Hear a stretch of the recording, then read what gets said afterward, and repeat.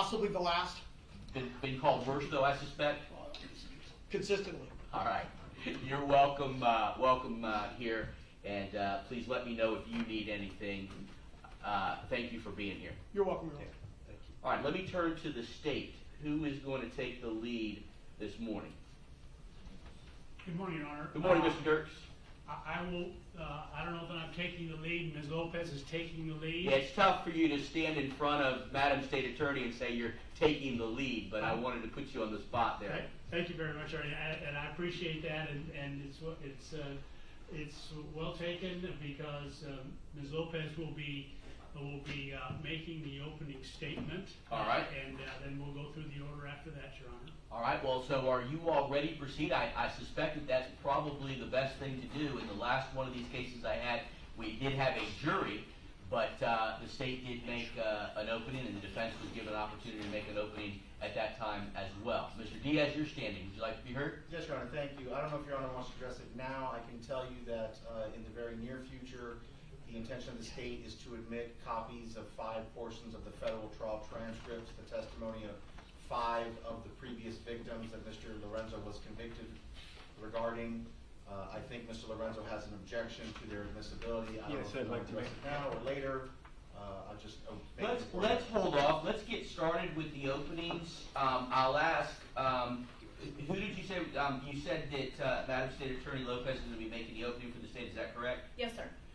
Ms. Lopez, are you able to avoid in your opening any reference? I have all of the federal transcripts here with me, and I see at the top the names of those witnesses.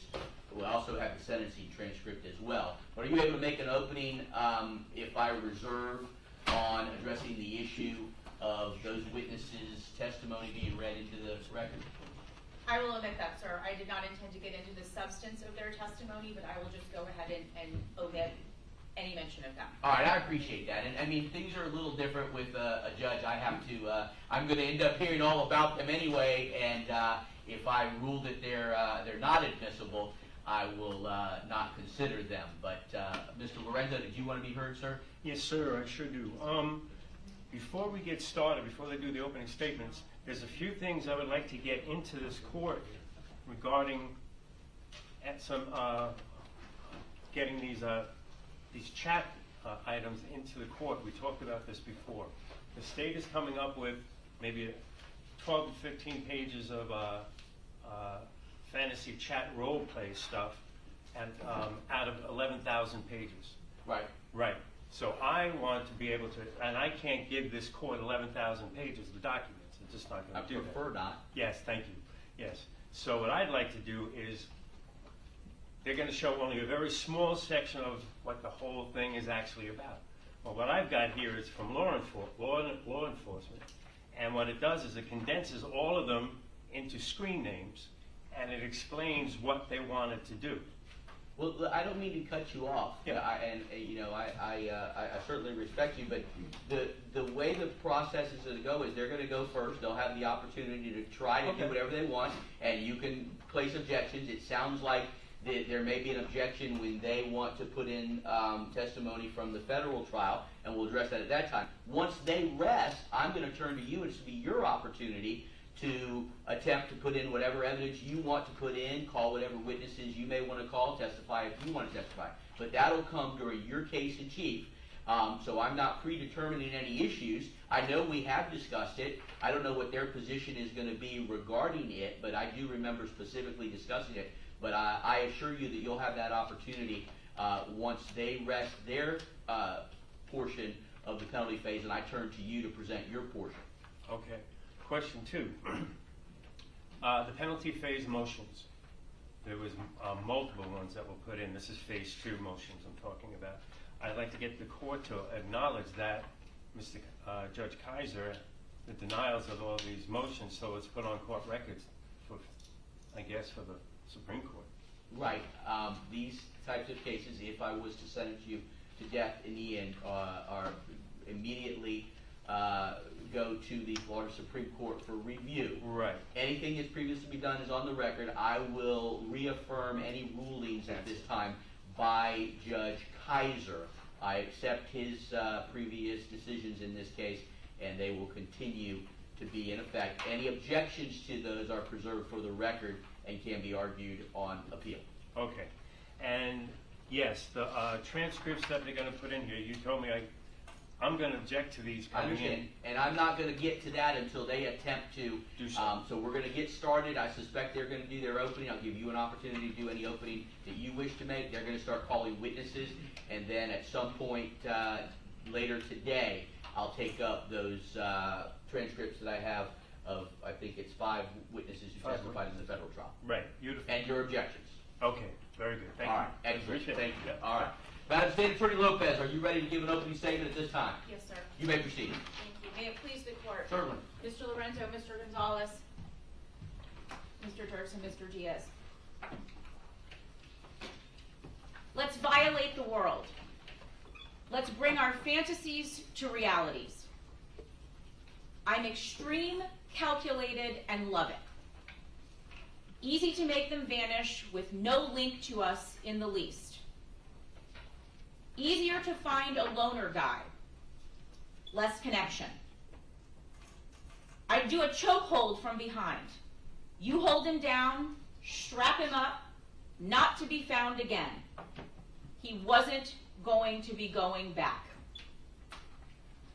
These are quotes from America Online instant messages between Master Scott, whom we now know is Scott Schweickert, and Dom Dude for Sub, who we now know is Stephen Lorenzo. These took place during the months of October, November, and December of 2003. Over the course of the next few days, you will hear more about these chats, and more importantly, the men behind these fictitious screen names and what led them to plan and ultimately execute the unthinkable, the unfathomable, in late December of 2003. First, you will hear from DEA Special Agent Albrecht. He investigated this from a federal angle regarding the illegal drugs that were administered to the unsuspecting victims to render them unconscious and render them helpless over the weekend of December 19th, 20th, and 21st of 2003. You'll also hear from TPD Detective Charles Massucci. He and TPD Detective John Columbia investigated this case. They investigated the 2 missing men whom you will learn more about, Jason Galehouse and Michael Wachholtz. You'll also hear from Hillsborough County Sheriff's Office Detective Charles Keene. He is specifically involved because the body of Michael Wachholtz was found in the county. Your Honor will have the opportunity to hear live testimony, not readback testimony, but live testimony of Albert Perkins and Jared Peregoy. These are 2 victims who survived the horror that is Stephen Lorenzo and were brave enough to come forward to law enforcement. You will see photos of the lifeless body of Michael Wachholtz before he was wrapped in bed linens and left to rot in the back of his own Jeep. The Jeep that was strategically and purposely abandoned on the other side of town from where he was last seen. This was done purposely, and we know this because a discussion of this occurred in the chats prior to December of 2003. The court has been previously provided with copies of these chats, the chats that I previously mentioned. These chats give a glimpse into the minds of Scott Schweickert and Stephen Lorenzo.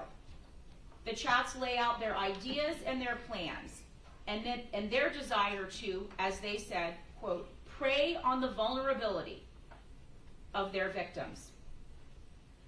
Most importantly, Your Honor will hear from Master Scott himself, Scott Schweickert. He'll tell the court how he and Mr. Lorenzo were linked together by Limit Expander, that is the screen name of an individual who linked these 2 gentlemen together. You will learn how their friendship, if you call it that, progressed. You'll learn that Mr. Lorenzo considered himself to be the experienced bondage master and that Mr. Schweikert was a novice. Both men, through the course of their, we'll call it relationship, from October to December of 2003, ultimately had the same goal. They wanted to find unsuspecting young men who were alone in bars. They befriended them and then invited them back to Stephen Lorenzo's house, which was on Powhatan Avenue within the city of Tampa, for some drinks and a consensual bondage session. However, Mr. Schweikert and Mr. Lorenzo had different plans. Once the young men were to get back to Mr. Lorenzo's house, they were going to, and I quote from the chats, use and abuse them to see how far Mr. Schweikert and Mr. Lorenzo would go, and to see how well they would work together. You'll hear about the night of Friday, December 19th, 2003. Mr. Schweikert was living in Orlando at the time, and he drove over from Orlando to Tampa to Mr. Lorenzo's house on Powhatan Avenue. A plan was in place. They went to 2606. That is a gay bar that's located at 2606 Armenia. It was there that they met Jason Galehouse. Mr. Galehouse accepted an invitation to go back to Mr. Lorenzo's house for some drinks and a bondage session. He even agreed to be tied to the bed. Then, just as had been discussed in those chats, in the months leading up to this night, Mr. Lorenzo, sitting on the bed, with Mr. Galehouse lying on the bed, tied to the bed, at his ankles and at his hands, did a chokehold on Mr. Galehouse from behind. At that point, Mr. Schweikert will tell you that he held down Mr. Galehouse's feet. Mr. Galehouse remained strapped to the bed. Mr. Schweikert will tell you that he fought, but ultimately, that chokehold is what killed him. And just as had been discussed in that text that I previously referenced, Mr. Lorenzo did exactly what he said he was going to do. He did a chokehold from behind. He was held down as Mr. Galehouse was strapped up, and he was never to be found again. The murder of Jason Galehouse is the very definition of cold, calculated, and premeditated. This is evidenced by the chats, as well as the testimony of Mr. Schweikert himself. In these chats, Mr. Schweikert and Mr. Lorenzo even refer to what they are doing as cold and calculated. After Mr. Galehouse was killed, his body was wrapped and put on a trailer in the driveway of Mr. Lorenzo's home. Mr. Schweikert and Mr. Lorenzo went to breakfast. They went to Home Depot to buy supplies. The supplies that they needed included contractor garbage bags, the large, very strong garbage bags. They then went back to Mr. Lorenzo's house. Mr. Schweikert will tell you that they carried Mr. Galehouse's body into the garage where he was dismembered. Head and torso stayed together. Arm, leg, and leg. The torso and the head were double bagged, as was each other body part, individually in double bagged contractor bags. Mr. Galehouse's clothes were also placed in their own bag, as well as the saw. At that point then, the two men drove around for several hours, distributing Mr. Galehouse's body parts throughout the area. Once was not enough, though. Later that evening, after they had determined that in fact they did work well together, they wanted more. Saturday night, December 20th, 2003, they went back to 2606. It was there that they met Michael Wachholtz. He was alone at the end of the night and stopped by for a drink. They befriended him and invited him back to Mr. Lorenzo's house. Once they got back to Mr. Lorenzo's house, both Mr. Schweikert and Mr. Lorenzo had a role to play. Mr. Schweikert will tell you that it was his job, his role, to distract Mr. Wachholtz, who was sitting on the counter between the kitchen and the living room with his back to the kitchen.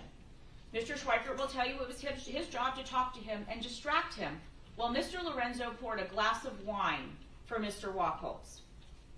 He then drugged that wine, put in an illegal drug to render, ultimately, Mr. Wachholtz unconscious and helpless. Things went off the rails rather quickly. Mr. Wachholtz tasted the wine. There was something about it that didn't quite taste right, Mr. Schweikert will tell you. And Mr. Schweikert walked into the living room to find Mr. Lorenzo trying to hold Mr. Wachholtz down. As he was doing this, Mr. Wachholtz was yelling, was screaming, "This is not consensual. This is not consensual." At that point, Mr. Lorenzo grabbed a rag and grabbed a can of something called maximum impact. Its legitimate use, I submit to you legitimate use, is to clean keyboards. It is an aerosol can. It is also something, though, that when sprayed upon a rag and held up against someone's nose and mouth can render them unconscious. That is what made Mr. Wachholtz pass out. Mr. Lorenzo holding a rag sprayed with maximum impact on the rag. They then stripped Mr. Wachholtz of all of his clothes. They cuffed his hands, they cuffed his ankles, and they duct taped his mouth. Your Honor will see photographs of the unnatural position of Mr. Wachholtz's legs over his own shoulders as he lay on his stomach. His legs were flipped up over his head. As he was losing consciousness from the maximum impact and the drugs that had been administered to him in his wine, Mr. Lorenzo then violently, you will hear from Mr. Schweikert, stuffed a rag, not the same rag, a different rag, stuffed a rag into Mr. Wachholtz's anus. This, of course, is a sexual battery. You will hear from Mr. Schweikert that Mr. Wachholtz was in and out of consciousness, but it was likely the force of that rag being shoved into his anus that made him regain consciousness. It was shortly after this that Mr. Wachholtz, as Mr. Schweikert will tell you, died. The medical examiner indicated and opined that Mr. Wachholtz died as a result of homicidal violence. His death at the hands of Mr. Schweikert and Mr. Lorenzo, working in concert with one another, was especially heinous, atrocious, and cruel. And it did in fact occur during the commission of that sexual battery. Mr. Schweikert will tell you about the cleanup, the photographs that were taken by Mr. Lorenzo of Mr. Wachholtz, of Mr. Wachholtz's body in that unnatural position that I mentioned. Many photographs of Mr. Wachholtz's feet. Mr. Wachholtz in a shower tub, appearing to be very much dead. You will hear about the decision to dump Mr. Wachholtz's body in an open but unlikely location. As I mentioned earlier, his body was found in the county. It was found very far away from where he was last seen, and that was something that was discussed in the chats previously. You will learn that Mr. Wachholtz, as I mentioned, was killed on December the 21st. That is the Sunday morning before Christmas in 2003. Christmas was a very important time and was specifically chosen by Mr. Schweikert and Mr. Lorenzo because losing a loved one time would cause the families even more pain. Pain is what Pam Williams, the mother of Jason Galehouse, and Ruth Wachholtz, the mother of Michael, have suffered for the last 20 Christmases. These two mothers, one of whom did not have a body to bury, doesn't have a grave to visit, have been delayed justice and denied justice for almost 20 years. And now is their moment to get justice. The state of Florida stands before your honor today to humbly ask you to impose the ultimate, the harshest, the most severe punishment allowed by the laws of this state. A sentence that is ultimately carried out by the governor and by the warden of the Florida State Prison. We ask you to sentence Stephen Lorenzo to death. The aggravating factors, it is clear, outweigh any mitigating factors that there may be. A sentence of death for Mr. Lorenzo is the only appropriate sentence. Thank you, Your Honor. Thank you, Ms. Lopez. Mr. Lorenzo, do you wish to give an opening at this time? Just something real quick. Yes. Certainly, absolutely. And I'm going to allow you to remain there. Yeah. And there's a microphone in front of you. Just make sure the green light is on. If you need to move it closer, you're welcome to do so. But I can pretty much hear you. You can hear me okay? Yeah, I can hear you. Okay. That's a wonderful story. It's a very dramatic story, but it's a lie. It's a lie. Mr. Schweikert made up this story, and I made it very, very clear in my 160-something page that he made it up to appease the state because he was hoping he was going to walk from this case. So he was hoping that he could talk his way out of it, and so he gave them the story that they wanted to hear, and they conformed it with the fantasy role-play chats. That's fine. I don't really care. It doesn't bother me because the defense wants the death penalty.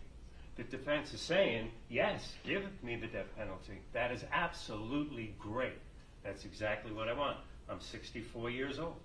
I could be on death row for 10, 15 years.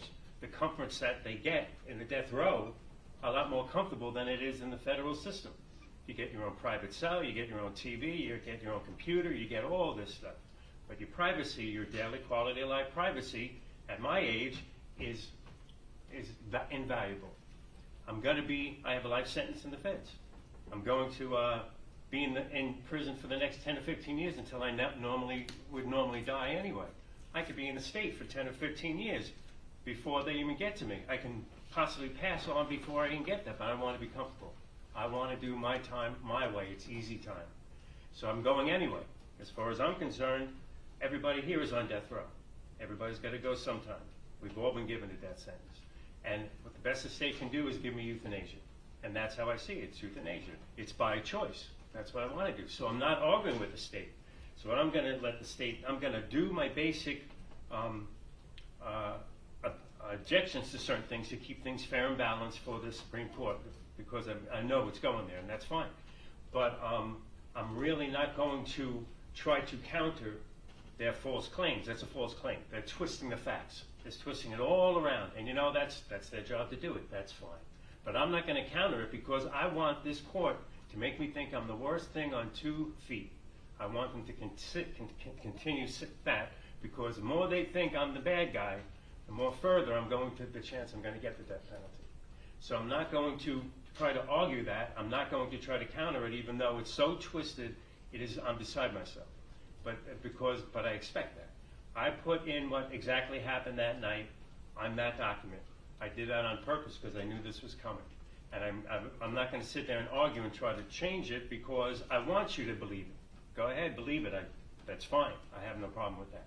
But I want you to see what really transpired because that is fair to let you know exactly what happened. So I'm not going to counter it. I appreciate the state. That's fine. It was very dramatic. It was very good. But I just want to let you know that I'm in sync with the state. I have no issue with the state. I want the death penalty. And that's how I leave it. Thank you. All right, thank you, Mr. Lorenzo. I'll ask the state to please call your first witness. Your Honor, before we call the first witness, can we address the issue of the transcripts? I have a witness outside waiting to testify if we're going to be able to do this. Certainly. I would like to object to that if I could. Well, this is where you'll get the opportunity to argue. They want me to make my ruling on whether the transcripts come in or not. I understand you have an objection. Right. So let me hear from them why they think they're entitled to use the transcripts, and then I'll allow you to tell me why you think they should not be allowed to use it. Very good, thank you. All right, you're welcome. Go ahead, Mr. Diaz. Thank you, Your Honor. The state intends to, or will be asking to submit into the record what has been pre-marked as State's Exhibit 8, which is then further subdivided into State's 8A, which is the transcript portion related to the victim Joey Alva, State's 8B, which is related to the victim Sergio Iturbe Garcia, State's 8C, Joseph Laich, L-A-I-C-H, State's 8D, Christopher Lear, L-E-E-R, and State's 8E, Juan A. Ortiz. We have copies of those transcripts from the federal trial. We will be asking to admit them. Had this case proceeded as is sort of more normal, I suppose, we would have introduced this evidence during what would have been the penalty phase of the trial in front of the jury. It's the state's position that all of this is admissible under Florida Statute 921.141, which, as the court knows, relaxes the rules of evidence and allows Your Honor to receive any such evidence that the court, quote, deems to have probative value, regardless of its admissibilities under the exclusionary rules of evidence, provided the defendant is accorded a fair opportunity to rebut any hearsay. In this particular case, Mr. Lorenzo was represented in that federal trial. Each of those witnesses were subject to cross-examination. There was obviously a chance to rebut any claims that were made by those witnesses in that trial as part of their testimony.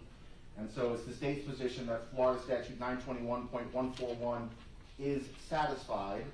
However, because I know Your Honor likes case law, Thank you, Mr. Diaz. I already gave a copy to the defense previously. I provided a copy of Chandler versus State, a December 1988 case in front of the Florida Supreme Court. In that case, Mr. Chandler had also been sentenced to death. The appellate court had granted him a resentencing due to an issue with the striking of jurors. The newly impaneled jury then recommended that Mr. Chandler be resentenced to death.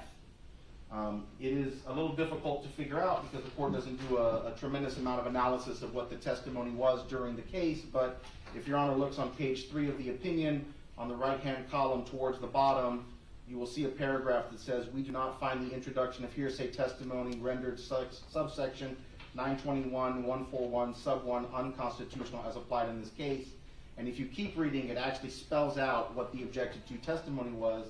The currently objected to testimony came from a police detective and concerned statements made by the police chief, another detective, and a state expert. So in the trial, this police detective is testifying to what other witnesses had said in the original trial, because remember, this is a resentencing. So there, you have a clear case of hearsay. You have one witness, the police detective, saying what is the testimony of other witnesses who previously testified who were not recalled for what is effectively the resentencing, and the court finds that this is appropriate. And so we are asking that Your Honor allow the state to admit into evidence State's Exhibit 8A through E, the testimony of the 5 victims regarding the previous felony convictions. And how do you intend, if I accept them, do you intend to have them read into the record or just? Yes, Your Honor. We are prepared to have prosecutors come and effectively assume the roles of the prosecutor from the federal case and the victim from the federal case, and to read them into the court record. I also have copies of them that I can submit for purposes of the record, if Your Honor so desires. And I have copies you've already submitted that I've received as part of, but essentially that's consistent the way former testimony is admitted into the record during trials. So that's the procedure you're seeking to use. Yes, Your Honor. We have people lined up to come and play the various roles. And essentially this is former testimony, correct? That is correct. All right, let me hear from Mr. Lorenzo as to your objection to State's Exhibit 8, Composite Exhibit 8A through E, which is Joey Alva, Sergio Garcia, Joseph Laich, Christopher Lear, and Juan Ortiz, their testimony at your federal trial. Mr. Lorenzo. Yes. Okay, yes, I do object. Number one, this Chandler case. This is based on the testimony of people that were involved in the case itself, that had direct effect on, what I mean, was directly involved with the case. It was part of the case. These individuals are not part of this death penalty case or this sentencing. Not at all. This has nothing to do, that they have no link to the deaths of these individuals at all. So let me ask you, and you know, because you're not an attorney trained in the rules, is that, it appears that you're making a relevance objection, that they are not relevant? Is that your position? They're not relevant. This case specifically was allowed this testimony in because it was relevant to the case. It was part of the case itself. This is a death penalty sentencing hearing based on deaths of two individuals that these people had nothing to do with. They have no information about it at all. The other thing about that too is, what was it here? The state already has its aggravator, the conviction of myself prior. So they don't need this here. They've already got their aggravator. So what they're doing is doing showboating. What they're doing is putting this out here for the news media to make everything dramatic. And that's would be, as far as I'm concerned, a due process violation. I think the news media would be here regardless. Oh, I don't mean, you know what I mean. And so yes, there is no necessary need for them because they have no valid, they have nothing to add to. Well, I hear you. You're not raising hearsay objection. That's what the case Right. law that they've presented, an argument they've made. So I'm going to go back to them and ask them to tell me or convince me why it's relevant. And then I'll give you another opportunity in a bunch of caution. Let's hear specifically what they believe the relevance is, Mr. Diaz. Yes, Your Honor. One of the aggravators the state of Florida is pursuing in this case is that the defendant has previously been convicted of a felony involving the use or threat of violence to another person. Mr. Lorenzo is correct. We do, in fact, have the certified copies of conviction. We will be admitting them for purposes of showing he was convicted of that crime. However, as Your Honor knows, it is incumbent upon the finder of fact, which in this case is effectively you, to determine whether or not the nature of that crime fits the aggravation. And Your Honor is going to have to understand exactly what did or did not happen in that instance to decide what the weight of that aggravator ultimately is in determining what your ultimate decision in the case is. Much like other death penalty cases, you might have a defendant who has a prior aggravated battery, but not all aggravated batteries are exactly the same. And so it is important that Your Honor be able to hear those facts, understand those facts, and interpret those facts in light of the law that you will ultimately have to apply in this case for purposes of determining whether or not the aggravators outweigh the mitigators. And in this case, the previous conviction of a felony involving the use of force is one of those. Sounds similar to what the state recently did in the Michigan case that you were involved in. Yes, Your As Honor. a death penalty case where we heard from a prior victim of the defendant in that case, actually two prior victims, but one from a very long time ago. Yes, Your Honor. And the defendant was well represented by excellent counsel. And I don't remember whether there was an argument related to that testimony, but I know I ultimately allowed the testimony from the former victims, including the distant victim that obviously had nothing to do with the case at hand. All right, I appreciate that. Mr. Lorenzo, last comments regarding that after Mr. Diaz has indicated what they believe the relevance to be Okay. as to that other aggravator. I'm stipulating to and agreeing and acknowledging that I was convicted of this drug crime. So the aggravator has been satisfied. The people that are coming here do not come to the level of death, of murder, or of somebody's death. It has nothing to do with that. This aggravator may be a past crime of violence, but it does not come up to, now if I try to murder these people, that would be something different. But that's not the case. This doesn't come up to that level where it would be considered as an aggravator for a death penalty sentencing. It just doesn't fit. They have nothing to do with this case. It's not part of the charges. It has nothing to do with the charges. That was a federal drug charge. Yes, it's an aggravator for the state. That's fine. It has, but it's been satisfied because I'm acknowledging it. It's there. But to bring these people in unnecessarily, it's unnecessary testimony. And it's that, and it should not be considered as part of a death sentence because it doesn't come to the level of a death sentence. I hear you.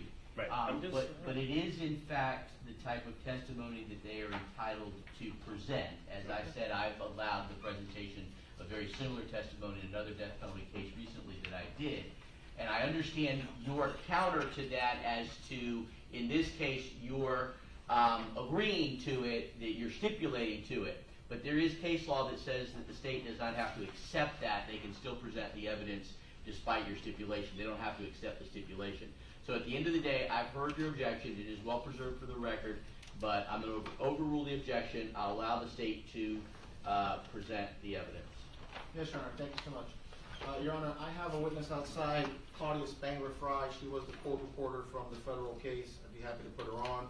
Or if Mr. Lorenzo, now given the fact that Your Honor's decided that these are admissible, wants to stipulate to the That's a admission. stipulation you'd be willing to accept. Yes. All right, Mr. Lorenzo, are you willing to stipulate without? What does he mean?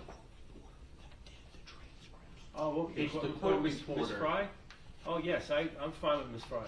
Your Yeah. Honor, the state calls Claudius Frye. She's outside. All right.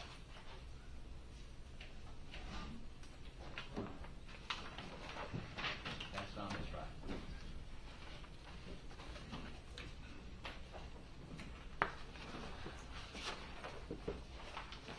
I can't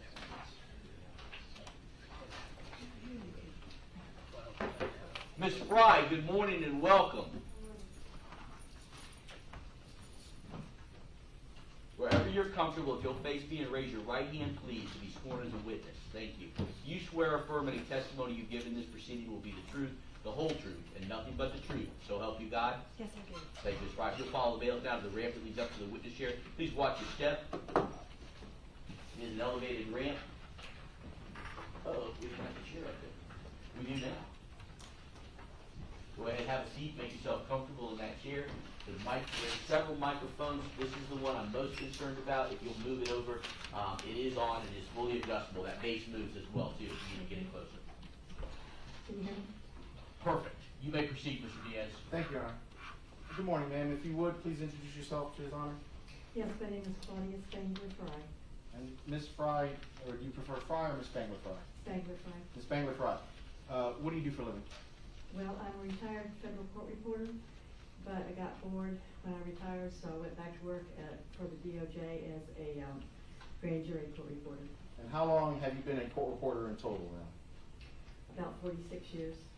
I want to talk with you about specifically the trial of the United States of America versus Stephen Lorenzo, in particular, a portion of that trial that would have taken place on November 2nd of 2005.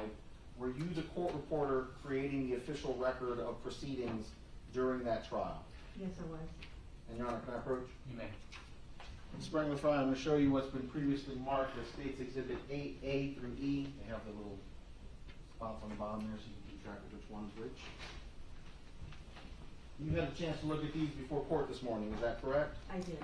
As to States 8A, States 8B, States 8C, States 8D, and States 8E, are each of those the transcript of testimony of Joey Alva in States 8A, Sergio Iturbe Garcia in States 8B, Joseph Lates in States 8C, Christopher Lear in States 8D, and Juan Ortiz in States 8E.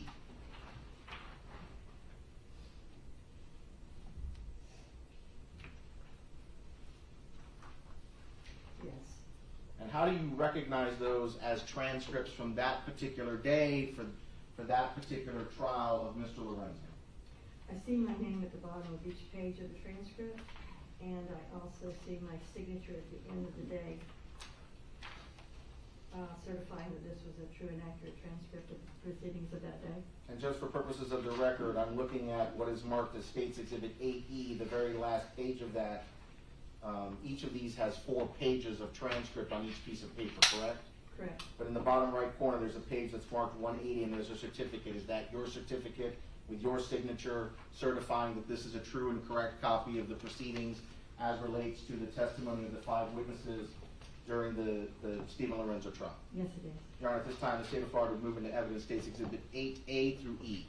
Other than previously made, any other objections at this time, Mr. Lorenzo? No. Hello, Ms. Frye. Oh, thank you. I want to thank you for treating me so well. You were kind to me when I was getting extra transcripts in the past. Thank you. All right. But no, I have no. Okay, I will admit over the objection of Mr. Lorenzo, the defense, states 8, composite 8, A through E will be admitted at this time. Thank you, Your Honor. I pass the witness. All right. It sounds like, Mr. Lorenzo, you've said what you want to say. Did you have any questions of the witness? No, I mean, I trust your judgment, and I don't doubt that the state is putting something false up here. So I don't think Okay. they would do that. So All yes. right. All right. Then may this witness be excused by the state? Yes, Your Honor. Thank you so And the much. defense? Yes. All right. Thank you, ma'am. You may step down. Thank you. I'll ask the state to please call your next witness. Your Honor, the state would call Scott Albrecht, retired Drug Enforcement Administration, age special agent. Can I object to that, Your Honor? I'm sorry? Can I object to that? Well, you can. What's your objection to, and let me just make sure, I have on the witness list Mark Albrecht, not Scott. Right. Oh, it's Scott. That was a mistake. It is Okay. Scott, Your Honor. Not a problem. All right, I just want to make sure his name is correct. Hold on, Mr. Albrecht. Actually, let me have him step outside for a moment so I can hear the objection.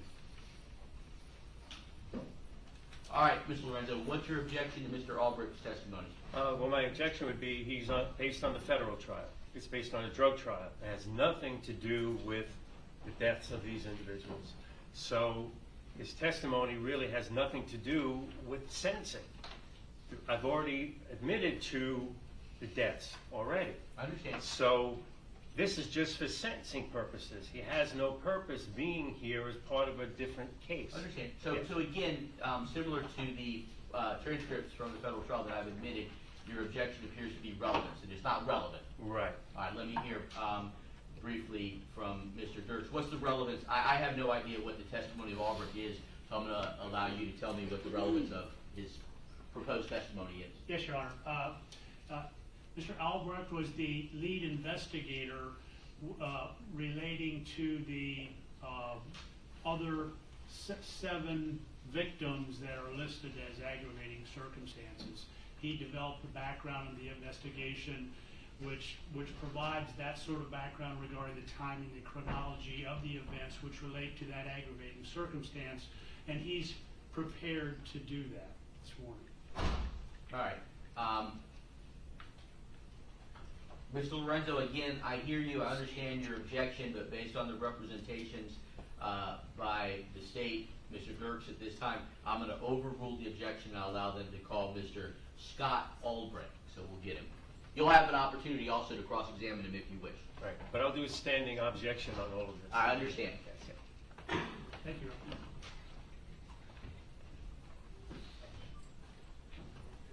And Mr. Lorenzo, I'll also let you know, since there is no jury, it's a little different. I'll give all of these the appropriate weight that I determine Right. that they deserve in the sentencing order that I ultimately do. And I appreciate that, yes. All right, Mr. Albrecht, let me go ahead and swear you in before I have you come around there. Thank you, perfect. You swear affirmative testimony you give in this proceeding will be the truth, the whole truth, and nothing but the truth. So help you God? I do. Thank you, sir. If you'll go ahead and follow the bailiff.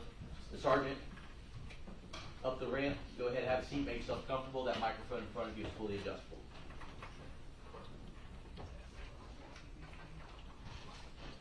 Welcome, counsel. You may proceed. Thank you, Your Honor. Good morning, Mr. Albrecht. Good morning. Could you please state your name and spell your last name for out of court order? Scott Albrecht, A-L-B-R-E-C-H-T. Mr. Albrecht, are you employed? I am. I'm currently employed as a deputy director for the North Central HIDTA, H-I-D-T-A, which stands for the High Intensity Drug Trafficking Area. It's a federal grant program, and I manage grants going to drug units in the Wisconsin area. Were you previously employed at the DEA? I was. In July of, July 2021, I retired after 30 years. And as part of your service with the DEA, did you work in the Tampa area? I did, from 1999 to 2007. I was employed as a special agent with DEA and assigned here to Tampa.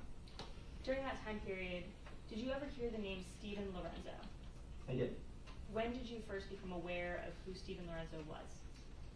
It would have been the summer of 2002 when his address and then after investigation name popped up in a drug investigation.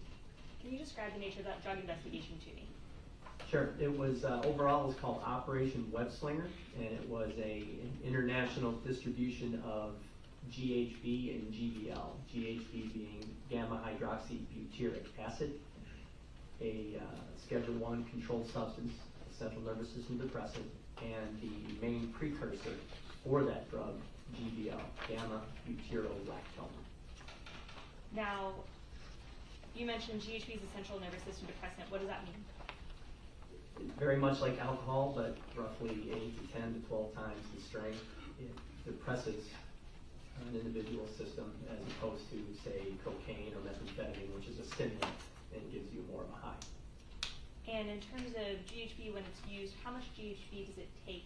How much is a dose? Well, a street dose is roughly 5 milliliters in a club.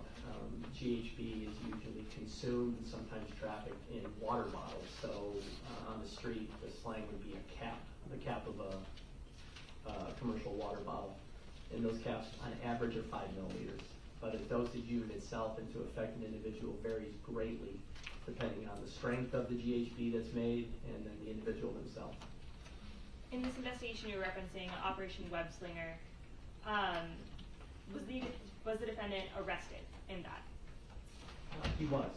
As part of Operation Webslinger, it was actually DEA's first ever online wiretap investigation, intercepting communications of individuals ordering GHB packages, GBL, mainly GBL, this precursor to GHB, from a distributor out of Canada. And as the DEA office in Buffalo, New York, intercepted these messages, they then farmed out, they sent out leads around the country to offices relating to individuals ordering these parcels containing GBL. You mentioned GBL as a precursor to GHB. In this operation, did this person also give instructions on how to turn that GBL into GHB? They did. At the time, there were a number of online sites such as this, and Daniel Pelchat Labs was the target in Canada. On their website, there was simple instructions, and over time things progressed where the packages themselves would have instructions how to make GHB, but for a number of months there were actually recipes on the website. When the defendant was arrested, was he booked and printed by the DEA? He was, yes. One of these parcels I referred to was intercepted by U.S. Postal Inspectors as part of this investigation. We then seized that parcel, and the day of the national takedown of this operation, Webslinger, the defendant was paid a visit by a few agents in what we call a knock and talk, simply having the parcel in hand, knocking on the door and saying, "Did you order this? What for?"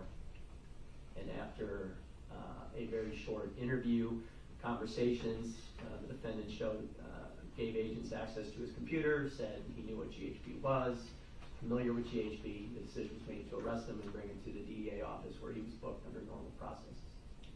Ultimately, was he federally charged in that investigation? He was not. Was that just due to the parameters of the investigation? Correct. He, like a number of individuals, there were individuals ordering 10s, 20s, 30 of these parcels. Those individuals were charged at the time. The defendant at the time only had, if memory serves me correctly, the one parcel we had in hand and maybe one historically according to our records. So the decision was made not to charge as part of Operation Webslinger. When was the next time that Stephen Lorenzo came back into your orbit? So Webslinger would have been September of 2002. In roughly January, early 2004, police officers and detectives from the Tampa Police Department came to visit me at the DEA office, stating they had the defendant come up in one of their investigations. And why did they come to you? At the time, we were the only agency that actually booked the defendant. It was his only arrest. We had booking photos and his fingerprints, even though he was not charged, his fingerprints were run through the system, therefore they were in the criminal history database. So the detectives came to ask what the background was of the arrest, and then very quickly gave me a summary of why they were looking at the defendant at that time. Why were they looking at the defendant? In early 2004, there were a number of missing individuals that, from the Tampa gay community, and there was actually a recently discovered body, a homicide they were investigating, and also a number of sexual assault complaints involving the defendant. And as we sat down and really compared notes, the detectives discussed how some of these defendants would talk about being woozy, feeling like they passed out, believing they might have been dosed with something. And both of the two detectives from Tampa at the time had never worked drug investigations, but I explained to them then what GHB was, I explained what Operation Web Slinger was, and we then very quickly joined forces and started looking at the defendant, and then a couple of different avenues, the missing individuals, the homicide, and then continuing on the drug investigation, which was put on hold after the defendant was released more than a year later, or earlier, excuse me. And so, in 2004, did you ultimately work up probable cause for a search warrant at his home? We did, working Tampa Police Department, a bit with Hillsborough County Sheriffs, they came in later, with Tampa Police Department, DEA joining forces, the drug investigation, the missing persons and homicide investigation, somewhat running parallel, somewhat working together. We developed probable cause to write a search warrant for the defendant's Powhatan residence in Seminole Heights, which I authored the affidavit for the search warrant. Were you present for the execution of that search warrant? I was. And can you describe to the court the property at 213 West Powhatan? 213 West Powhatan, a Seminole Heights residence, smaller residence, single family residence, detached garage. Most notably, and actually came up during Operation Web Slinger, there was what maybe could be considered an efficiency apartment, but part of the main dwelling, which was a separate entrance off the back east side of the residence. And when you executed the search warrant, what did you observe, beginning initially when you walked into the living room? Well, initially there was an actual entry team that made entry. The defendant was secured midway in the hallway, I believe. He was then brought out of the residence. When I made entry later as the case agent, not part of that original entry team, a well-kept living room, a variety, and the first thing we were looking for as part of the search warrant was drugs, which is named in the search warrant, but also any evidence relating to the missing individuals and bolstering the statements that were provided regarding possibly being drugged, possibly being assaulted. And the living room and the kitchen, well kept, again, single family home. But the first thing we found of note was bottles under the sink. Why were those of note? Well, there were two bottles, very close proximity to each other within the kitchen under the sink. One was if my memory serves me correctly, maybe 20, 30 milliliter small bottle, but it was an eyedropper type bottle, which, because I had been involved in and been lead investigator on many drug facilitated sex assault cases in the past, I've seen items like this utilized to quickly introduce GHB or some other type of depressant to a drink. So that caught my eye. And then there were other bottles of liquid that were located underneath. Right next to that bottle was a Gatorade bottle that looked like it had a bit of crust inside of it, or crystallization, which is also a telltale sign of GHB due to the fact that it dries up and crystallizes over time. So those items were seized. Really all liquid that could have had something in it was seized at the time. The bottles you referenced, the Gatorade bottle and the eyedropper, were those tested for the presence of GHB? They were. The DEA lab in Miami tested both of those items and both came back positive for GHB. Moving on in the house, did you observe the defendant's bedroom? I did. What was found in the defendant's bedroom? Of note, in the defendant's bedroom closet, master bedroom closet, was a large duffel bag, Timberland, I believe. I remember it being black. Why was that of note? It had a number of items in it, which was, at the time, we had a few complaints, many more later, which played in line with what different individuals were telling us regarding assault. So it had everything from bondage instruments, sex toys, gas masks was important to us because individuals talked about gas masks being placed on them. handcuffs, if I recall, really BDSM type torture instruments. And then, did you also search the defendant's office? We did. What was located in the defendant's office?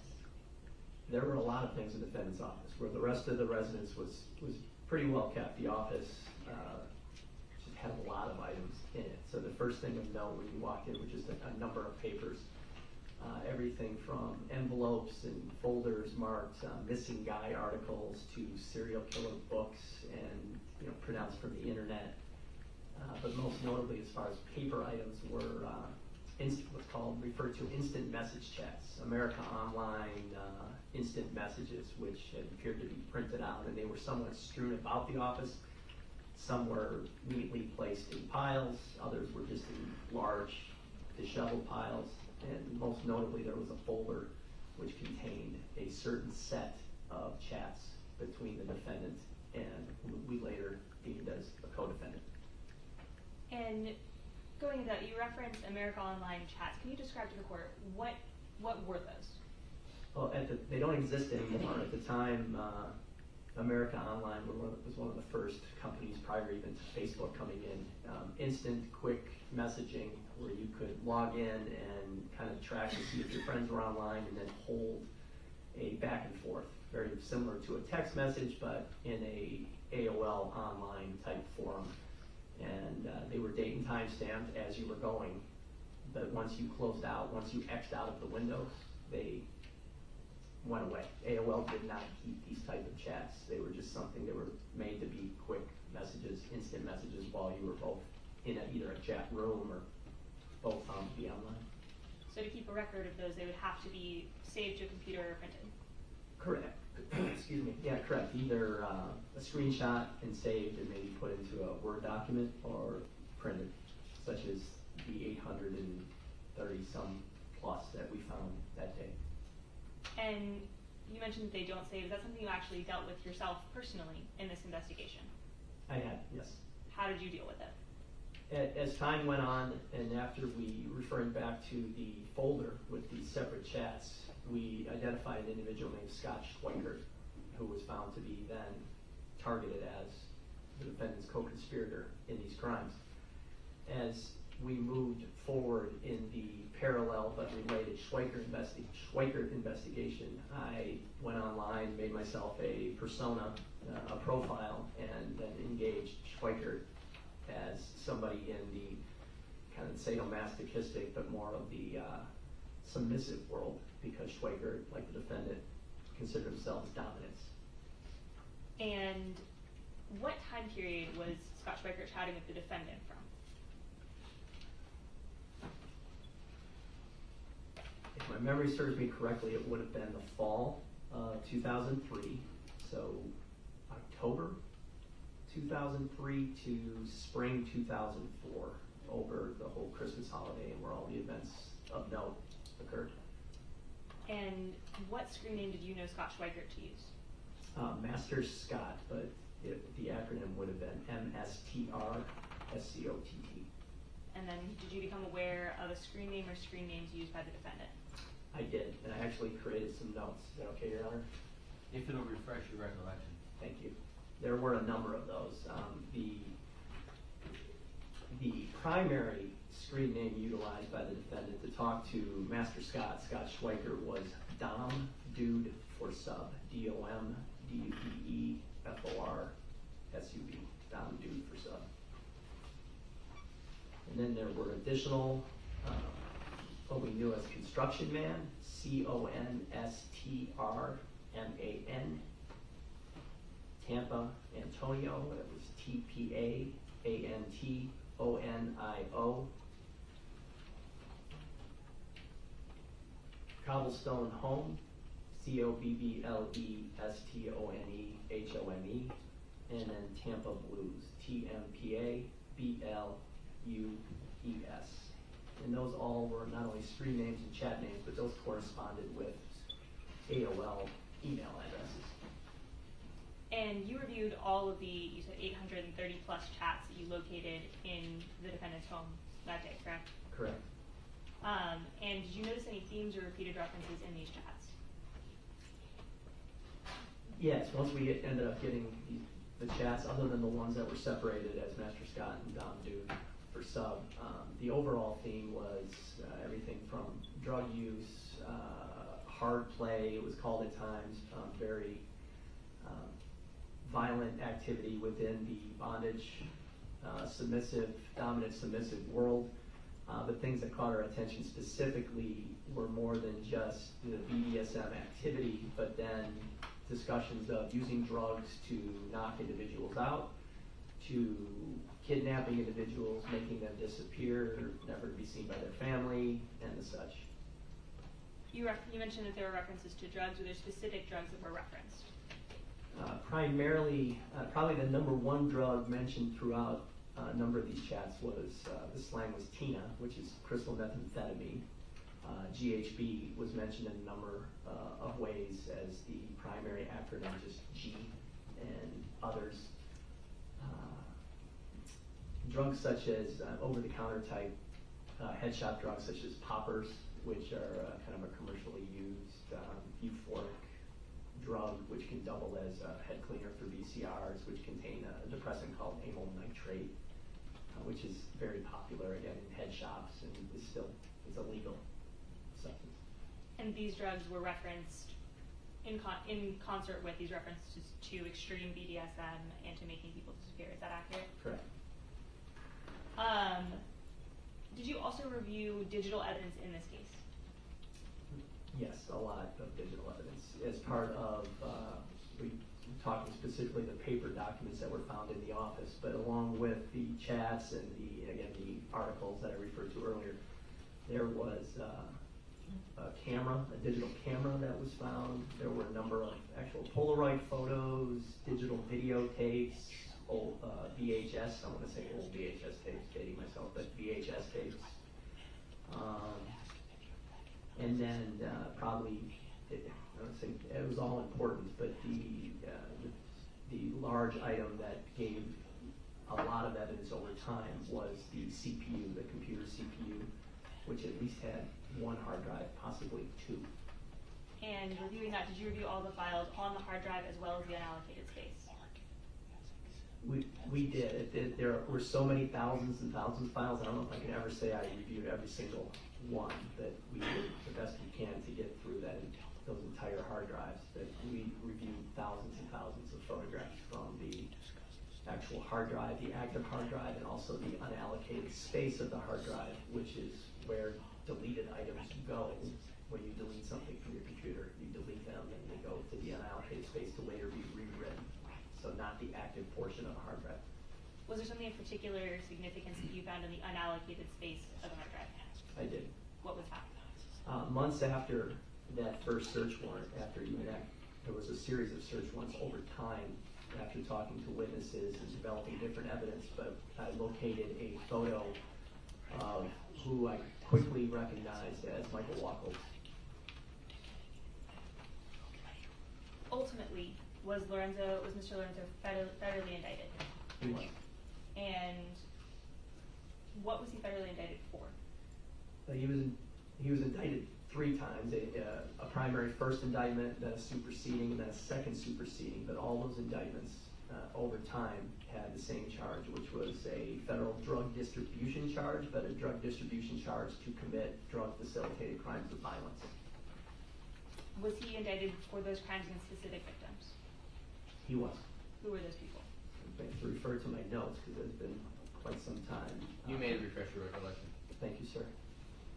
There were, after reviewing all the chats and conducting many interviews, not only here in this country, but in Spain, maybe 15 different states, we identified a number of victims, all had varying stories, but when it all came down to the actual drug distribution for violence, we charged 7 victims that later were able to give us statements, 7 counts for victims that were able to give us statements, and those were Albert Perkins, Joseph Leach, L-A-I-C-H, Sergio Iturbe, I-T-U-R-B-E, Joey Alba, Juan Ortiz, Jared Peregoy, P-E-R-E-G-O-Y, and Christopher Lear, 2 E's. To your knowledge, was Mr. Lorenzo tried for those crimes? He was. Those 7 counts and 2 others, I want to forget. He was also indicted on 2 counts involving one for Jason Galehouse, drug facilitated crime of violence, and Michael Wachholtz. So that would have been 9, and the 10th, excuse me, 10th federal count would have been a conspiracy operating in conjunction with Scott Schweickert to commit these crimes. And he was indicted and then tried in federal court in October into November 2005. And was he convicted of those crimes? He was. Turning back to your investigation, did you eventually turn those instant message chats between Stephen Lorenzo and Scott Schweickert over to the Tampa Police Department? I did. After the federal case, all evidentiary items were turned over from DEA over to TPD, Tampa Police Department. And with that, those IM chats, were they evidence introduced in the federal trial of United States versus Stephen Lorenzo? They were. Can I raise a moment? You may. State will ask the witness. All right, Mr. Lorenzo, do you have any questions of this witness at this time? Yes, I do, actually. All right, I'll allow you to do it from there, with your microphone. You can Okay. remain seated. Okay. Mr. Albrecht, how are you? Well, thank you. Good, good. You said that you found 800 chats in my office. Yeah, about 800. Yes, in your office, and if my memory serves me correctly, there may have been 1, 2 that were in your bedroom or maybe somewhere else in the house. Okay. And that accumulated to about 11,000 pages of documents. I don't know if you even realized that. But yes, It that's doesn't surprise me. Yes, that's okay. It was the pile like this high, if Yes. you remember. Yes. And in those chats, what was the basic concept of those chats? What did you do? What was the defendant doing with those chats? Was he fantasy role playing with people when they were coming to him because they wanted to have bondage done to them or be submitted, and they would banter back and forth and talk about, and he would give these people their fantasy, and he would, if they say, oh, I want to do this, and then the defendant would go, okay, well, I'll do this to you, and I'll do this to you, and I'll do this to you. Was that the basic concept of what you found in those chats? I wouldn't say basic. I think in review, there was what could be referred to as fantasy until it wasn't fantasy anymore. Right, it could go to that point. Right, I agree with you. But it was the idea that these guys were coming to Mr. Lorenzo was for the point of role-playing back and forth. That's kind of what they was doing. We'd talk about, they'd say what they were interested in having done to them, submissive, and they were basically all submissives. And right, and then the defendant would start feeding them and giving them the information so that they would come back again to role play with them again. Well, 2 things. And Go ahead. we can go back and forth. There were more than just submissives. There were definitely dominants involved in some of the chats with yourself. And I hesitate to use, again, the word role play because things came to fruition, especially in 2003. So when you go through the chats, and really, they were all very important. The most specific chats, the ones that you had separated between yourself and Master Scott Schweickert, describe maybe fantasy at the beginning, discussion planning, discussion regarding a dry run, and then the ultimate demise of Michael and Jason. So there was the role play, and the fantasy, again, was no longer fantasy. Right, I'm talking about the chats themselves, though. The people that were from all around the country, all around the world, it was a fantasy role play going back and forth, bantering back and forth. That was basically the concept. And I can agree with you to the point, some of those, yes, because we ran down hundreds of leads with a number of individuals. Some individuals confirmed that this was nothing more than banter. Right. But many other individuals were identified and then charged in federal court because it was conversations which then turned into reality. They were? I didn't know that. You know, so, and then, and most importantly, again, Michael Wachholtz and Jason Galehouse. Right. Can I show Mr. Albrecht this is a DEA document, and I'd like to show him and see if he recognized this. Judge, would you like me? Yes. Yes. You wanna You show know, it- may I approach? You wanna show it to the state first? I want to know if you recognize this, since the DA, it was put together by a DA, but it is a compilation of the 800 chats, all condensed into screen names. Well, hold on, Mr. Lorenzo, because, Okay. your standby counsel is having a chat with the Chat. state before he brings up the document, and I want them to be able to listen to what you're saying.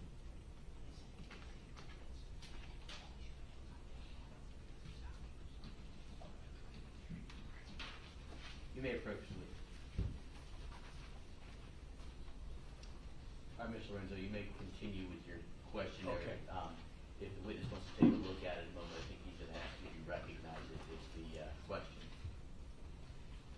It's a DA document, it's 32 pages, and it's the 800 chats condensed with screen names on one side, and then in the center there's remarks as saying what these people fantasy wanted to be done with them, to themselves. Yes. Yes. I recognize the document. Right, okay. And what I'd like to, I just want to make sure that you recognize that that's what I was talking about, Your Honor, regarding the chats. What I'd like to do is make this, not yet anyway, but I'd like to make it as exhibit 1 for the defense. We'll consider it defense 1. Defense 1. But thank you, I just want to make sure that you recognize that. But that is from the DEA. Those are the chats themselves, Well, condensed. can I put it in some context? Yes, sure, I Okay. appreciate it.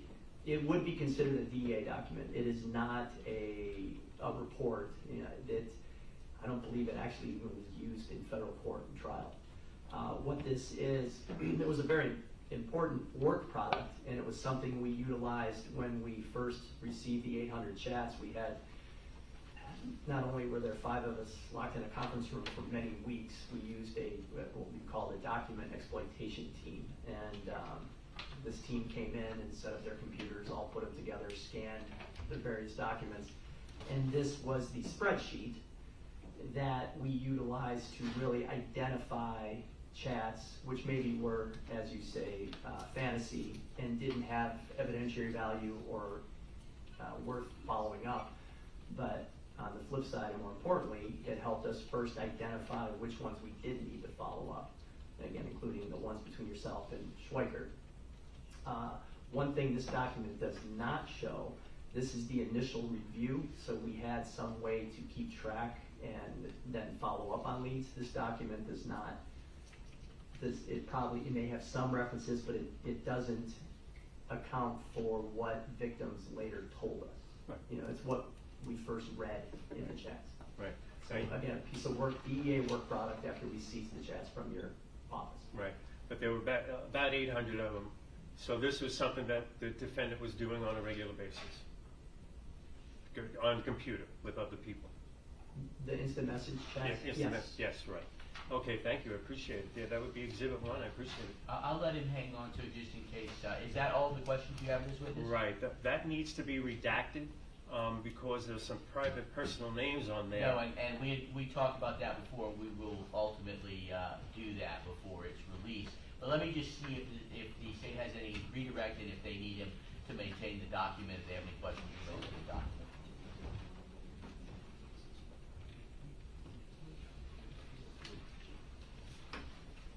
Very briefly, Your Honor, may I approach the witness? You may.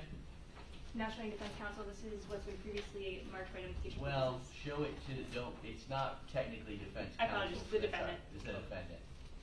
Oh, I know that, okay.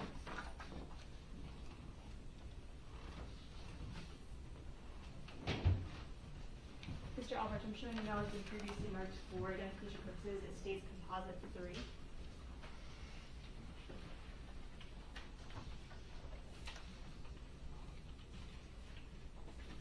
Do you recognize what I'm showing you? I do, I'm just checking dates. And screen names. I do. It's a series of chats between the defendant using Dom Dude for sub as his screen name and Master Scott, ranging from October excuse me, 2003 to May 2004. Yes. And do these appear to be a fair and accurate copy of the chats that you observed that you recovered from the defendant's home at 213 West Manhattan? Yes, they're a black and white photocopy. The originals are actually in color, red and blue, where you can follow back and forth, but yes, they do. Judge, at this end, state would offer into evidence what's been pre-marked as stage 3 as stage 3. Any objection, Mr. Lorenzo, to stage 3? No, not at all. Stage 3 will be admitted. Thank you, Your Honor. No additional questions, Judge. All right, may this witness be released by the state? Yes, Your Honor, thank you. And released by the defense? Yes. Yeah. Thank you. Yeah, no, hold on. Mr. Albrecht, you may step down. Thank you very much. Thank you, Judge. We will, Mr. Gonzalez, if you want to retrieve defense 1, it hasn't been admitted at this time. If you want to hang on to it at your table, or if you want to give it to the clerk, it's up to you. Keeping in mind that ultimately there may be something in it, the redactions that need to be made, but we'll address that when and if it's moved into evidence. Yes, Judge, and at that time, if the court would ultimately make me a copy of it, I would be glad to do the redactions that are necessary. All right, and we'll address that with the state. I think the state was agreeable when that came up regarding those redactions for privacy purposes. Right. Just hang on to it at this point. It hasn't been moved into evidence. It's simply been acknowledged by Mr. Albrecht. Your Honor, I wouldn't imagine the court would consider a 10-minute break. Yeah, I was thinking about it. I was trying to determine whether we'll start the next witness or take a 10-minute break, but it's 10:30, so let's take a 10-minute break. All right, we'll see you back in 10 minutes. Thank you.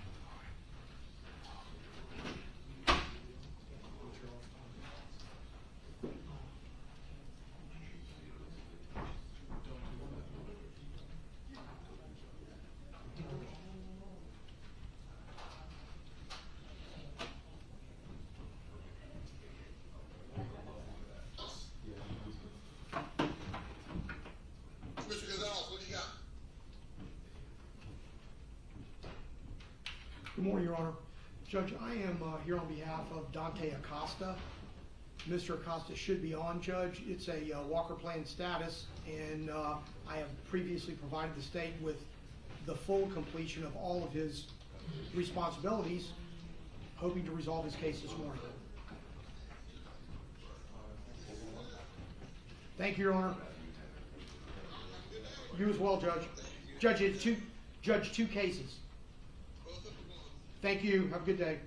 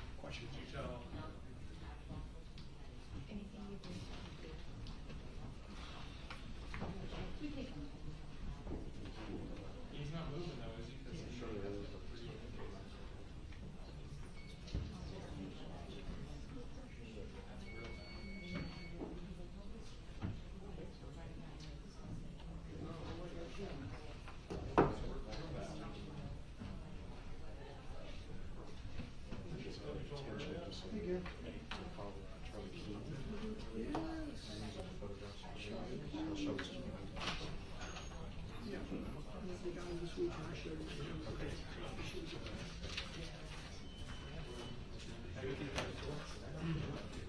I hope this is a indication of the future. Maybe right all through more.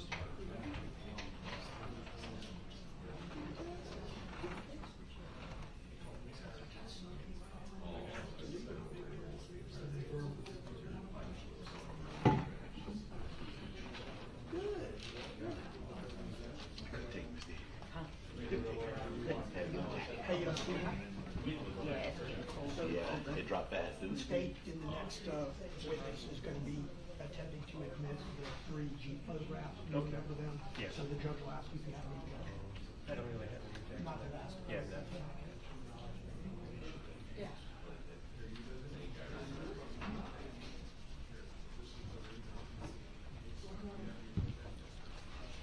Madam Clerk, Yes.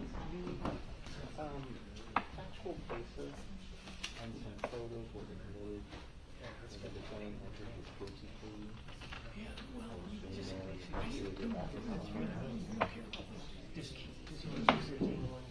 I believe it was December 6th. The day he entered his plea, Darrell filed Yeah, a so I copy can't of even- the actual basis and also I'd like to keep the original. some pictures. You can bring the pictures. Those are in evidence, I remember those. Just make sure you the cumulative nature Right, of those photos, yeah. It's kind of weird, right? Talking on the phone this evening. Hey, listen, I turned these lights off.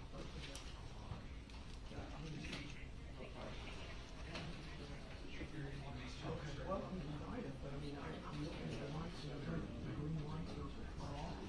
Yeah. Okay.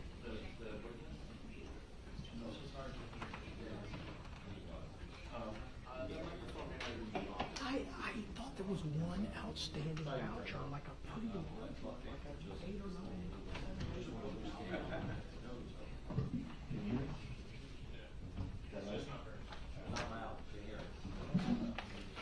Yeah, sorry. Is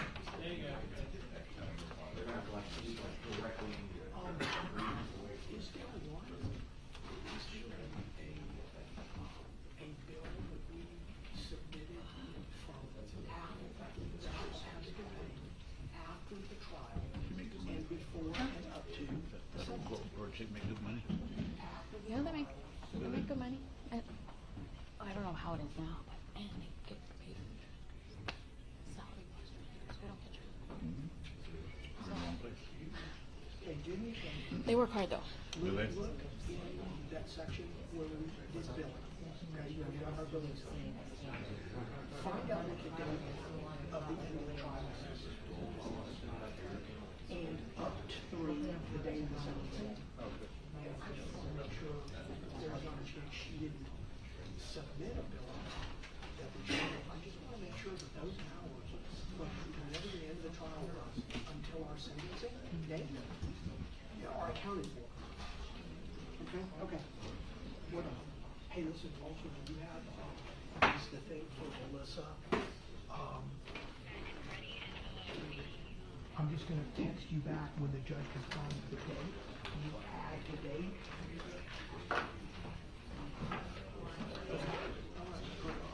Okay, good deal. Everything else okay?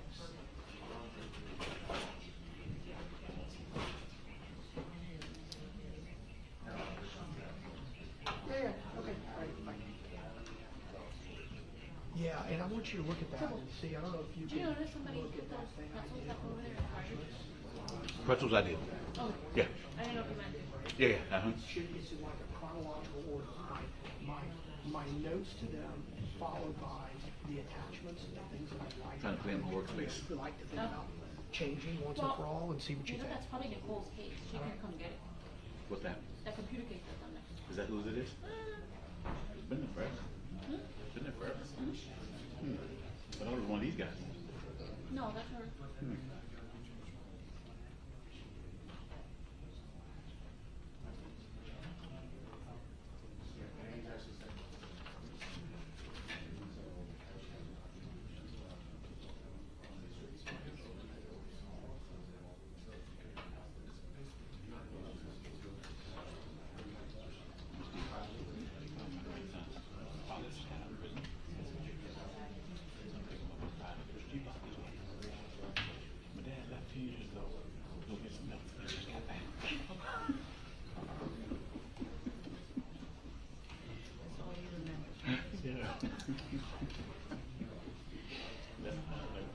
shit is, but you're only 5. I'm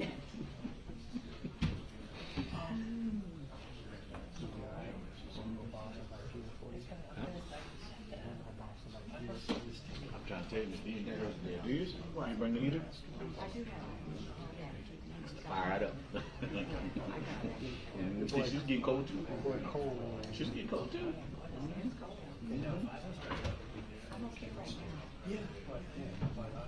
He's a northerner. He don't know no better than me. Well, you're a northerner too. Yeah. How long you been here? How long you been here? A couple more years of blood than I.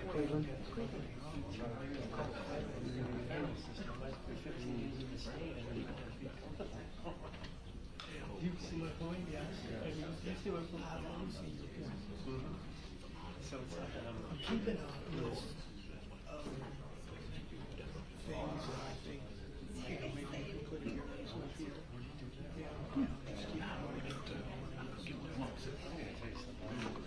Pass that.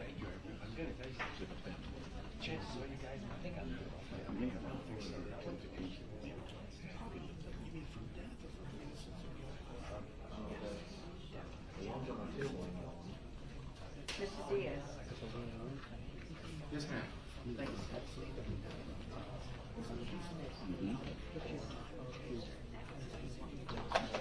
Yeah, if you get them so they're available here for the days of Friday, which would be quite a little speed. And that's,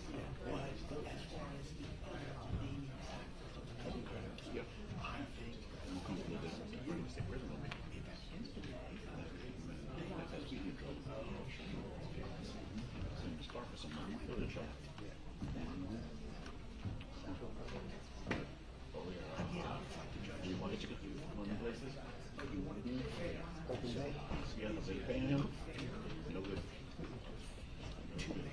So if you want the same thing, you probably should address it.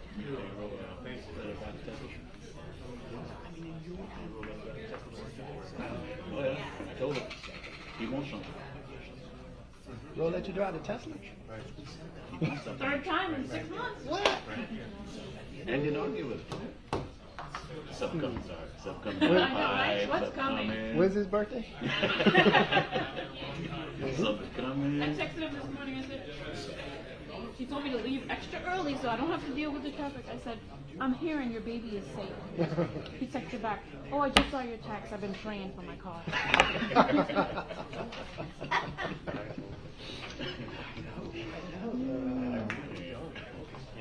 So that's why They agree with her that they need to be doing some stuff. He's agreeable to everything. Ooh, something big coming. Something big is coming down the pipe. I know he does want like a shed in the back, like a carport, and we got estimates for $6,000. Maybe that's what's coming. Because he parks the truck in the back. You know what you're telling me? After. After. Your Oh, thing. yeah, yeah. After your thing. Yeah. Then we can talk. Oh, yeah. Then we can talk. Yeah. Because he wanted me, we feel guilty and say, I'm not on board with the but you want other things. Yeah. It's only fair. Right. you know, the state didn't put up any mitigation like we told them to. But you don't want to mitigation. Yeah, and that's what I'm saying. I think it's gonna sound ridiculous. It does sound ridiculous. It does. She still got steak attitude though. People don't understand. We're doing this for local first. That's all we're doing. And because they know that it's toxic. So that's how it's done.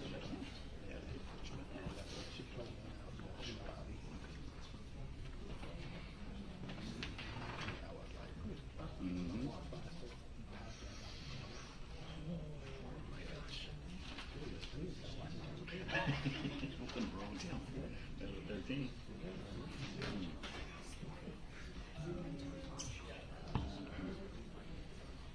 See, you can get plain water in. And then another thing, you bring water around. Still haven't passed yet? He thinks I passed. Friday. So he thinks I passed. Okay. But I ain't taking no chances. Nah. I ain't taking no chances, man. Yeah, went to, we got his son a little car. Yeah. 14 IS 250. And the car had sent to myself. Okay. Thank you so much. You guys are beautiful. Yes, I'll take it. Hey, so how much it is? $100? Take it. We should have picked it up yesterday. Flew out of it, right? You know, with his son's insurance. And he had to add $700 to it. You got that 10 grand, the car was 18. Yeah. 9,000 miles on it, it's 14. They already got your check for that? Yep. Mm-hmm. Yep. By his name. He's Trying to shop it out. see his actual name off of Yes, it. Tim. And I said, really? Yeah. Okay, he's the one who's supposed to Small life, Tim. They His father passed away. Gave it to him. That's what he was more hurt about. They stripped the engine and the transmission out of it. 1.3 liters? Mr. Lorenzo's desire. 1.3 liter, they come back, it's a strong motor. But the shell on that, you're right. Yeah. Keep it close to the ground and straight. You can drop a target in there. Really easy, but it's right up here. You do. Don't have to cut nothing. And they should be bringing that. You clearly made that objection. You're right. Sorry. They got a motion, but it's stuff mode. Sounds like a fighter plane will go up. Just like a fighter plane, like a jet plane, right? Oh, you're but no motors. Instead of humming like yeah. Buttons, Yeah. program, Yeah. like on the Tesla. Tesla, yeah. You can download different sounds. But it shuts the engine. Because it goes into complete electric. You put it in complete electrical or on the front motor runs. That motor runs, it sounds like a jet plane. It's not quite like that. You know what? It tells you what. So you put a price on it, what does that tell you? That's exactly what it does. We can look.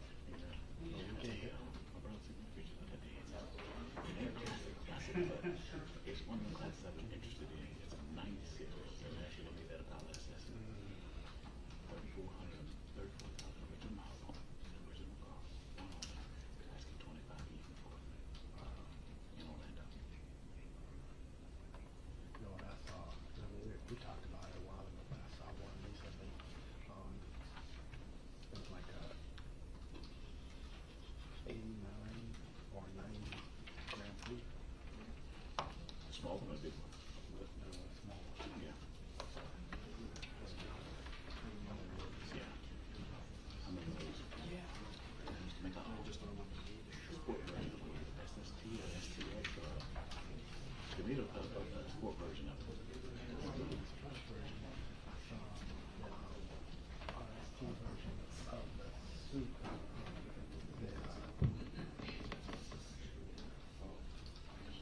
The big long Tahoe. Suburban. RST Suburban. That's Keys, they're a real sweet truck. That's what it stands for. That's what they say.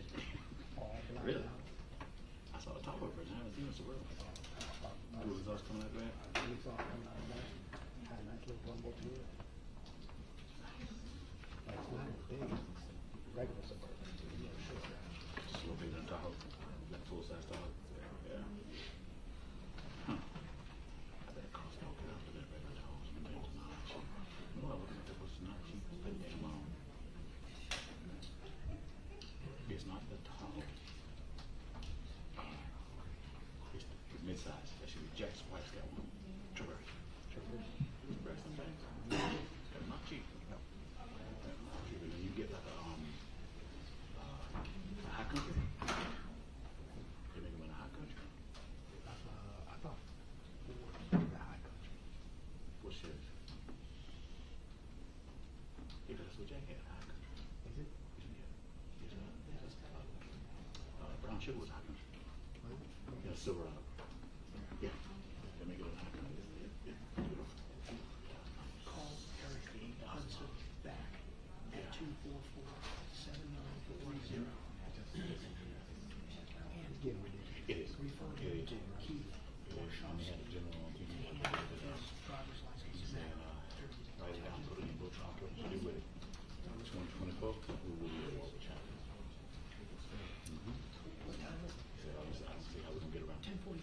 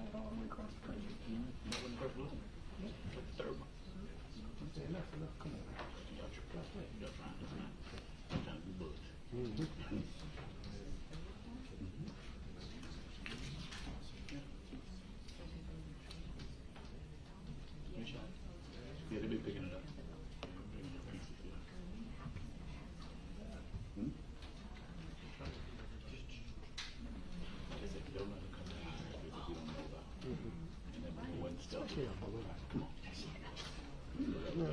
Slow road. Yeah. Slow road. Saving driver's license plates numbers. I'm going to let that chick when I come back. Right. Yeah.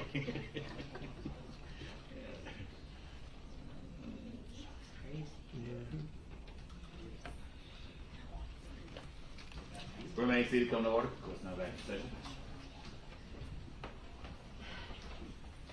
Thank you.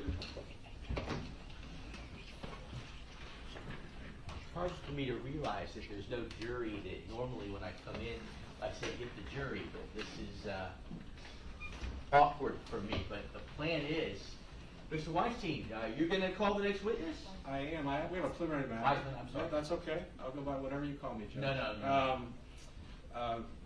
Mr. Galehouse and I were talking, and we've discovered that the live feed is picking up the mics at the council table during the recess, so we'd ask that you have them turned off. Yeah. Additionally, we believe the mics are picking up conversations between standby counsel and Mr. Lorenzo. That's certainly not good. Who should I ask? I'll have him turn them off. Okay. Turn the mics off at the mixer during that time. At council table for the entirety. Yes. Yeah.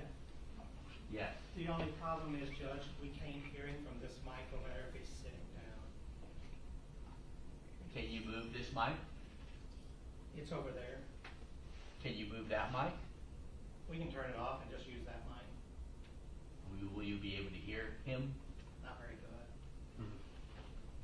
I mean, you can, we're gonna keep him there, at the request of, the sheriff's office for security purposes. And, I mean, if you ultimately need to, I'm flexible in that if you need to put microphones someplace else, but, definitely can't have microphones that are intercepting, talks at council table between the attorneys and between the defendant and his standby We counsel. will turn them off in recesses and. Ms. Gomez, did you? I'm just suggesting, can he just be potted up when he's talking, obviously, and then turn it down when he's not? That way we have him, talking when he's cross-examining or questioning a witness, but then turn it down when he's not? Judge, we don't have any objection to that. We just don't Okay. want it to capture any attorney-client Right, privilege absolutely, conversation. absolutely, yes, Yeah. yes. As long as we're not capturing any conversations between either the attorneys at the state's table or Mr. Lorenzo and his standby counsel. Okay, thank you. As long as that could be accomplished, I trust the media You pull that when he's not talking. in that respect. You put it in when he's asking. Thank you, Judge. Okay, yeah. All right. Thank you, Your Honor. You're very welcome. State calls Charles Keene. Charles Keene. The plan is, it's 10 till 12, 10 to 11. We'll go till, after 12, 12:15, 12:30, and then we'll take an hour lunch break. Is it Detective Keene, or is he of rank? I suspect he may be. What's your rank? Lieutenant, sir. Lieutenant Keene, not surprised. If you'll raise your right hand, please, I just need to swear you in there. Do you swear any testimony you give will be the truth, the whole truth, and nothing but the truth, so help you God? Yes, sir, I do. All right, Lieutenant, if you'll follow the sergeant to the ramp, please watch your step. Go ahead, have a seat, make yourself comfortable. That microphone in front of you is fully adjusted.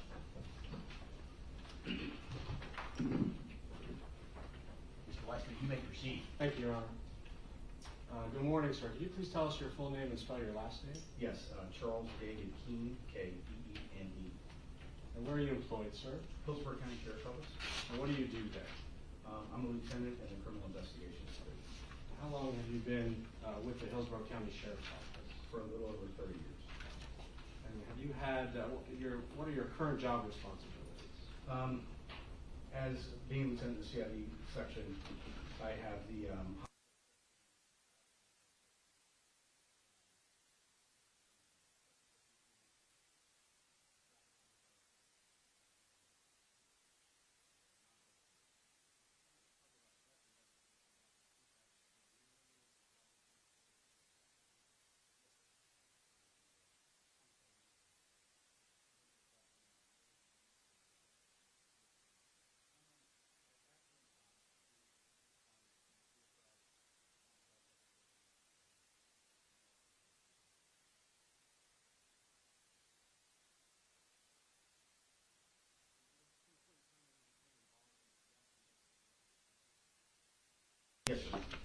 tell me what your involvement was initially?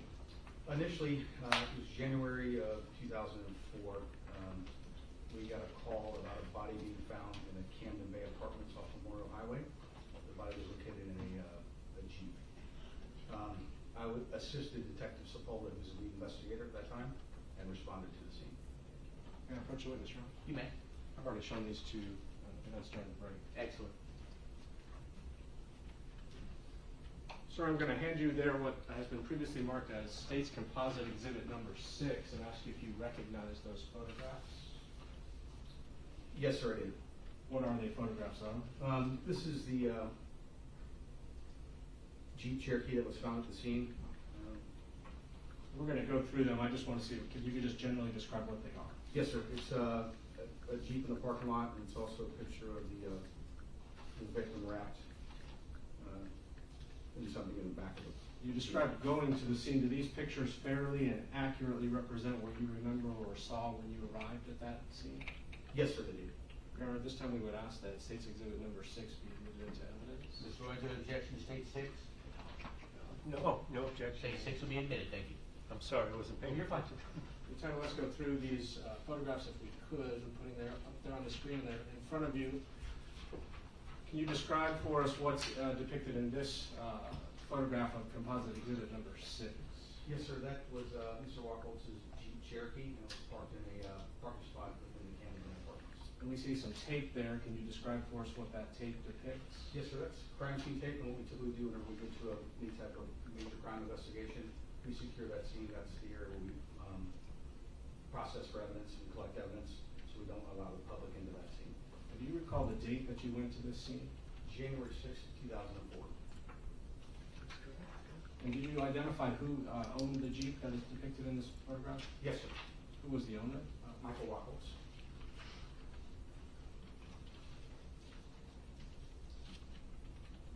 This second part of Composite Exhibit number 6 there. Can you tell us, can you tell the judge what is depicted in that photograph? Yes, sir. At that point in time, that was a white male with cement wrapped in a sheet that started the stages of decomposition. Do you recall approximately when Mr. Wachholtz went missing? I believe it was December 21st of 2003. And again, when was this scene discovered? January 6th, 2004. Do you recall the complex where the Jeep was found? Yes. What was the name of the complex? Camden Bay Apartments. And did Mr. Wachholtz have any connection to that apartment complex? None that we determined, sir.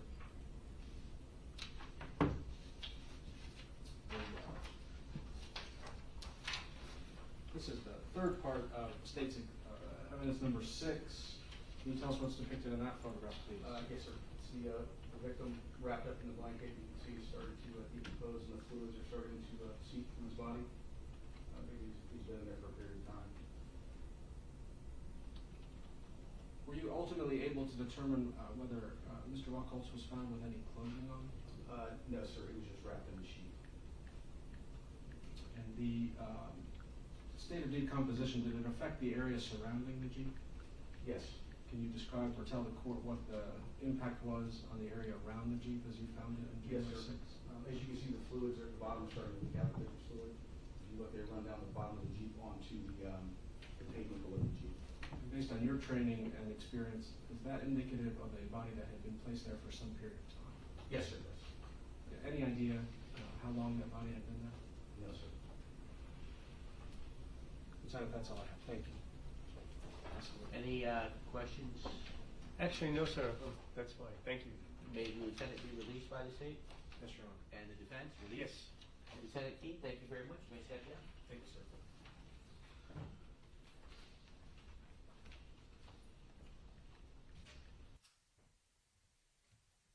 I'll ask the state to please call your next witness. Your Honor, the state will call Albert Perkins for witness. Albert Perkins. I would object to that. Okay, let's discuss that before we get Mr. Perkins. What is the objection to Mr. Perkins? Let me, first of all, who is Mr. Perkins? Mr. Dirks?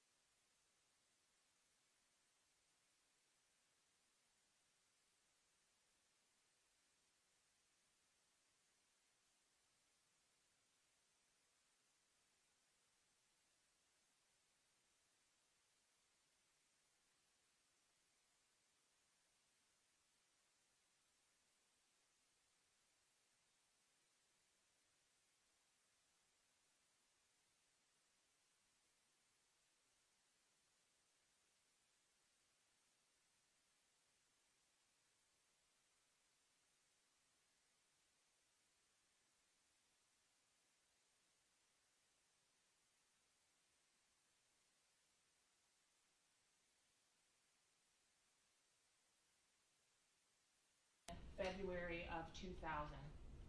Yes, Were you living here full-time in February? I was, Can you tell me about how you ended up in Tampa as of February of 2000? I lived seasonally for many years, so I was going back and forth to the Boston area, and then I grew up here. And what changed in February of 2000? I was here on a work family vacation, and on that particular time I was assaulted by Mr. Lorenzo. During that visit, did you have contact with Mr. Lorenzo at some point in the month of February? I did. Do you recall the exact date? The exact day, no, but I know it was the third week in February. And how is it that you came into contact with Mr. Lorenzo? The day that I arrived, I was here early, so I figured I would go try to meet up with some friends that I had known over the course of the years. At that time, did you know the defendant's actual name? I did not. Did you know him at all? Just by appearance, his face. Had you come into contact with him prior to the third week in February? No. Had you seen him out socially prior to then? Yes. And is that how you recognized him? Yes. Can you tell me what happened and how you came into contact with him that night? I was sitting at a establishment, and he had come up to me in small talk. I moved on to the somewhere down the road, and at each place that I went, he approached with a small talk. And in that time, I told him I was looking for my friends, and he said he knew them, and that was the extent of it. Did you believe him when he said we knew your friend? Yes. Is that based on your prior interactions with him socially? Yes.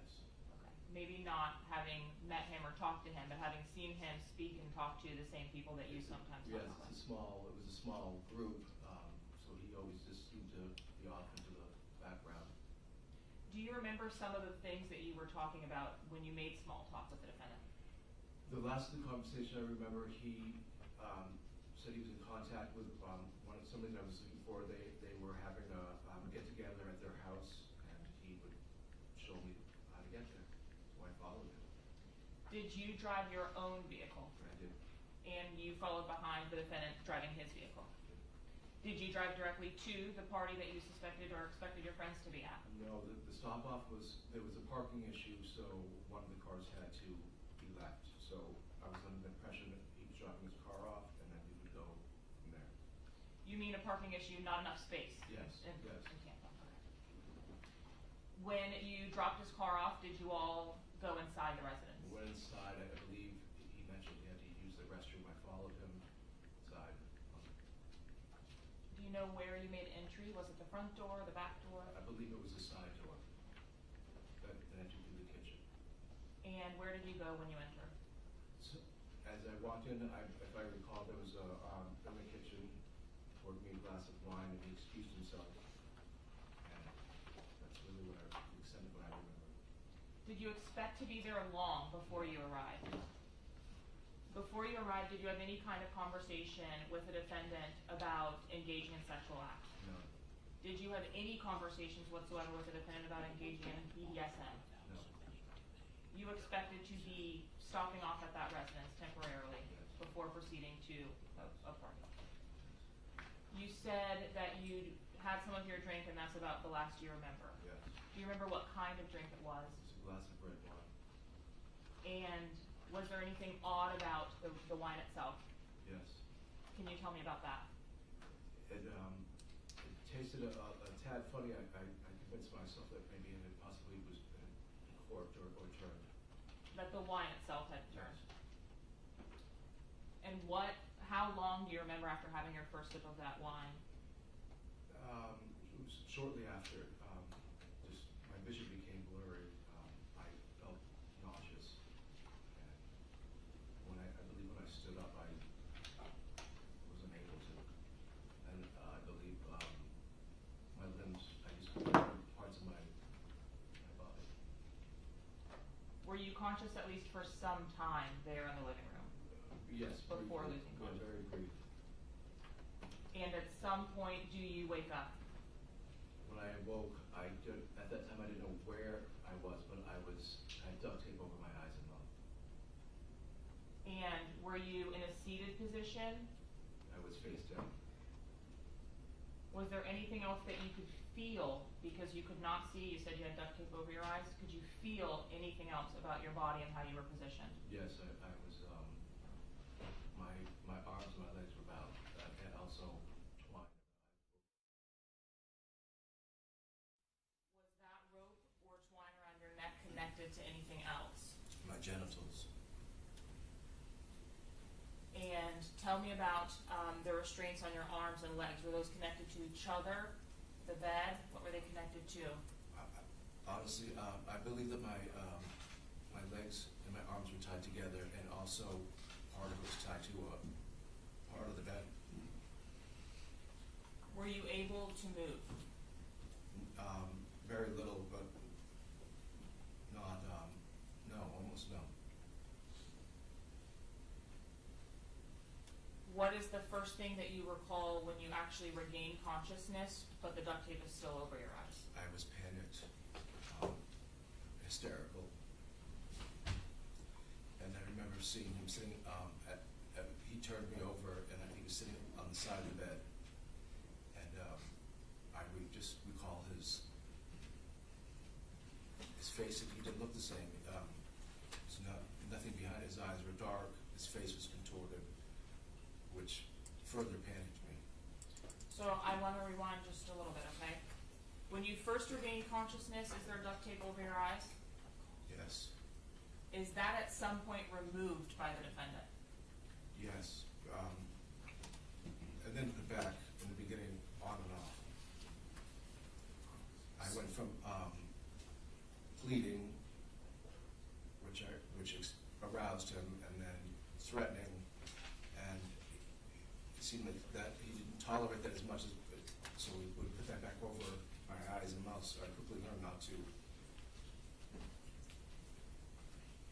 threaten him. So it was throughout the attack that there was duct tape over your eyes? Over the course of a couple hours. And was it over your mouth as well? Yes. But it was also removed and reapplied? Yes. So you first regain consciousness and you are on your stomach? Yes. Does he roll you over? Yes. Is he saying anything to you? In the beginning, no, but he let me know that he made other people disappear, and that would be my fate. He told you that you would disappear. Did he make it an ultimatum? If? No, I don't believe so. It was, he just simply just stated that. Mostly when I was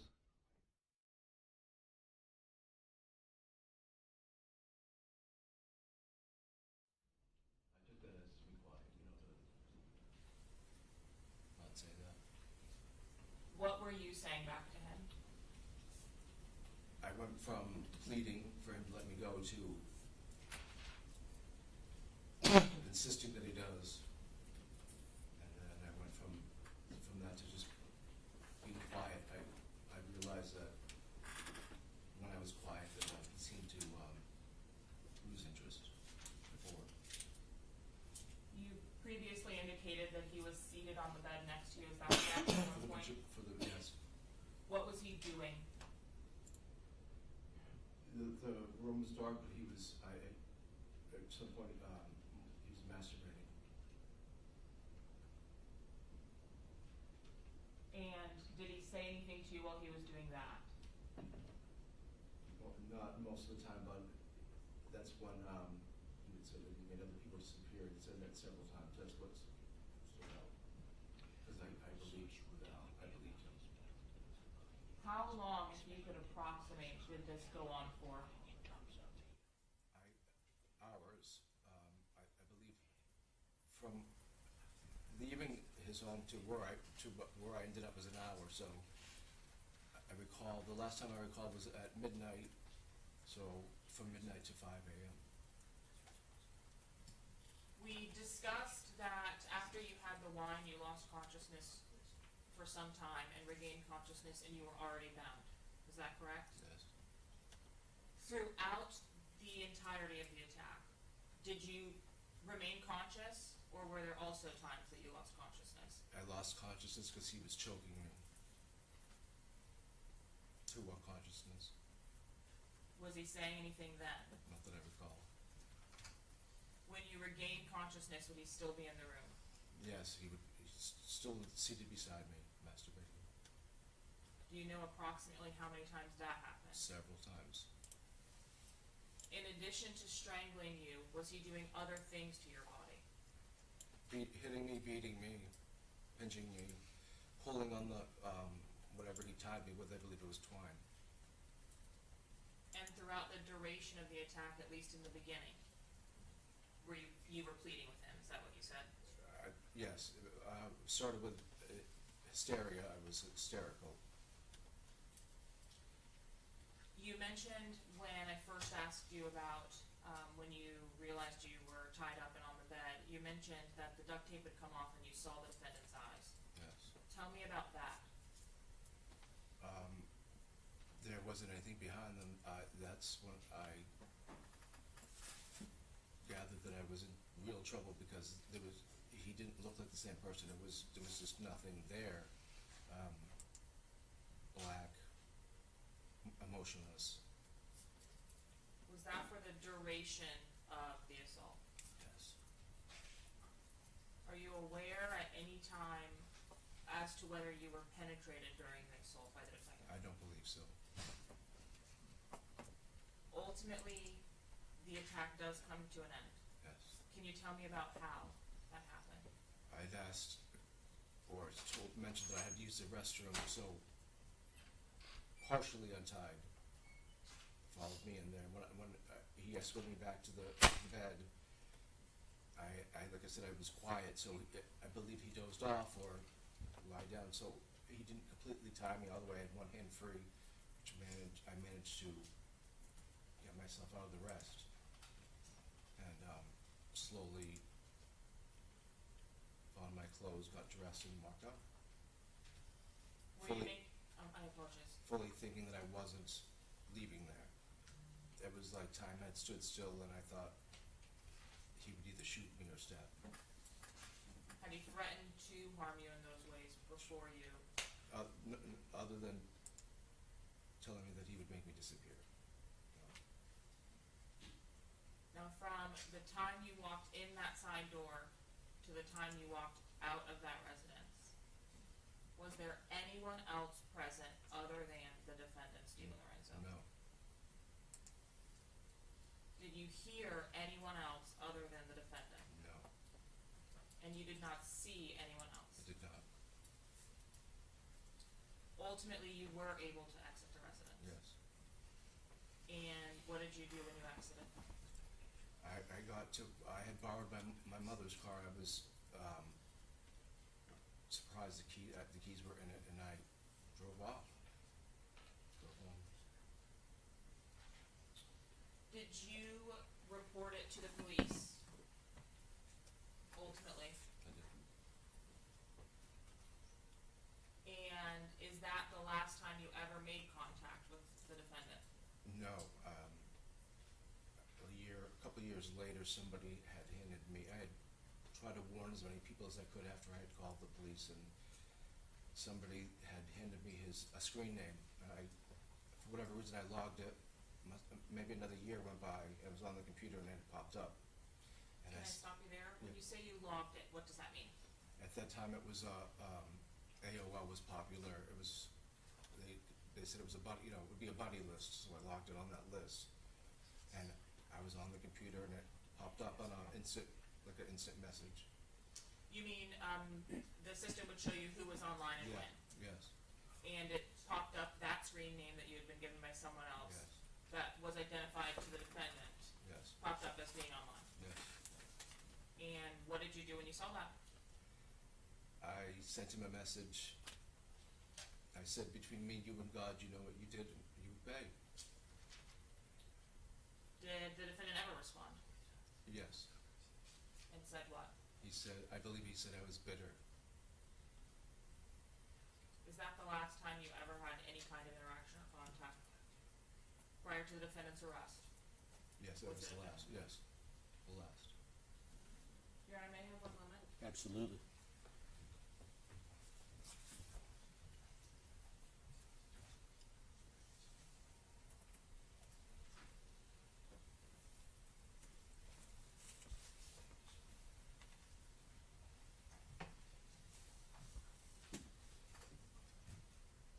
Mr. Perkins, I understand this happened in 2000. Do you believe that you could identify Stephen Lorenzo today? Absolutely. Have you had an opportunity during your testimony to look around the well of the courtroom? I have. And have you seen Stephen Lorenzo in this courtroom? I do. Can you point to Mr. Lorenzo and identify him by a piece of clothing? In a red prison suit, inmate suit. Your Honor, if the record could reflect that the witness has identified Mr. Lorenzo. The record shall so reflect. Is the person that you've just identified the person that attacked and sexually assaulted you in February of 2000? Yes. No further questions. All right. Pass the witness. Mr. Lorenzo, do you have any questions of this witness? Yeah, sure. Mr. Perkins, that's not what you testified at the federal trial. You took this and turned it into something 10 times than what you testified the first time. You're playing victim. That's fine. Are you talking Hottie 29 on the screen name, or were you? I believe so. Yes, you sure were. On 12/21. Mr. Lorenzo, no comments after. You can ask questions, but don't comment on the answers. You ask another question. Can I have a moment, Judge? Yes.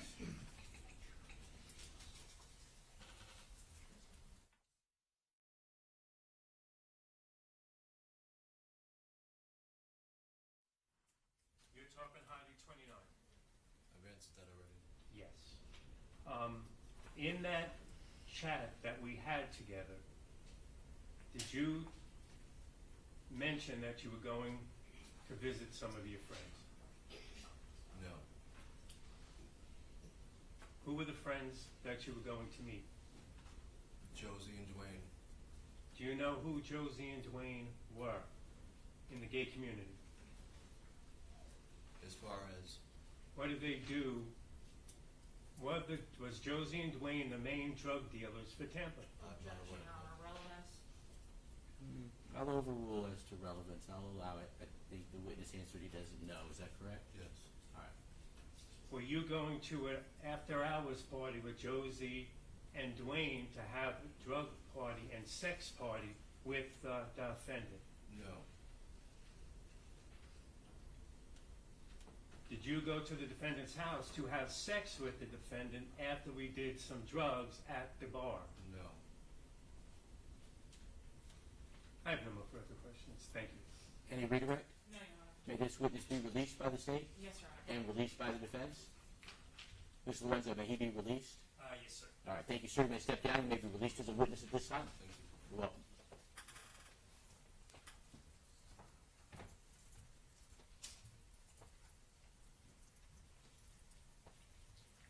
I'm going to ask the state to please call your next witness. Yes, Your Honor, the state would call Jared Peregoy to the witness stand.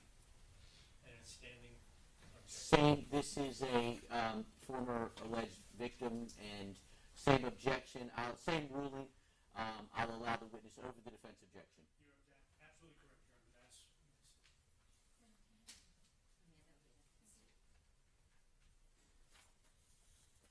Welcome, Ms. Ojeda. Good morning. Well, I'm sorry, what was the witness's name? Jared Peregoy. Peregoy? Yes. Oh, I have a list up there somewhere. Thanks, I found it.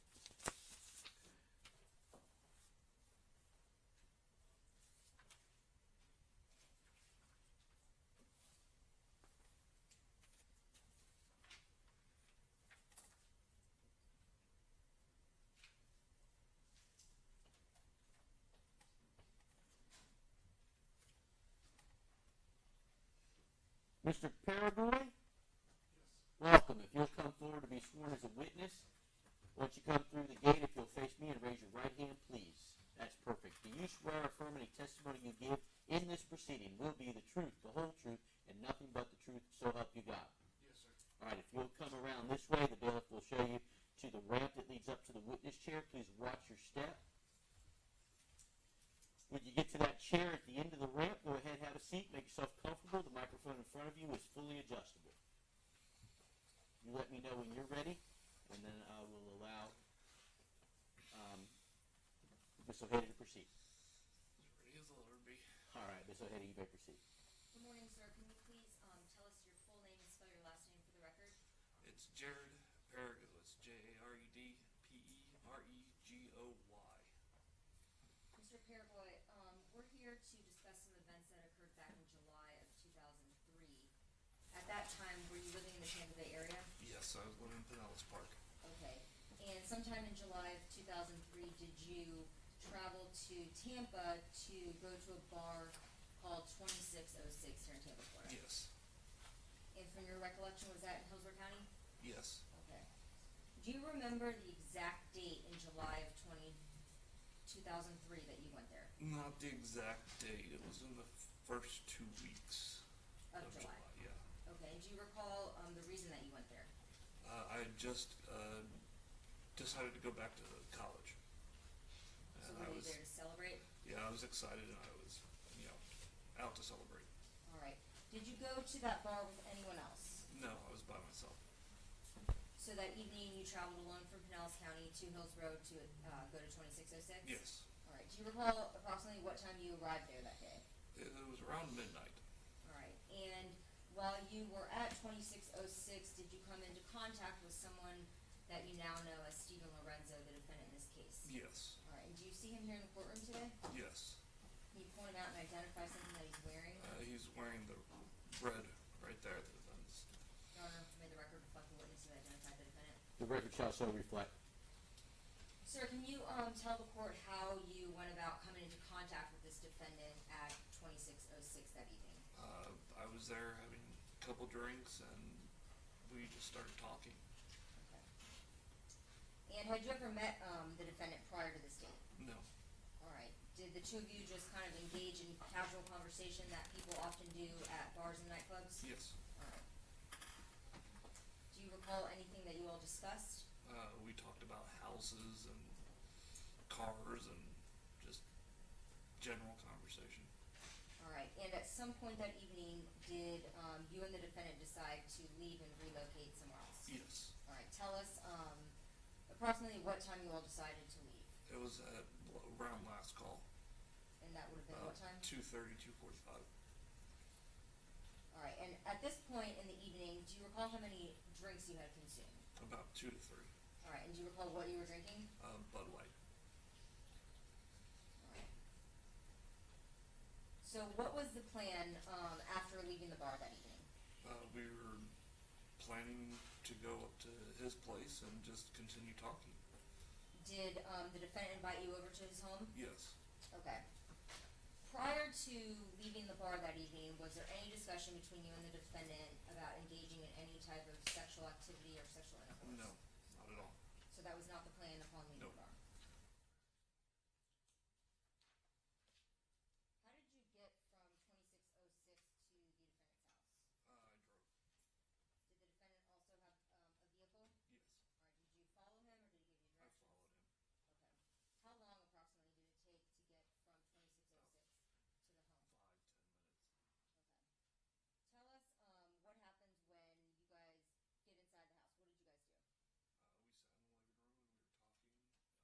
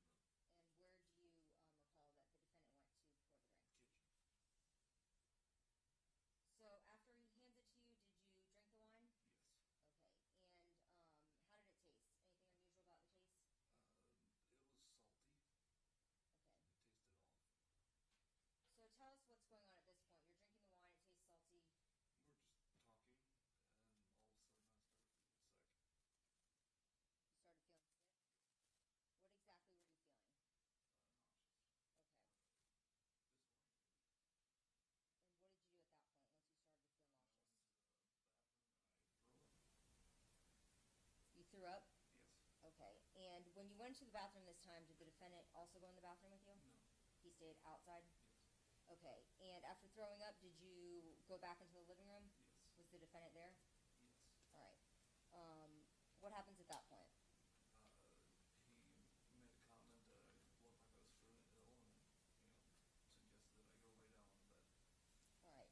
Now, I'm going to back up for just a second. When you started to feel ill, do you recall how many glasses of wine you had had at that point that were given to you by the defendant?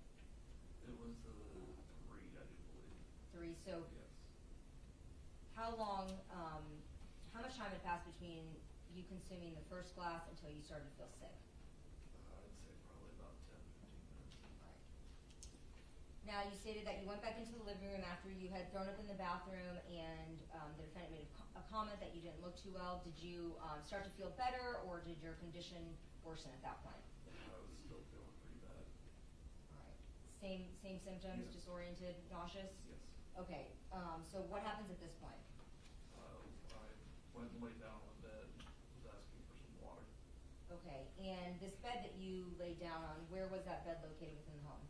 It was off the living room near the bathroom. I do believe it was the master bedroom. Okay. So you believe that was the defendant's bedroom? Yes. All right.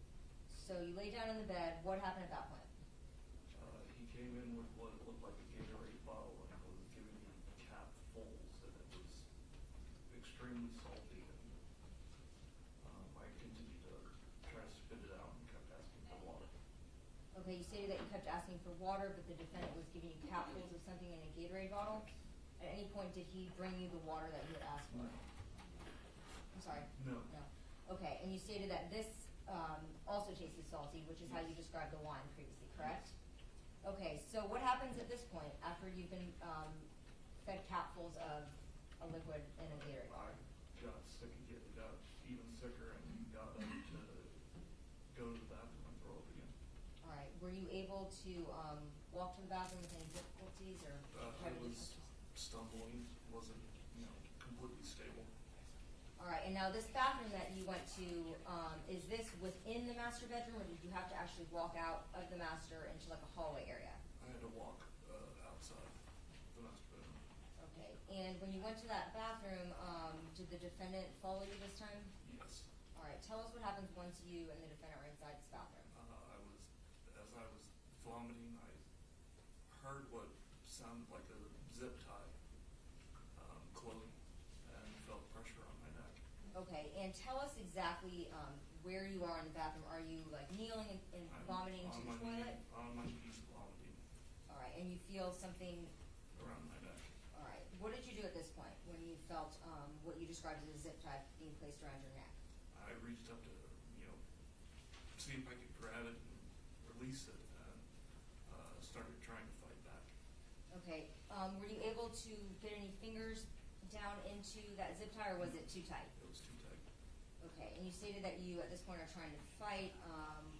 What did you do exactly? I literally reached back and grabbed for his testicles and tried to squeeze them as hard as I could. All right, what happens at that point? I passed out. Okay, so would it be fair to state that you were not really able to do much fighting at this point? No. Okay. So you passed out. Do you have any idea what time it was when you passed out? No. Okay. After passing out, do you eventually regain consciousness? Yes. All right, now where are you when you wake up? On the floor next to the bed in the bedroom. Okay, back in the master bedroom we Yes. previously discussed. Any idea how much time passed between passing out and waking up? No. Now, when you wake up, are you laying face down, on your back, side? I'm on my back. Okay, and where's the defendant? He was on his knees behind my shoulders. Were you fully clothed at this time when you woke up? No.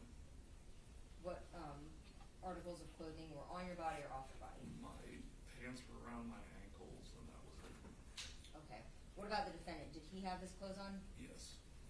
When you wake up, does the defendant say anything to you? No, not really. Okay. Tell us what you felt upon waking up. Well, I felt like I had to go to the bathroom really bad. A lot of pressure in my rectal area. All right, and when you felt that pressure, what did you do? I wiggled and reached down and ended up removing a very large butt plug. Okay. And what did you do when you realized that you had been penetrated with this large plug? I fought to get myself up and back into the bathroom. So were you able to actually get up into the Yes. bathroom? Tell us what you observed when you got to the bathroom. I was bleeding, a lot of blood in the rectal area, and I had 2 lines going all the way around my neck that were bleeding. Okay, and did you have any other cuts, scratches, bruises that you observed? Not at that time.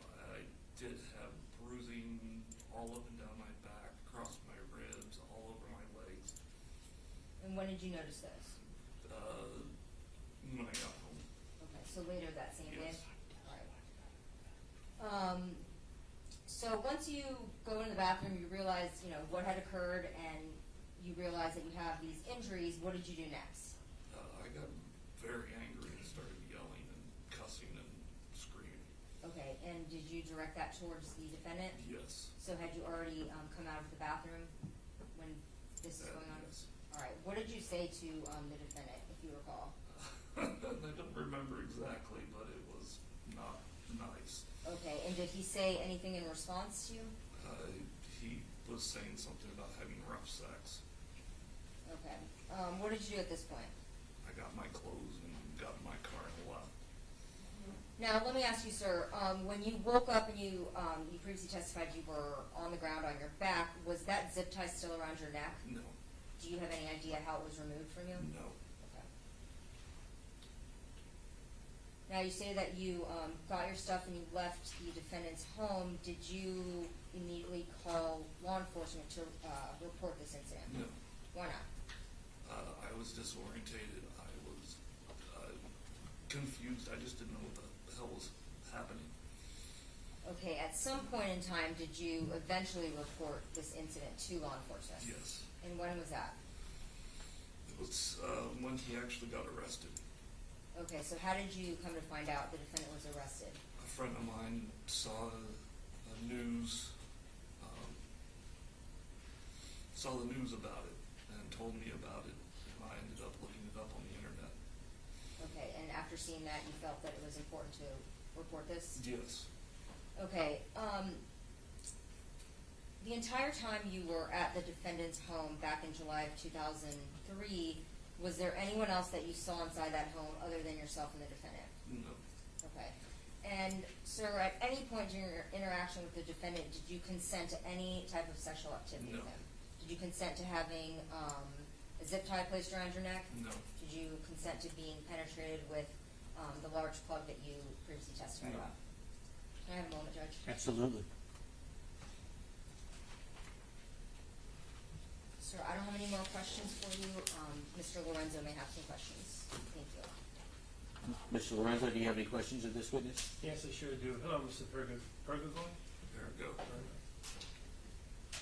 So you said that you met the defendant at the bar and you were talking houses, and then you went back to the defendant's home willingly. You did not go back to the defendant's home to have sex? No.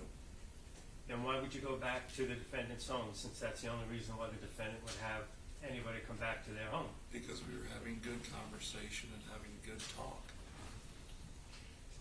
Did you have financial problems back then? No. Did the defendant, I should say I, make it easier for you, did you and I agree to pay you $100 because your money was low, so to do a bondage scene? Nope. Never. Did you accept $100 when you left? Nope. Did you come to do, did the defendant and you do drugs together, crystal meth together? Nope. I have no further questions. Any redirect from the state? Your Honor. May this witness be released by the state? He may. And released by the defense? Yes. Thank you, sir. You may step down. You may be released as a witness at this time.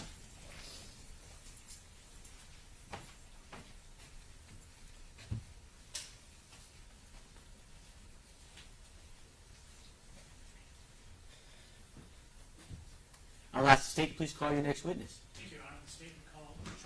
Massucci. Charles Massucci. Ms. Heidman, welcome. Thank you, Judge. Good morning, nice to see you. Nice to see you.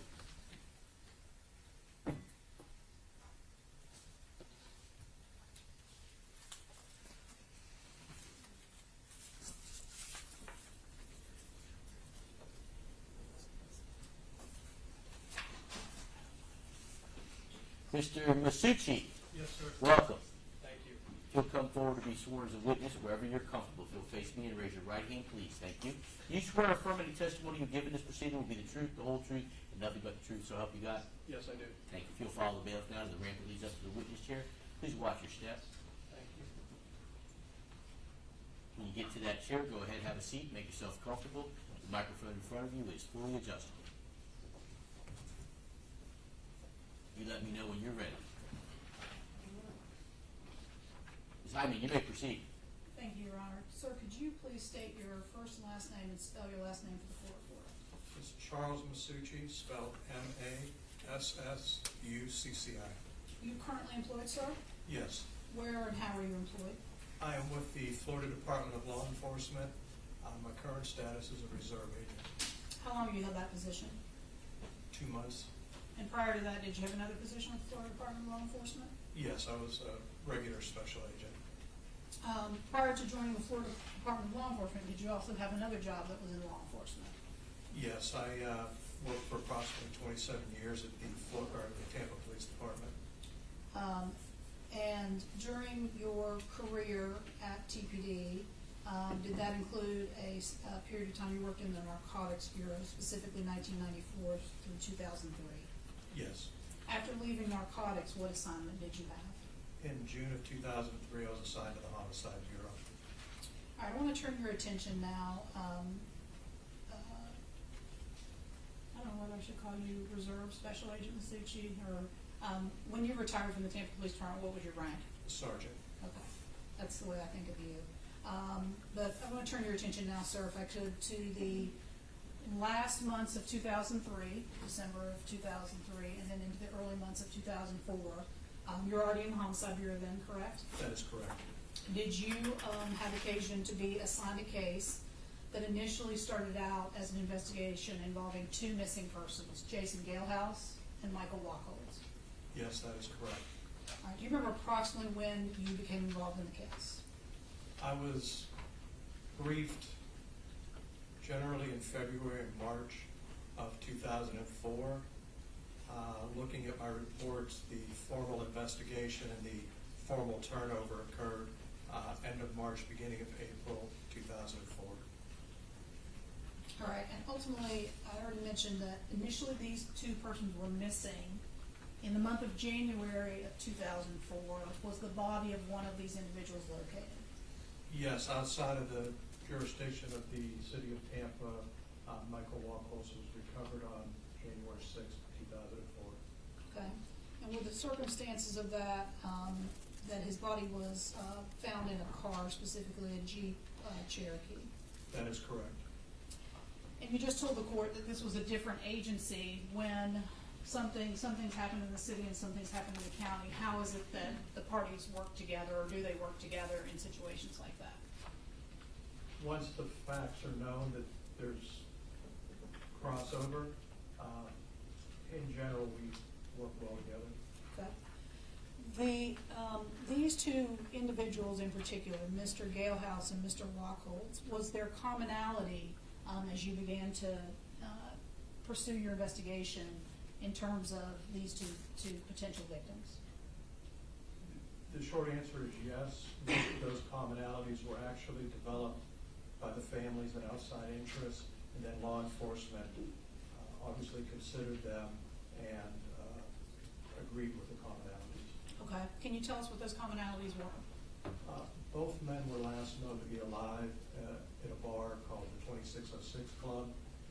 That club at that time catered primarily to male, gay or homosexual clientele.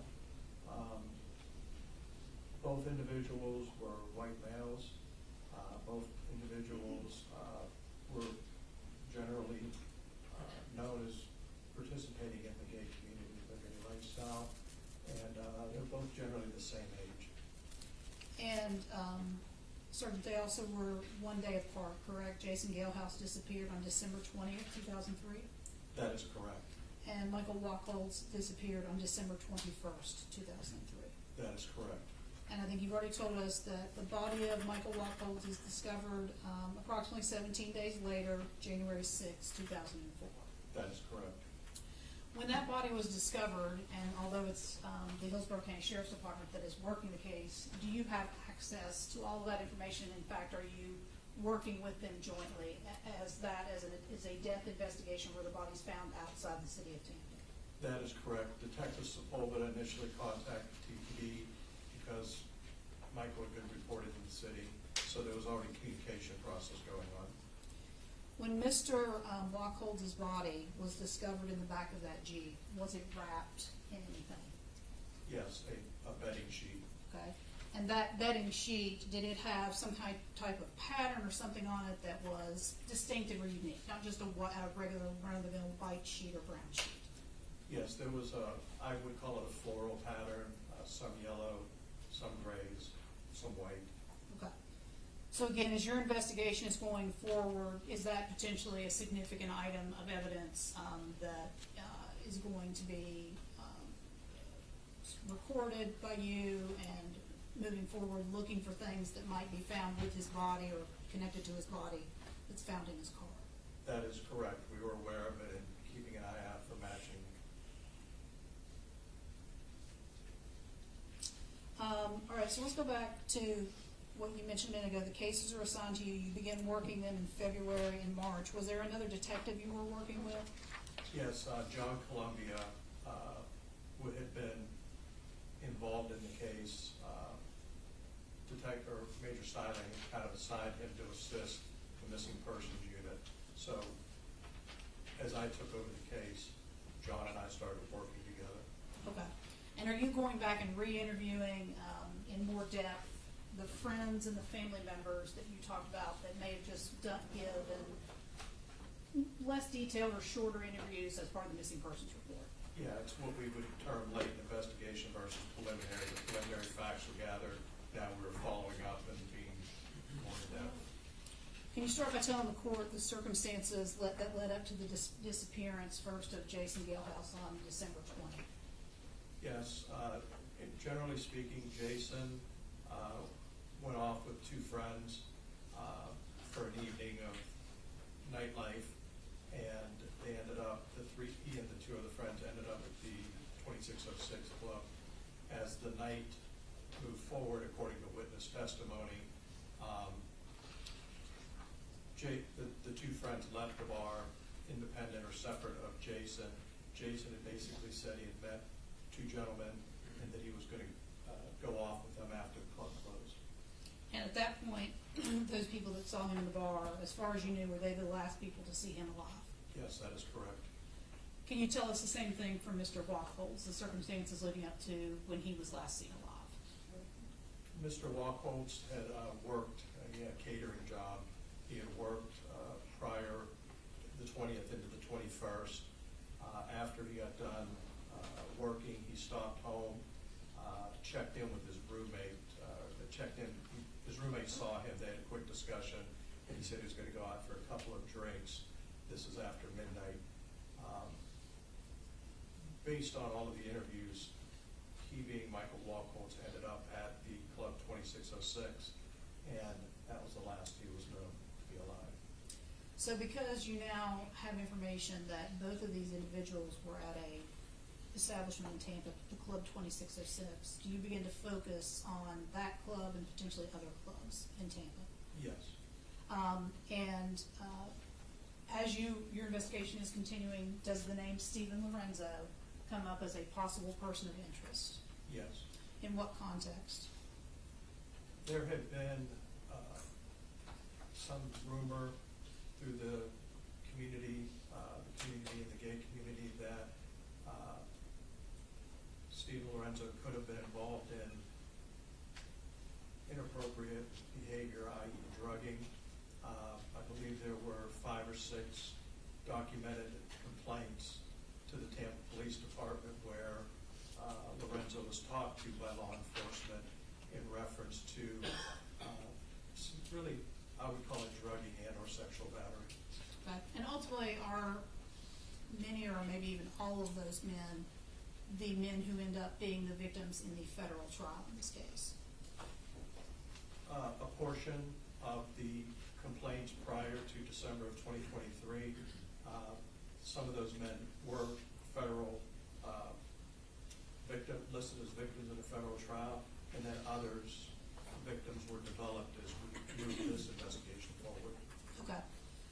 Of the men you've been talking about just now with the court, are they describing experiences where they are blacking out? Yes, I would say everyone in the federal trial had some version of being drugged and or losing consciousness and or losing memory. Then waking up in a residence that you come to know as Mr. Lorenzo's residence? The Powhatan address, that is correct. And each of those men describing some act of bondage, sexual act, or both that is not consensual? Yes, and injury. A couple of the victims had little to no memory, but they had injury to their bodies. Okay. You've already mentioned to the court one of the reasons that Mr. Lorenzo is a person of interest you're looking at, because you have people who have made complaints that they've been assaulted by him. Is there something else about Mr. Lorenzo that you had knowledge of, specifically drug-related, that makes him a person of interest as well? Yes, independent of these, I'll call them complaints of assault, the Drug Enforcement Administration in 2002 initiated an operation, the matter is just called Web Slinger. At that point, I was a narcotics detective and had some familiarity.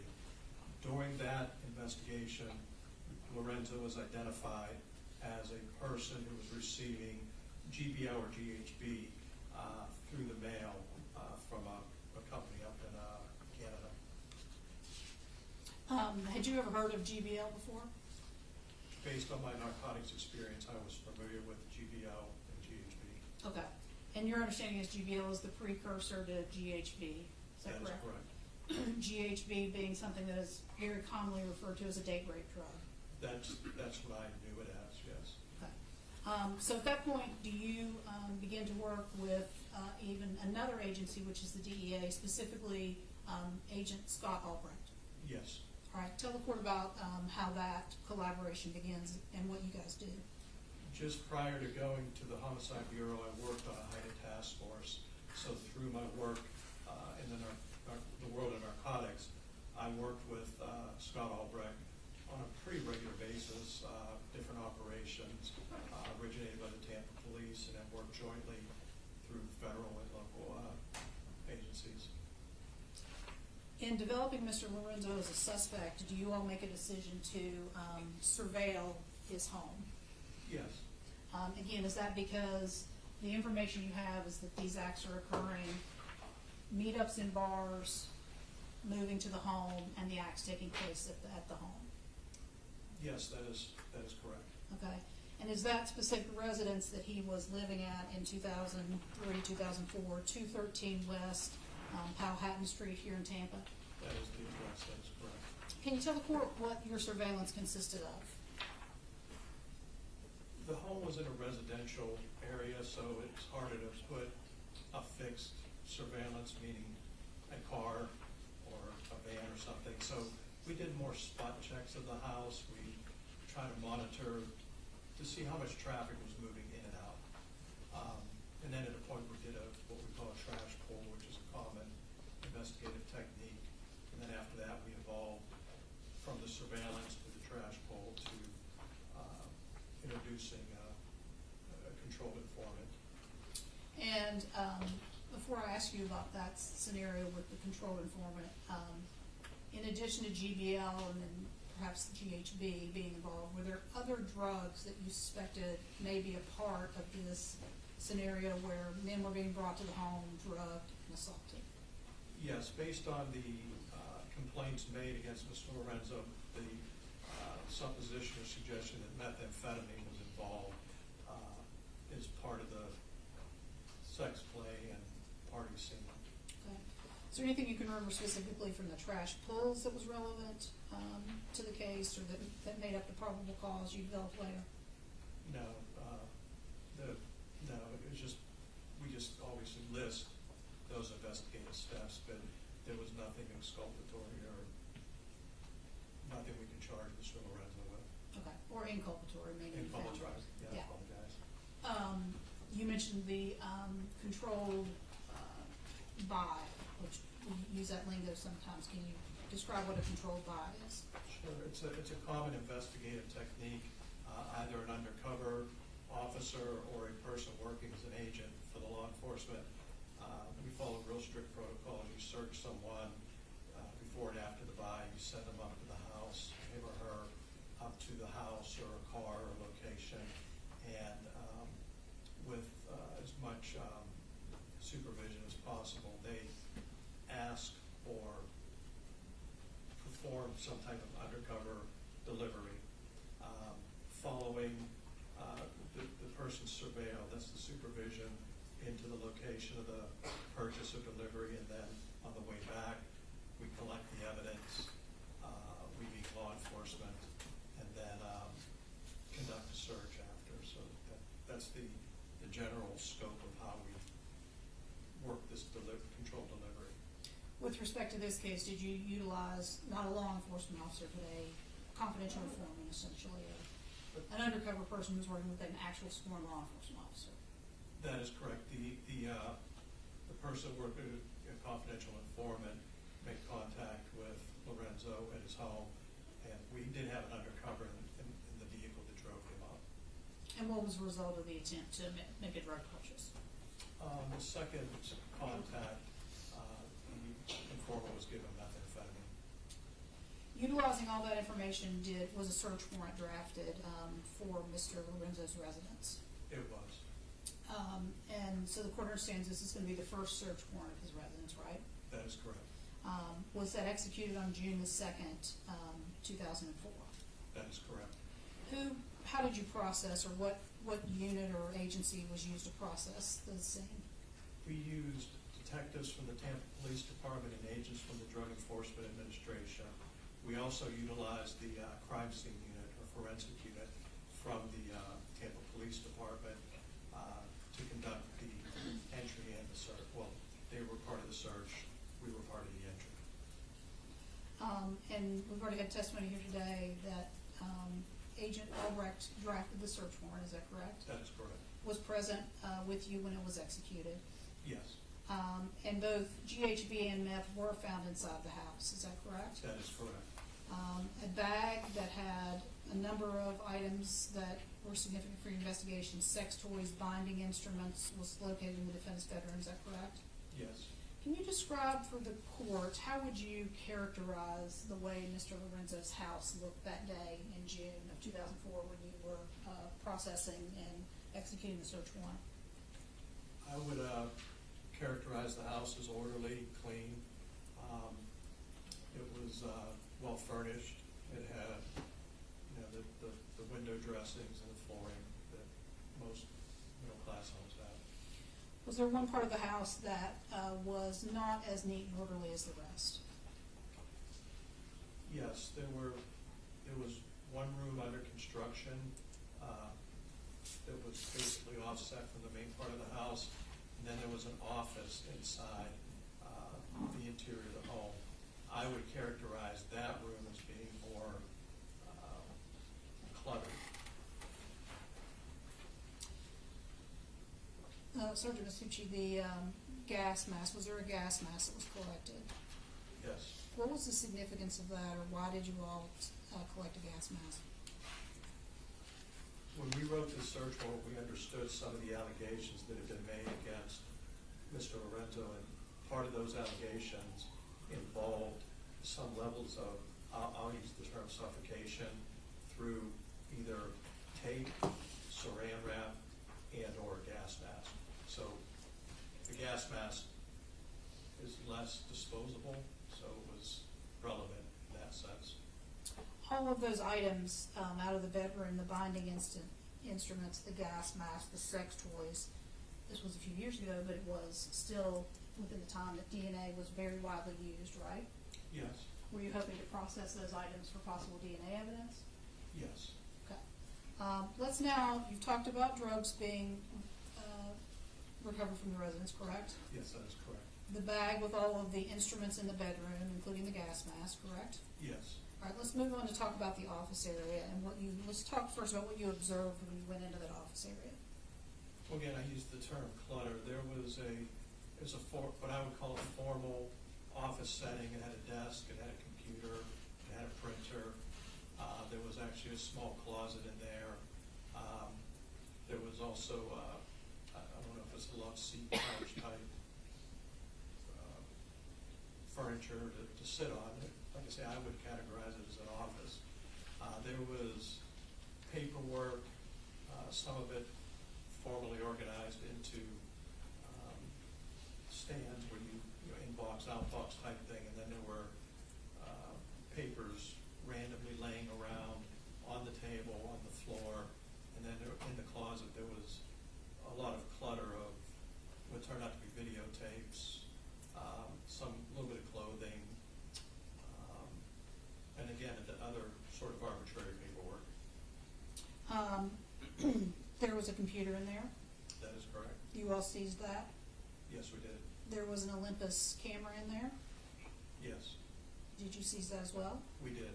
And as you've already mentioned, there were thousands of printed pages, right? Yes. Okay.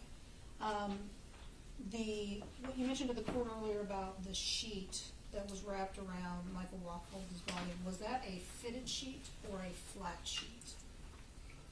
The sheet recovered from the Jeep where Mr. Wachholtz was a flat sheet.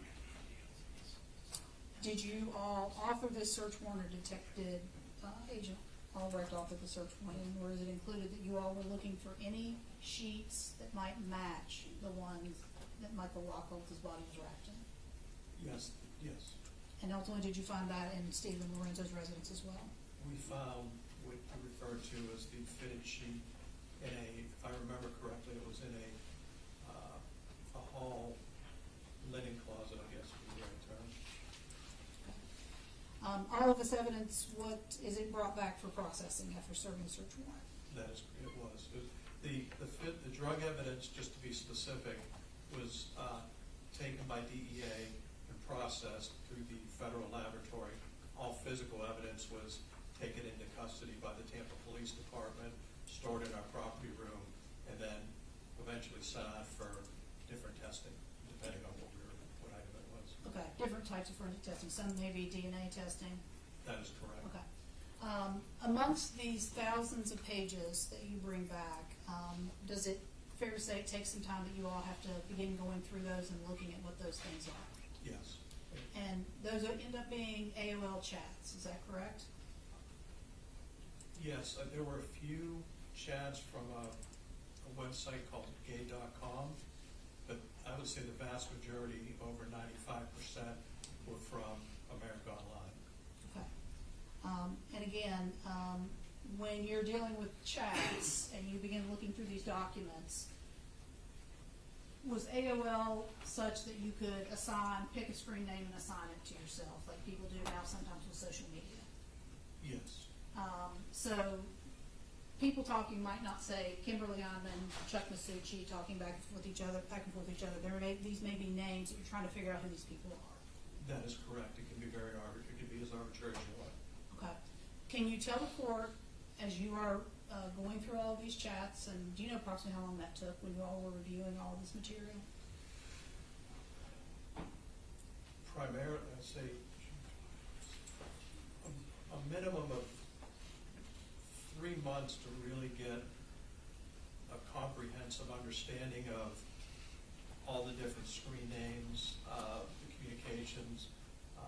So 3 months at a minimum, and through 5 or 6 months to really get into some of the minutia.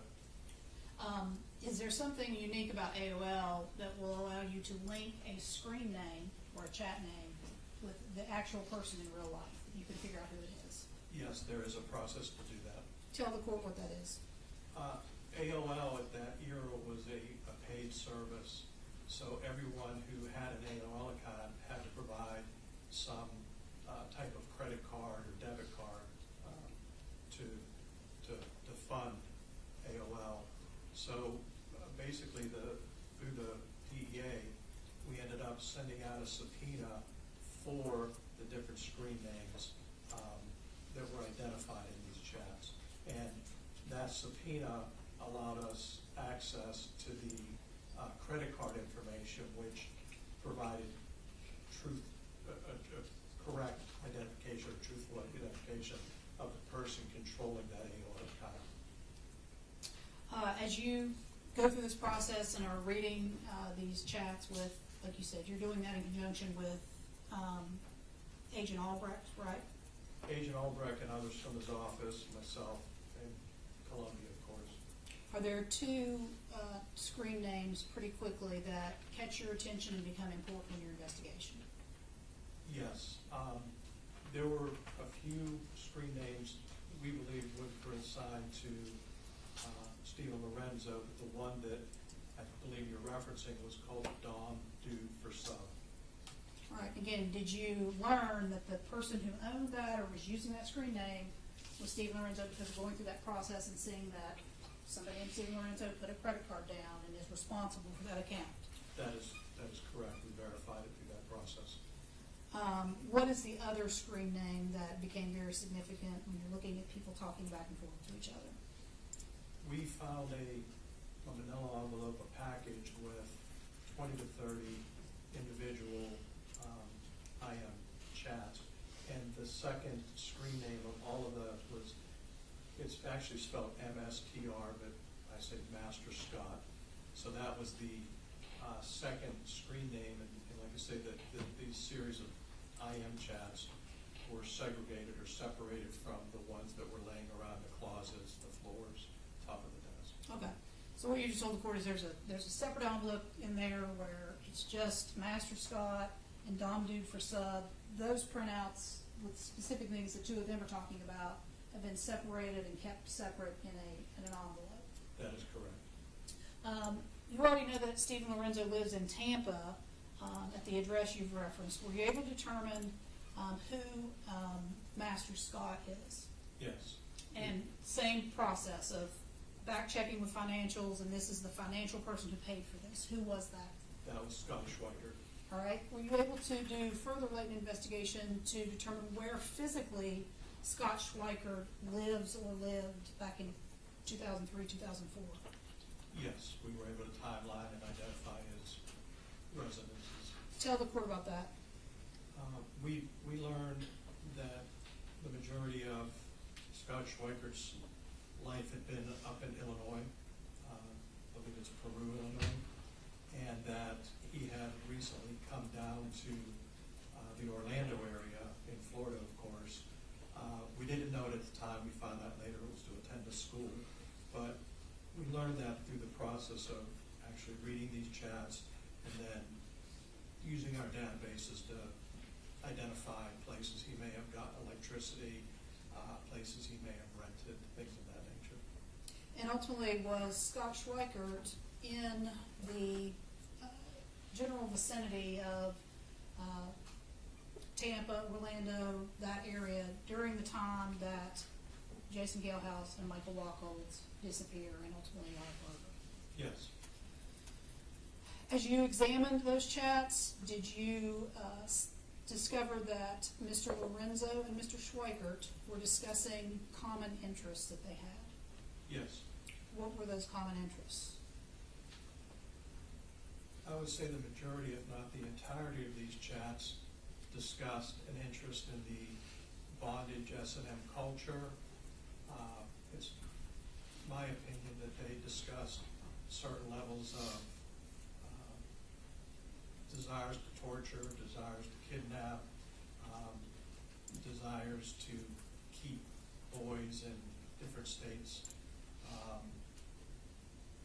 And I would also generalize that there was always an element of planning in these chats. There was always someone they were trying to identify as a potential submissive. Because did you learn a lot about the bondage, sadomasochistic world during the course of this investigation? I did. And both of these men, Stephen Lorenzo and Scott Schweickert, identified as dominant in that culture, correct? Yes. Now, what you just described to the court, the chats about kidnapping, making people disappear, the rape and torture of victims, are these chats occurring before December 20th and 21st when Galehouse and Wachholtz go missing? Yes, if I remember correctly, there were 21 chats between the two of them prior to the weekend of December 20th and December 21st, and maybe 6 to 10 after that weekend. You talked, sir, about specifics of how to locate victims. Were there 3 major areas or plans they had on how to locate victims? Specific to the weekend that these 2 young men went missing, yes, there were conversations through the middle of December that basically identified their desired activities for that weekend. It was obvious to me reading these chats that they were going to meet up in person. Did they identify places or venues where they would search for victims? Yes. There was conversation between the two about a group of young men who were from the Fort Myers area, if I remember correctly, that were going to be in the Tampa area. They may be potential submissives of victims.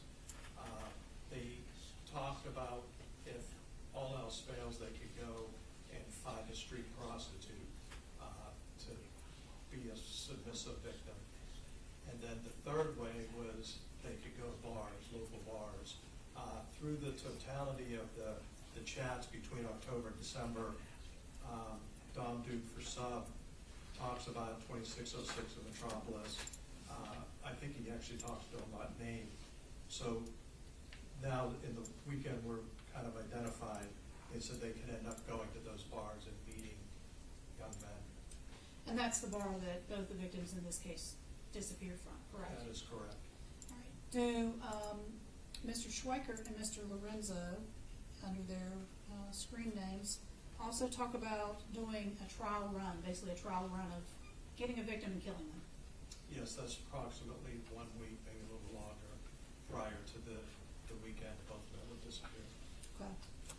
And if I told you December 7th, would that date I sound object right? to that. I object to that. Legal basis? Legal basis. They have the witness. Bring them up here so I can cross-examine them. They're saying that a victim occurred and a crime occurred, but they're not bringing the witness here. In the 161-page thing, I broke out that person's name. I called him Mark. And I broke out that he was not a victim. They're claiming he's a victim. He willingly came and did that. I showed you Well, clearly. in the end, as I said, this is a penalty phase, and in the end, I will hear argument from both sides and determine what weight to give whatever evidence was admitted during the penalty phase. I'm going to overrule the objection. You'll also have the opportunity to cross-examine this witness after. He's not a witness. Oh, this witness, Yeah. about anything that he answers in direct examination.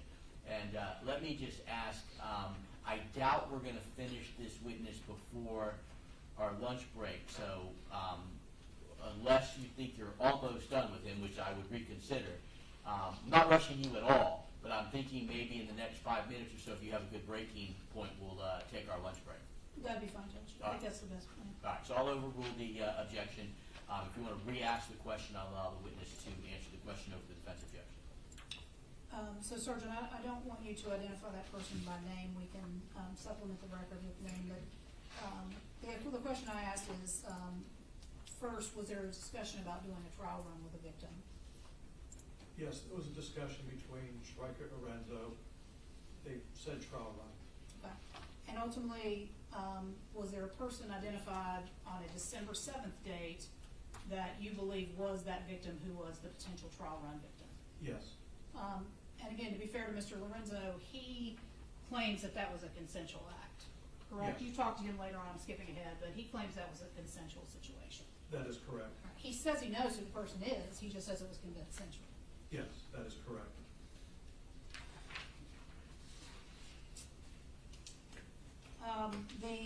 already told us these chats are, for lack of a better word, they're becoming more intense leading up to the days that Mr. Galehouse and Mr. Wachholtz disappeared. Is that fair to say? They're intense, and I would identify them as being specific. Okay. The other victims that have been mentioned in this trial and that were part of the federal trial, these chats between Mr. Lorenzo and Mr. Schweikert, those victims are within those time periods as well. Is that correct? Most of them? Yes, a portion of them, yes. Okay. Judge, I think this is a fine time to take a break. Okay, we'll go ahead and we'll take our lunch break. Let me see, what time is it? It is 12:10.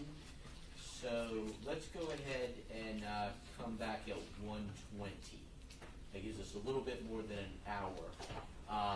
I'll instruct the witness, you're still on the stand. I apologize if you get to finish. You're going to take a lunch break. You enjoy the lunch break. Just don't discuss your testimony with the state since you are on the stand. Yes, sir. All right, thank you. All right. All right, everyone, we'll go ahead and we'll break for our lunch break, and I'll see you back, as I said, at 1:20. Have a nice lunch, everyone.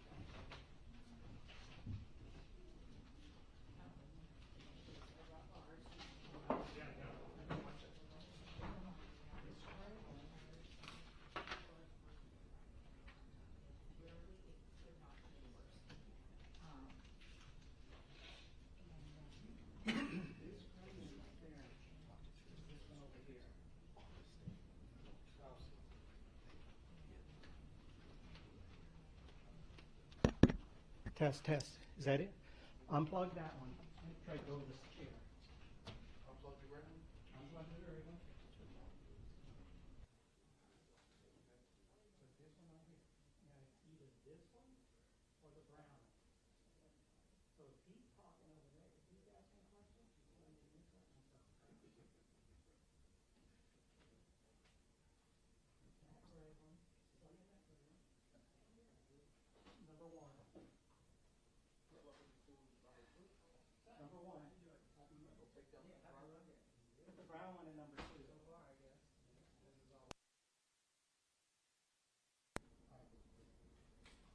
This one right here. Number one. Okay. You see it? Hold on. Well, they're having an issue with the audio. Testing 1, 2. And trying to get the audio. Testing 1, 2, 1, 2, 1, 2, 1, 2. That's number one. So, the only time you plug this mic in is he's asking questions. Put this mic on, otherwise. That way we never hear him at the table, only when he's asking questions. Well, I don't know. So it's that, between that one and the brown one. They use it every other week, and this is not this week. See what I'm saying? It's either this mic or that mic. And then what I would do is I'd get in the habit of, making sure. Right, so. If attorneys are talking.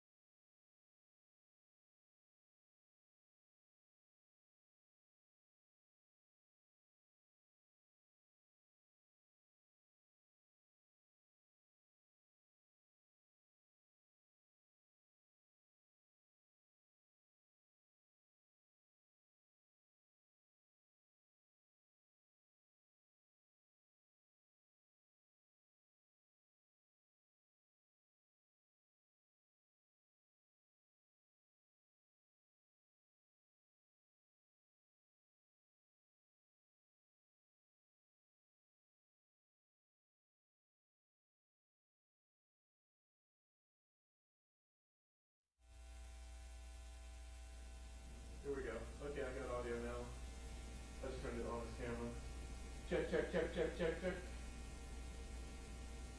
Oh, okay. Okay, cool. We should be good then.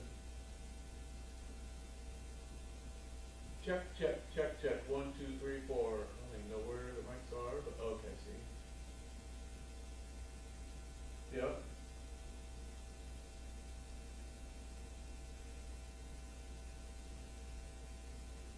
Okay, yeah, oh, I'm close to his camera, that's why, and that's channel 2.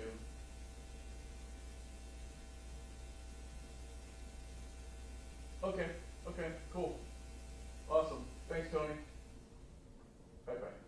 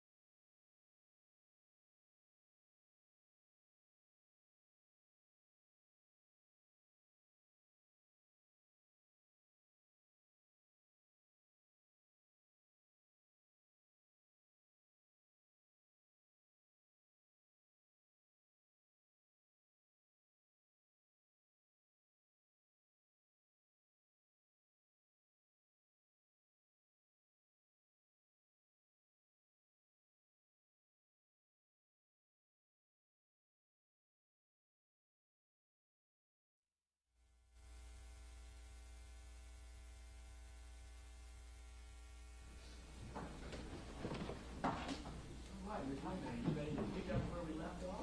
I am, Judge, thank you. All right. You may proceed. Welcome back. Hope everyone had a nice lunch. Sergeant, I'm still gonna call you Sergeant, because I'm used to that, but, also Agent Massucci. So we've been talking about sort of groupings of evidence that came out of the house there. And we're still talking about the chats. In those months that it took you guys to go through the chats, in addition to the things you've already told the court, were you also looking through those chats to identify potential other victims or other people you wanted to interview in the course of your investigation? Yes, in general, we were looking for witnesses, co-conspirators, and/or victims. That was part of the separation process based on the type of conversations that were going on between Lorenzo and these variety of other folks. Okay. I take it that you wanted to try to identify as many people as you could, go down every avenue and investigate everything that you possibly could. That is correct. As part of that, did you end up identifying a person by the name of Albert Perkins? I did. And included in those chats, did Mr. Perkins actually talk back to Mr. Lorenzo after he was victimized, essentially saying, "I can't believe you did this to me"? Yes. All right, let's move on to talk about, again, another category, what I'd say categories of evidence. Let's talk about the computer and the camera that were seized from the office area. On that computer, did you all do a forensic download of that computer? Yes, we utilized the Florida Department of Law Enforcement digital evidence section. And contained within that computer, on that computer's memory, whether it was in, because Agent Albrecht already talked about what's called allocated and unallocated space. Are you familiar with those terms? I am. What do you know those terms to mean? Allocated is things that have not been deleted or sorted through, and the unallocated is a portion of the computer where the digital evidence is either, it's basically torn apart through the process of deleting or being overwritten. Okay. Of all of that material that was downloaded and examined from the computer, were there images that depicted bondage that you saw within that material? Yes. And in fact, were there thousands of images on the computer? Yes. Would it be fair to characterize that some of those images came from the internet, where a user of a computer is getting a photo that has been taken by someone else or is collected and housed by someone else, and then downloading it onto their computer? Yes, there was a portion that was downloaded from outside sources. Were there also images on that computer that had been uploaded from a camera? Yes. And was that the Olympus camera that you recovered from the house there at Mr. Lorenzo's during the first search warrant? I would say the vast majority, if not the entirety, was uploaded from a single camera, which is the Olympus. Okay. So again, we're back in the years 2003 and 2004. We're dealing with camera technology back then that some cameras now you can see the photo on a nice big screen. You can send that photo to people because the camera has Bluetooth technology. Those things didn't exist back in 2003, 2004, right? No, it was still the little viewer screen, and then you had to look at it through the process of the uploading. Okay. And that was usually done by connecting a cord to a computer and uploading that photo from the camera onto the computer. Is that correct? That is correct. Now, when you all examined the images that you've talked about that came from the Olympus camera, Mr. Wachholtz actually was contained in some of those photos, was he not? That is correct. You recognized him because you became familiar with what he looked like? Yes. Okay. I'm going to show Mr. Lorenzo what's been marked for identification on this point of state file, A through U. Yes, I'd like to object, not so much to the pictures of the victim. They have 20 pictures of feet. 20 pictures of what? Feet.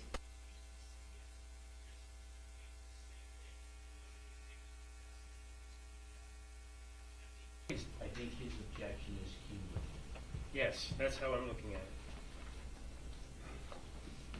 it. The victim, that's fine, I understand that would come in no matter what.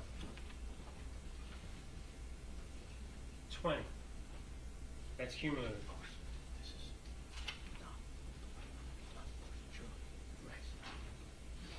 What of us, blurry feet.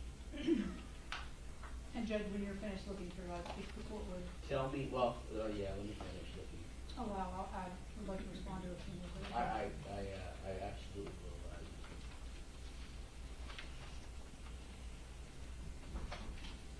Couple of them are blurry feet. Sorry.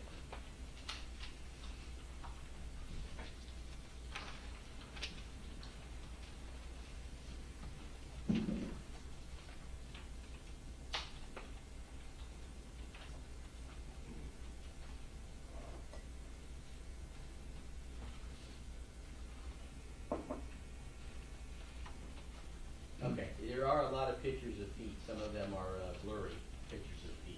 What's the response as to cumulative? What's the purpose for so many pictures of feet?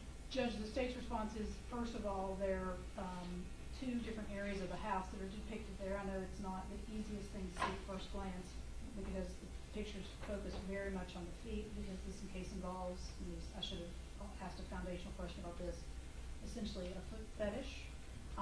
But this is Mr. Wachholtz first, where he was bound, tortured, and murdered, and then ultimately moved after that to the bathroom area, to the bathtub, because Mr. Lorenzo's crimes involved the motive that are based on confining victims, the focus on feet, as well as there's an actual photo in there where we see a hand, and ultimately, again, jumping ahead a little bit, Sergeant Massucci is going to talk about a statement he took from Mr. Lorenzo about that photo and about the situation and what we see in that photo, including a gloved hand. I would argue all those photos are relevant.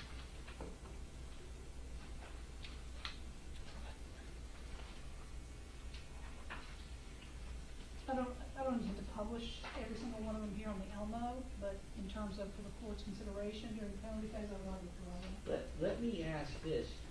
Why are the feet, I do see what you're saying about the feet are in different locations. You can tell, like in one they're on the wood floor, one they're on what looks to be like a couch. Why, I mean, and on a different couch too. So I definitely see different backgrounds for the feet. One's a rug, one's a wooden floor, and one's a couch, I see now. But that's not, well, and now I see feet in a tub. Are those the same feet being moved to a different location? Oh. The victim is moved. Okay, so these aren't crime scene photos. They are not. They are from the Olympus camera to the seas. These photos Oh, are taken by Mr. I see. Lorenzo. Okay, all right. Gives me a different perspective. I understand. So let me,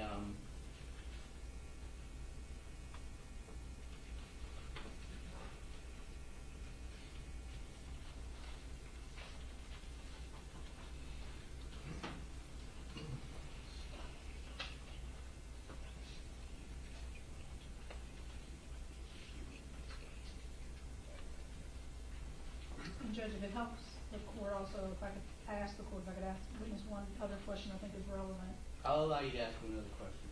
Sergeant Massucci, during your investigation, all the photos that are up there with the court right now, each of those photos have metadata associated with them, is that correct? Yes, that is correct.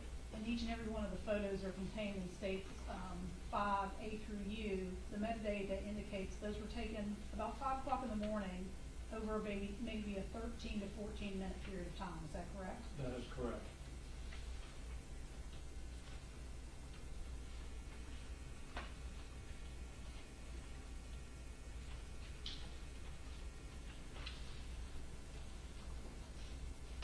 Just as I'm going through them, I will acknowledge that there are definitely different angles of the feet in some of the same positions, but clearly different positions where, or locations where the feet are. As in a tub, it appears, on a rug, on the floor, and at one point on a couch. But after having gone through them, I've taken a couple out, but I'm gonna sustain the objection to, either because they're blurry and you really can't tell what is in the background, they're just feet, no different than many of the feet, and no background. So the ones, and one of them is just, or two of them, even though you can see, they're not blurry and you can see the background, they're really no different than some that are already in there. So from a cumulative nature, I'm gonna grant the objection as to, these may not be in order, but I have states 5K, granting the objection, states, why does this one say U? Or should they all be? One of them is you, it's A through U. Okay, it just doesn't have the 5 on it. So 5U, 5O, 5N, 5G. Those are the ones I granted. So that eliminates 1, 2, 3, 4, 5 of the total number of pictures. So if you want, I'll hand them to you. These are the ones I granted, and I'll give you back the ones that I'm going to allow in. For the record, I suspect there's still a continuing objection, as there are still multiple feet, but I'll overrule the objection as to the remaining pictures. Okay. My concern was about the Supreme Court looking at it as cumulative, and I'm trying to. All right. Well, I partially granted the objection. I eliminated some feet. With the court's permission, I'm gonna take the 5 that you took out and log those with the clerk and ask they be preserved as part of the record.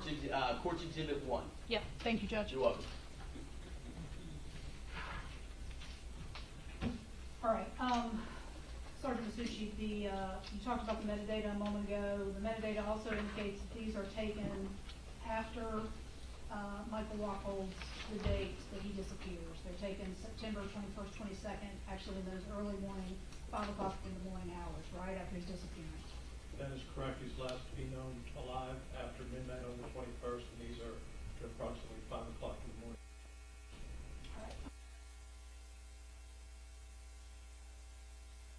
States Exhibit 5A. If you could tell the court what we're seeing in this photo. If you just sit down and get closer, you're welcome to do so. This first picture is 2 individual photographs lined up. We were trying to position the unusual. We were trying to identify the positioning of the unusual. This is going to be the upper torso of our victim, Michael Wachholtz. Significant to our investigation is what I would identify as the blood evidence. And then at this point, you have the feet almost crossed over the torso of the body, and then the hand. I could further identify that there's debris, a carabiner, bloody rags. This is a rug known to be in Lorenzo, Mr. Lorenzo's home. Judge, before we started this photo, I should have asked the court, I mean, obviously this is the most sensitive photo of this victim in terms of the filming and allowing this to be shown. The state would ask that this not be shown in any kind of feeds. I'll request the cameras. They seem to have repositioned. They give me a thumbs up, and they are not aiming at the display screen. So thank you to the media. Thank you, Judge. And also, especially with there is a yardstick there that could be used if it's of assistance to you as a pointer. Thank you, sir. Should be up. You see it?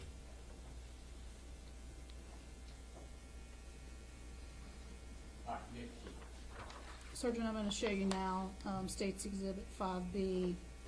Is it accurate? It says it's sort of a closer up photo. This is the portion of the last portion of what we saw before. And you can see that the legs of our victim here are put in a contortionist position. And again, we have further evidence of the blood. We also, I didn't point out, he was also naked in this picture. As you look through these series of photographs that are taken over this 13 or so minute period, again, publishing states 5C. you're able to see that the body is posed, or different positions are depicted throughout these photos. Is that fair to say? Yes, that is correct. And I'm going to jump ahead, even though we have items that are in evidence.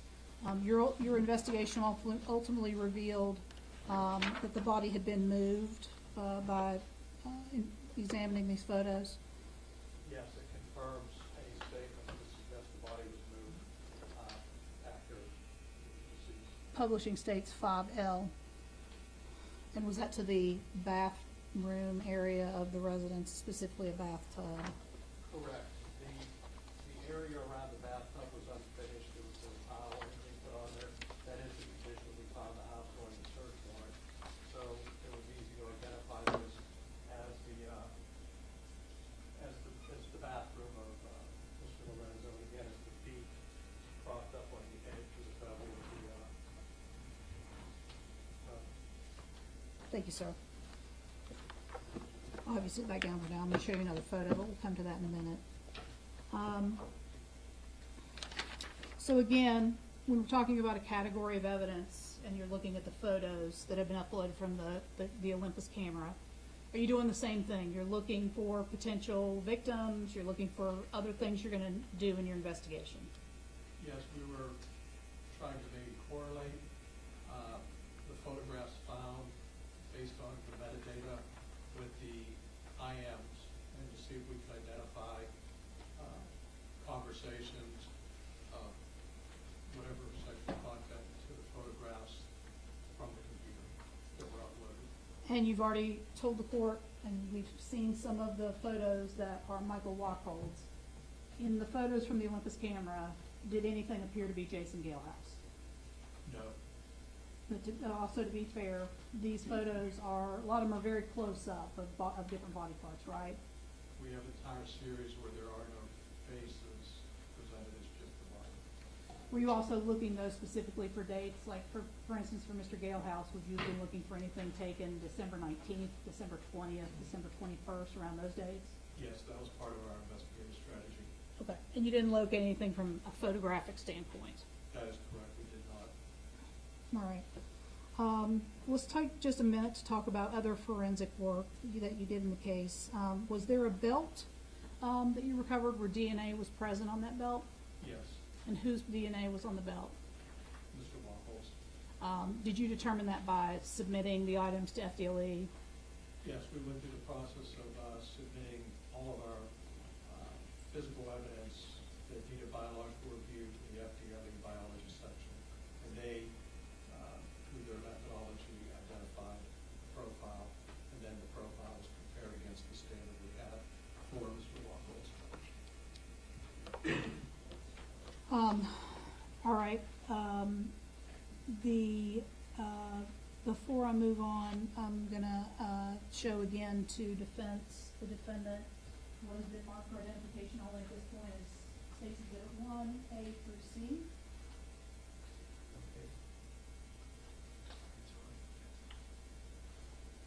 Your Honor, permission to approach the witness?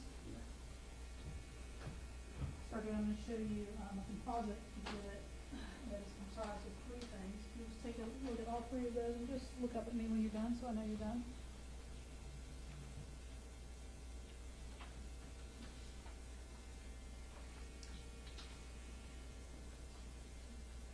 Do you recognize what is contained in State's composite 1A through C? I do. And does it fairly and accurately, all three of those things, depict the residence that you referred to earlier where you initiated a search warrant on Steve Lorenzo's home?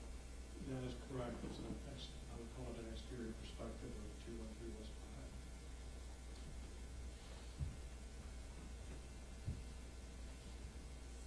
Publishing states 1A.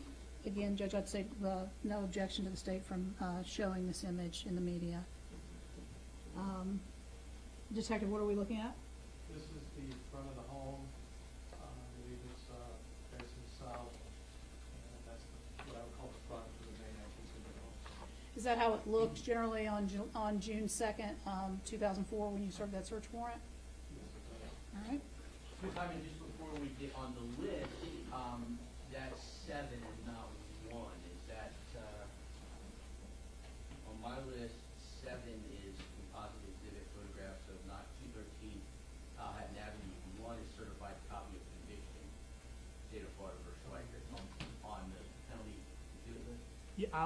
we weren't going to offer number ones, but if we have it as 7, that's fine. Either way is fine.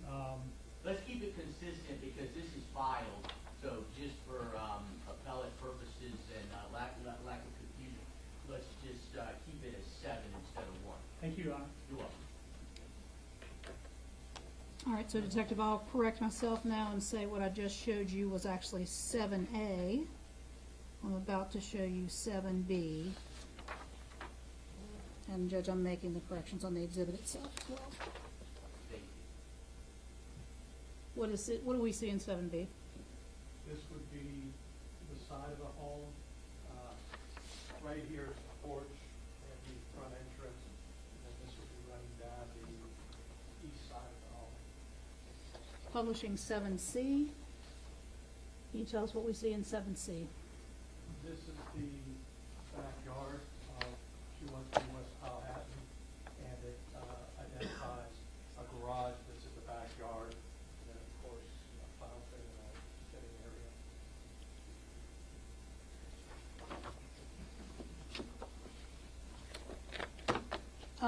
As your investigation is continuing, in November of 2004, did you become aware that Stephen Lorenzo had been arrested on federal charges of drug-facilitated crimes? Yes, I was a participant in that. All right. Did you have an occasion around that time to actually conduct an interview with Mr. Lorenzo? I did. And was that done, did he ask for an attorney and an attorney was present during that interview? That is correct. He asked for an attorney and was allowed to have access. Okay. And did this take place around November 2nd, 2004, this first interview? Yes, in the afternoon. Did you ask him whether he knew Scott Schweickert? I did. What did he say? He acknowledged their association, friendship. Did you ask him about 2606, the bar where both Mr. Galehouse and Mr. Wachholtz had been just prior to disappearing? I did. And what were those statements? He frequented or was a patron of Club 2606. In fact, did Mr. Lorenzo tell you that he had had encounters, but all these encounters were consensual? Is that fair to characterize the way he characterized it? Yes, that's the theme throughout the interview. Okay. At this time, did you know about the victim who was the, I'm going to again refer to that person as the trial run victim? Yes. Did Mr. Lorenzo make any statements about himself or Mr. Schweikert as it related to this victim from December 7th? Yes, we discussed the incident for confidential. Can you tell the court what Mr. Lorenzo told you about that incident the first time you interviewed him? He acknowledged their online communication, setting up the encounter, and he said that the individual who came over to the house agreed to be dominated by he and Scott Schweickert, and he said that the encounter started fine enough, and that he basically characterized that Schweikert went past the limit of the other individual's comfort level, and that basically after it went sideways, they stopped the encounter. Sergeant, it's fair to say that that happened more than once, that you talked to persons who may have consented to some acts, but acts exceeded the scope of consent in the course of your investigation. Of the charged and uncharged victims or witnesses we identified in this, I would say that was probably the theme of at least half, maybe a little over half of the folks. They entered under some level of agreement to be submitted, and then found themselves in a position they were uncomfortable or frightened of. Specifically, when you were speaking to Mr. Lorenzo on November 2nd, 2004, did you ask him if he knew anything about the disappearance of Jason Galehouse? Yes. What did he say? He wasn't, I think there was some reference that he might have heard about it, but he had no direct knowledge of their disappearance or circumstances of their disappearance. Same question. You asked him about Mr. Wachholtz as well? That is correct. And was it the same answer? Yes, ma'am. All right. During the course of this investigation, did Scott Schweickert also provide statements to law enforcement, yourself, the DEA, Hillsborough County, the combined group that was working on this? Yes, in May of 2005. Okay. And I don't want to get into the hearsay statements of Mr. Schweikert, but based on the statements that Mr. Schweikert gave you, did you have information, especially as it related to Mr. Galehouse, that he may have died inside of Stephen Lorenzo's house? That is correct. That was a lead we were given. As well as his body been prepared for disposal inside of Stephen Lorenzo's house? That is correct.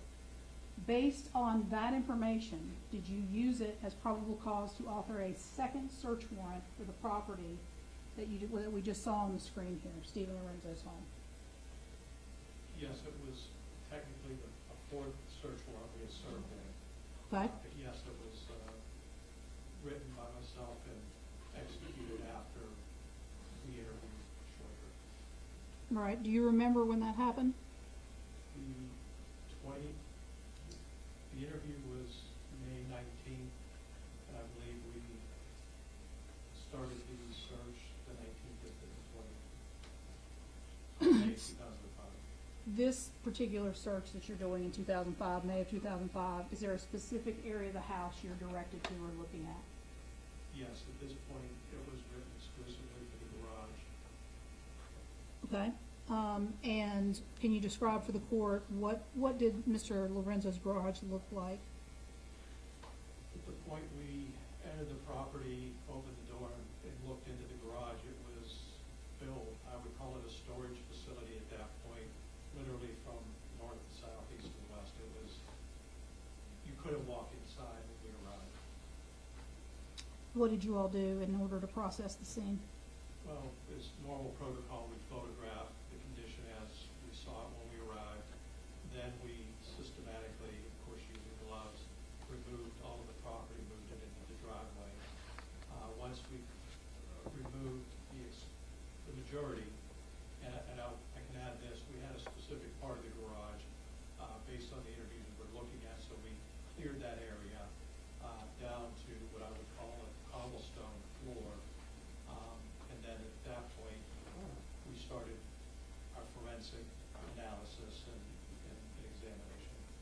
Based on information you'd received in your investigation, did you believe there may be biological evidence in the floor area of the garage? Yes, to be very direct, we were looking for blood. What did you do to go about collecting items for testing? We looked around the flooring, so to speak, with a chemical agent called luminol, looking for what could be described as blood spatter. Based on the condition of the garage, I personally wasn't that optimistic we would find any spatter. So then we looked for a type of blood I refer to as passive blood, which is blood that is pooled on the floor.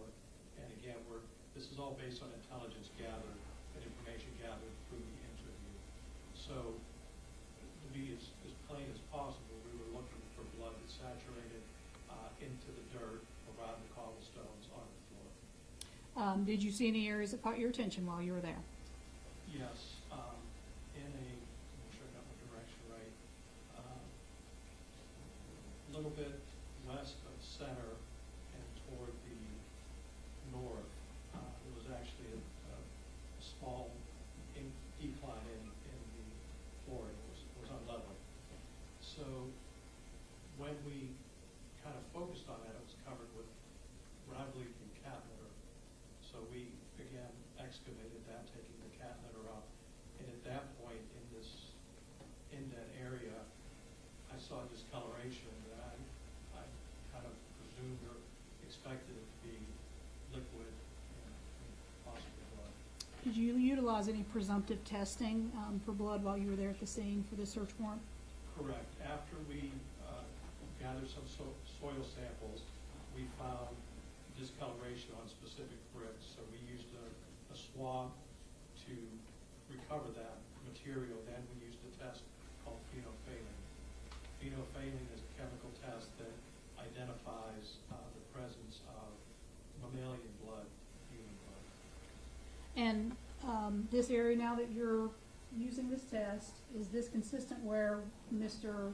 Schweikert in his interview essentially indicated that Jason Galehouse had been dismembered in the house? Yes.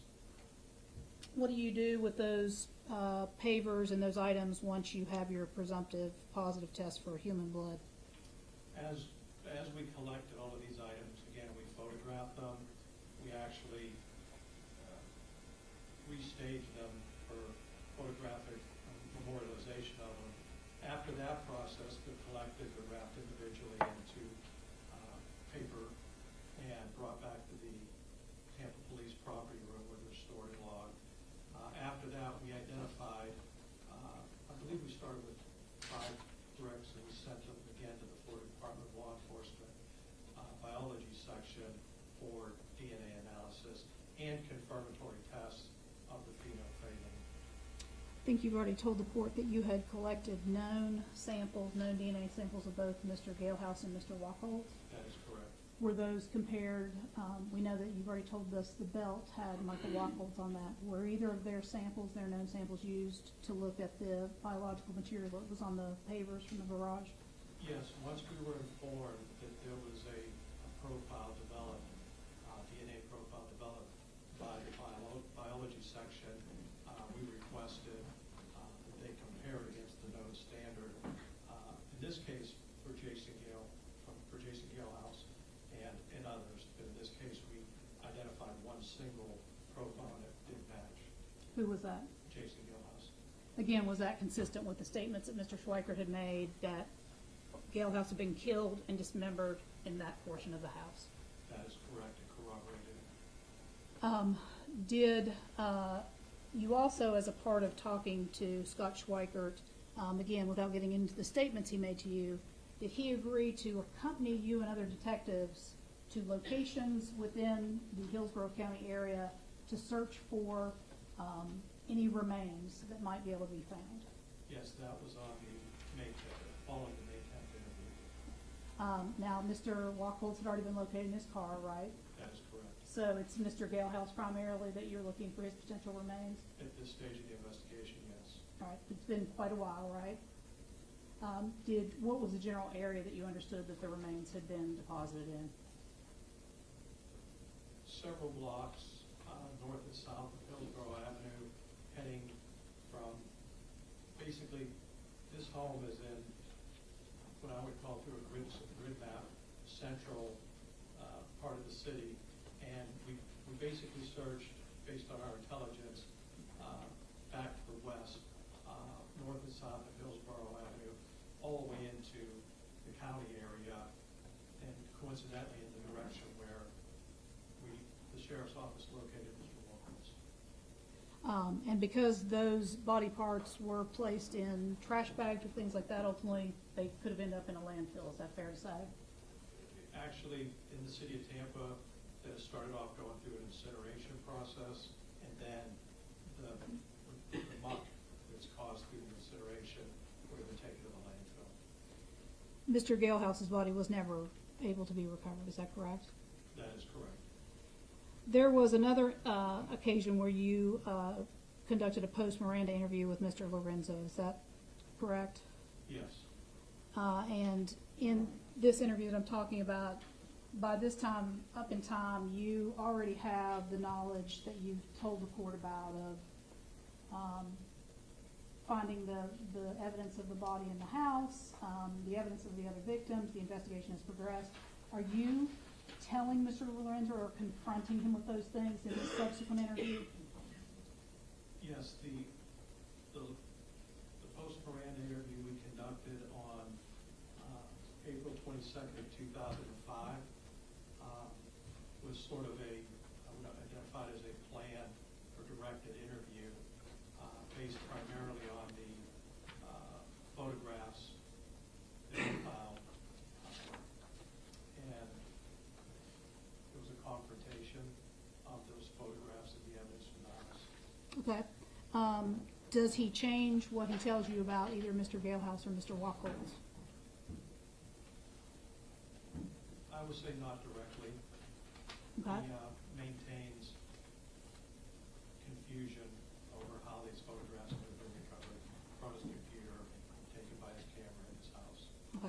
to show you now, Publishing States Exhibit 5T. Was this one of the photos you showed him? Yes, specifically Detective Keene, or now Lieutenant Keene, confronted. This was one in the series that we showed him. And what, if anything, did he say about this photo then, at that interview? He was basically asked if this was his hand holding the feet, and he acknowledged that it was his hand, and it was his hand. Okay. Anything in that else in that interview in terms of the relevancy to tell the court about what Mr. Lorenzo said to you that day? Well, during the presentation of the photographs, Mr. Lorenzo acknowledged what we believe we do, that these photographs were taken in his house. We also pointed out to him that in our prior interview, he acknowledged being in control and being in his house during this weekend.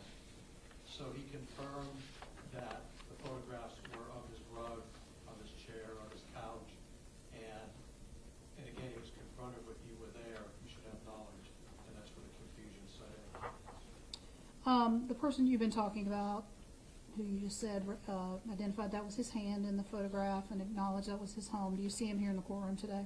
I do. Where's he seated physically, and can you describe an item of clothing he's wearing? Mr. Lorenzo's sitting up there with the red shirt. I'd ask the record reflect what the witnesses identified the defendant. Your Honor, may I have just one moment?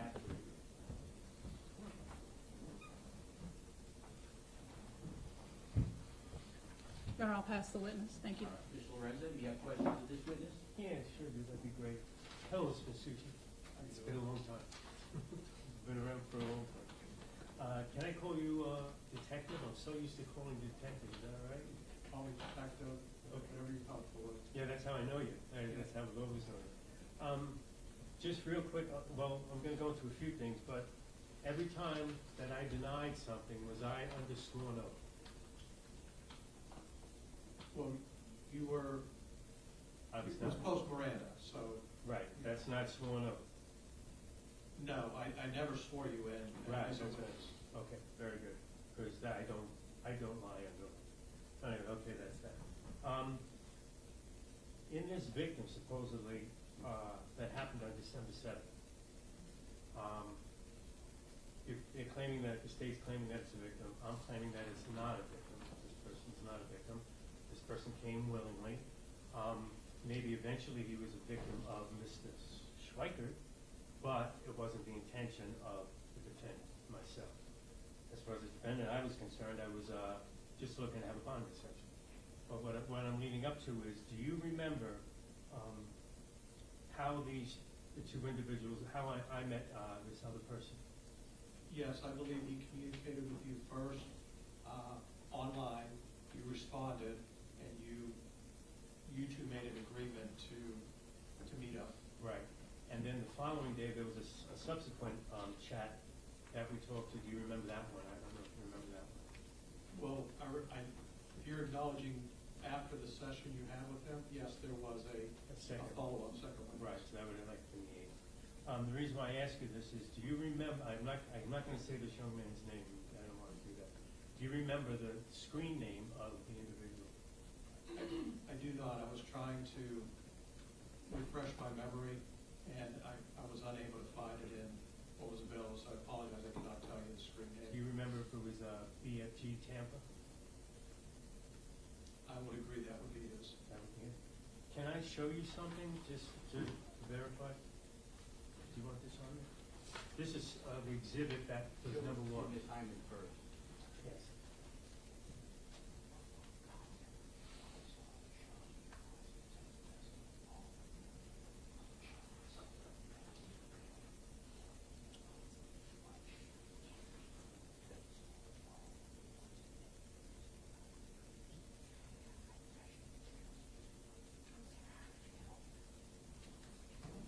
Can I approach, Judge?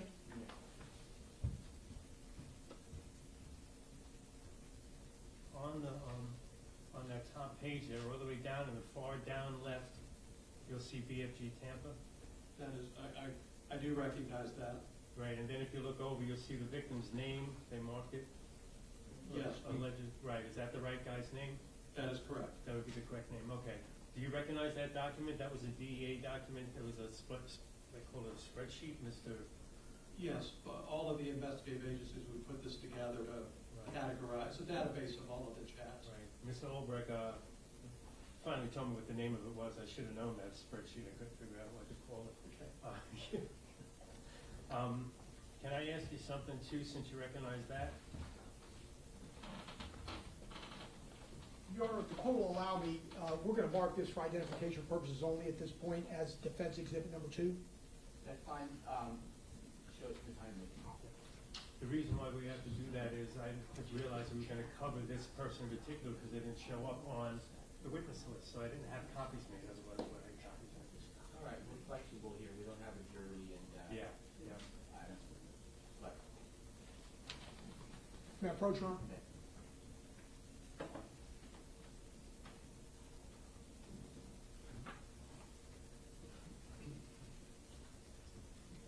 That's the 2-day chat. There's 2 pages to each of the chat. That instant messages, communication between this alleged victim, who I'm saying not as a victim. Maybe he got scared because he didn't understand what he was getting himself into, but he was not a victim. Does that look familiar to you? Those. If you look at the very first one of December, he marks it. He uses the alias Mark. So that may help you right there. And if you look at the dates, they match. Right. Yes, I'm familiar with these, and I recollect them from the original part of the investigation. I'd like to, if the court doesn't mind, I'd like to be able to, if Mr. Massucci doesn't mind, is if we can read these 4 pages. It'll take 5 minutes. But the reason why I'd like to do this, maybe have Mr. Massucci read the victim's name, the alleged victim, and I read and I speak I can't do that. I don't have a copy. Because what I want to do is show that this person was not a victim, because that makes a very big difference what the state's trying to do. But I don't have a copy for myself. Do you have an issue with me just reading them? What do you mean? Like later? No, I'll read them. How long are they? Oh yeah. Relatively short. Yeah, I'll read them now. Right. The only problem is you gotta have to say it's me or the victim. No, I'm not going to read them out loud. I'm going to read them to myself. Okay. I'm the only one who's taking in information here. Gotcha. So if this is what you and Ms. Hyman's already looked at it, yeah, it's not even 4 full pages of what looks to me like a text conversation. Let me just read through it. It's basically got to show you that the victim actually wanted to come back, the victim. And you can hold on. You can ask him those questions. Okay. About that. Oh, okay. Can you want me to do that? Well, or do you want to read that first? Let me read this, okay. And then you can ask him questions.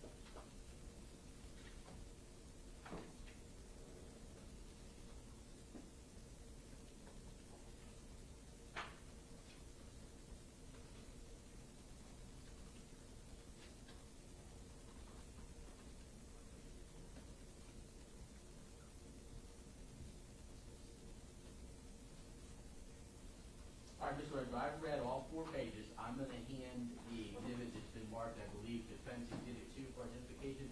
Is that correct, Mr. Gonzalez, defense 2?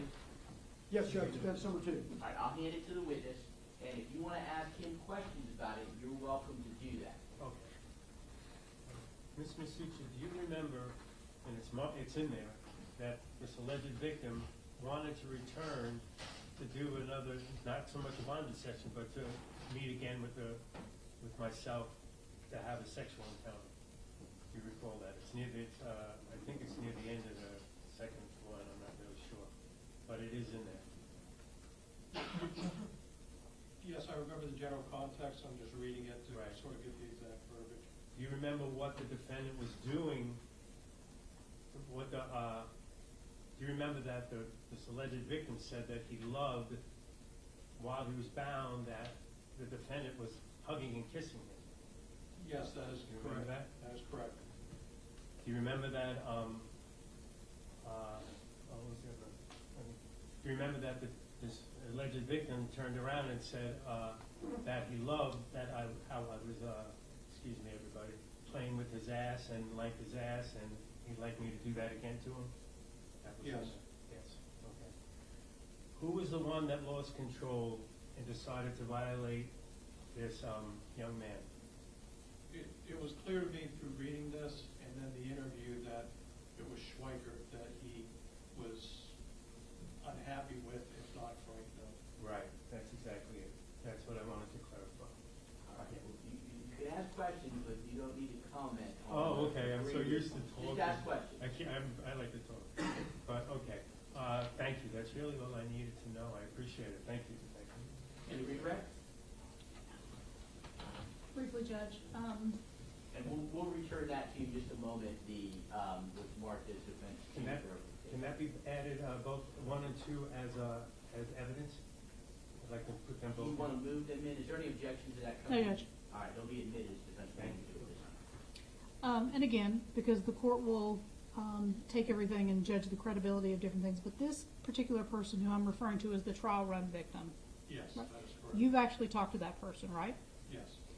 And it's true that the person in the end told you that both Mr. Lorenzo and Mr. Schweikert both violated him, correct? Yes, he opens up with, he felt violated by that, yes. One was holding him down while one shoved a penis, a metal rod up his penis, correct? That is correct. That's all the questions I have. Can I recross? Tell me what it is you want to recross them on. She just said that I violated this young man, but I did not put anything down anybody's penis. It was Mr. Schweikert that did that. She made it sound like I did that. Okay, well, this witness wasn't there, so. Oh, okay. Again, it'll ultimately go to what weight I give it. This is not a guilt phase proceeding, it's a penalty phase proceeding, so it's a little different. The rules are a little more lax, and Right. ultimately, when I make a decision in this case, I will write a lengthy order, and I will give certain things different weight, including the aggravators and mitigators in this case. Can I ask recross one more Tell me question? what the question is you want to ask. The screen name, BFG, stands for Bondage for God. The Is that victim. what you want to ask him? Yes, and I want to know if you recall, did I'll you know allow that that's he what? knows the answer to that. Yes, based on the interview that we did with him, identifies him. I think what you're getting at is submissive. Right. And what is the victim, this alleged victim's real name? What's his first name? Wait, Not his last name, his first name. I'll allow that. Mark. No. Well, Mark is what we call him. That's his Right, that was middle his middle name. that was his alias that he used for the chat. Where are you going with this, Mr. Lindsay? What's the relevance of this? His first name is Guy. It was Bondage for Guy. I wanted to verify that His name is Guy? his first name is Guy, G-U-I. I'm sorry. Bondage for Guy. Bondage for Guy, I thought you said bondage for Right. God. So it was basically, he was looking for a submissive bondage scene, and he got one. He didn't expect it, but Okay, he that's got it. argument. You can Yeah, do but that. anyway, You're yes, gonna so write I just wanted to. lengthy, opinion. Any, I always give, I did allow a recross, so any redirect? No, Your Honor, thank you very much. All right. May this witness be released by the state? He can be released, Judge. And the defense, any objection to releasing this witness? No, that's fine, thank you. He can be, thank you, he can be released, he step down, and let's get those, evidence items, they're now in evidence, so they will go to the clerk. Defenses 1 and 2, I believe. When we take a break, you all can hover over the clerk and make sure that, they're properly identified in case they were, in any way, mixed together or anything. Two things, Judge. Number one, Mr. Lorenzo would ask, is it possible that Madam Clerk or your JA can make him a copy? That he doesn't have a copy of those two documents. Yeah, can it wait for the break? Yes, Judge, and also recall the document that's been admitted, I didn't think about it, but it was admitted unredacted. It needs to be redacted. Absolutely. State any objection to us returning the item, even though it's been admitted, to Mr. Gonzalez so that he can make redactions to it regarding privacy rights? No objection, Your Honor, thank you. Okay, so Mr. Gonzalez, you take it back, you redact it, and then give it back to the clerk. with Yes, the Judge, we redaction. need a copy of it to do that. We will get you a copy. Thank you. Right. We're gonna go ahead and say, are you ready to call your next witness? We're ready to call the next long witness. Yeah, is it, Schweikert? Yes, it is, Your Honor. Yeah, I would like to try to do that and get that one done, today, so that he can go, be sent back to, wherever he needs to go. So let's go ahead and move into that. We may take a break before he's done, depending on how long he is, but let's go ahead and do that. Mr. Lorenzo, you're standing. Yes, I would like to object to that, obviously. You want to object to calling Schweikert? Right, and you want to know my reasons, I guess I have to tell you. If you can give them to me briefly. Right. First off, I've been able to prove that Mr. Schweikert has no problem lying under sworn oath. That's what cross-examination is for. Right, but he, using the old state's documents and that mitigation, using mitigation, which has to be looked at, it was obvious that even his own attorneys were doing that. That's argument, that's fine. But secondly, and this is what I want the Florida Supreme Court to check on, because I feel this is a deficiency, is Mr. Schweikert and my stories are two different stories. Mine is the correct story as far as I'm concerned. This is what exactly happened. Mr. Schweikert, as far as I'm concerned, is fabricated. I pled out to this case under sworn oath and told you my version of the story. Remember that you disagreed with their factual state. Right. So that was my version. So my guilty plea is based on what I know the truth to be. If I pled out guilty to somebody else's truth, I would be committing perjury. So the state now wants me to tell them the truth. Now I'm telling them the truth. And now they're going to use somebody that's going to come in and counter my truth, which means it's violating my guilty plea because I accept that guilty plea was accepted under my. I hear you, but I don't see it that way. The state gets to present their case. Right. And it'll all be in the record, and the Supreme Court will only review it if I sentence you to death, right, which you appear to want me to do, but I'm not there yet. I'm going to go through the process and the procedure, and I'm going to allow the state to present their case. You'll have the opportunity to argue, make argument against them for whatever, I'm not sure. If you agree, they want me to give you the death penalty. You want me to give you the death penalty. So I'm interested in seeing what your argument against them is. However, if you want to piece out stuff and say that this is stuff that they should not have been able to ask for giving me the death penalty that I want, you'll have that opportunity. You also have the opportunity to cross-examine any witnesses, including this next one, who is Mr. Schweikert, and during that process, you can attack his credibility. I just wanted to get it on record that I'm. Not a problem. It is on the record. State, call your next witness. Scott Schweickert, Your Honor. Scott Schweickert. I suspect he's going to come through this door to my left.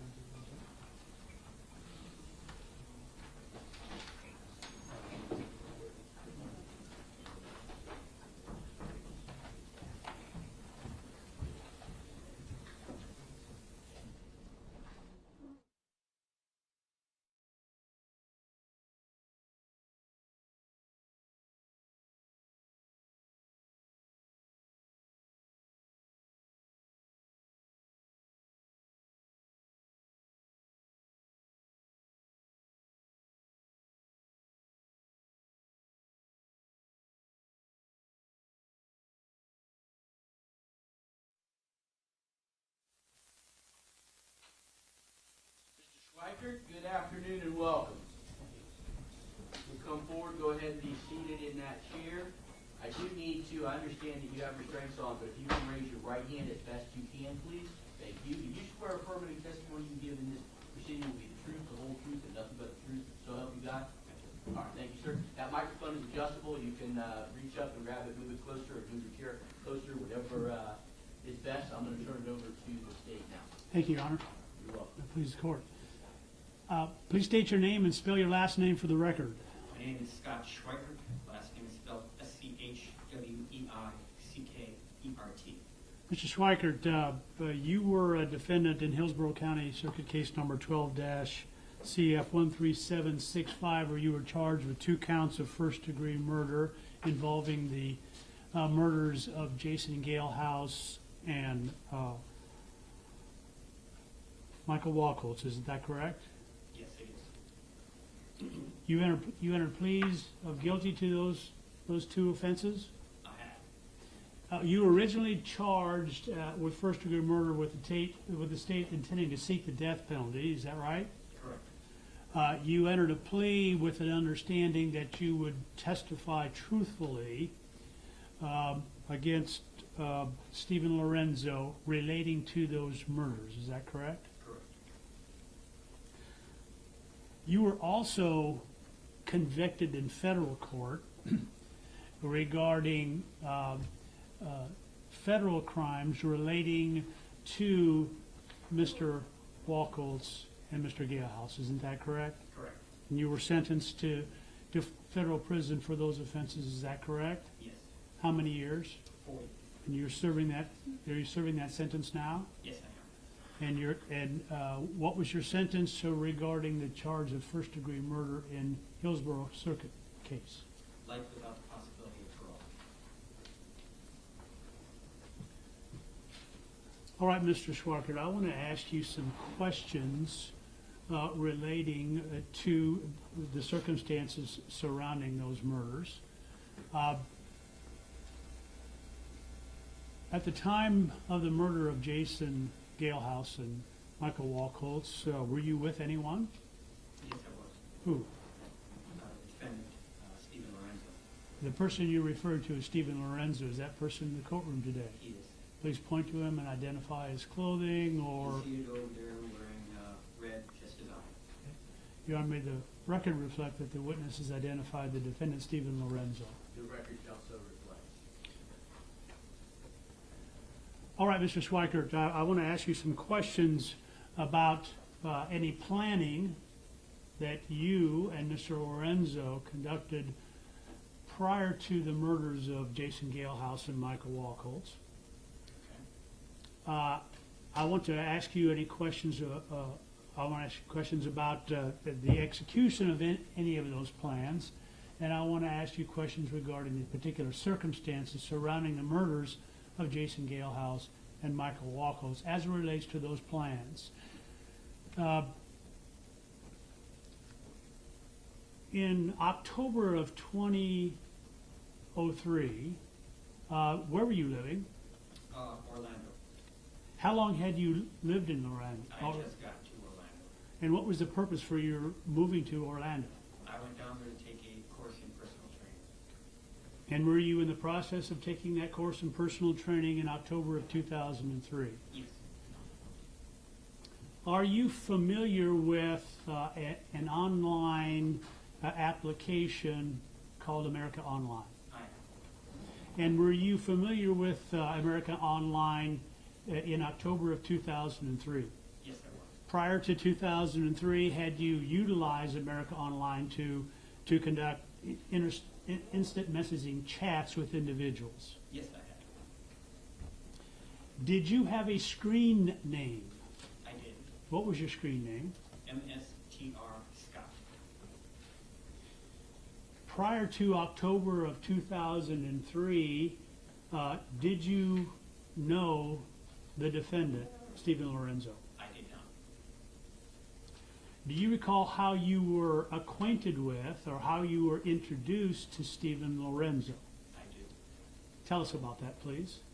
I was talking with another dominant from Pennsylvania, I believe, going by the street name Limit Expander. I'm not quite sure on the spelling of that.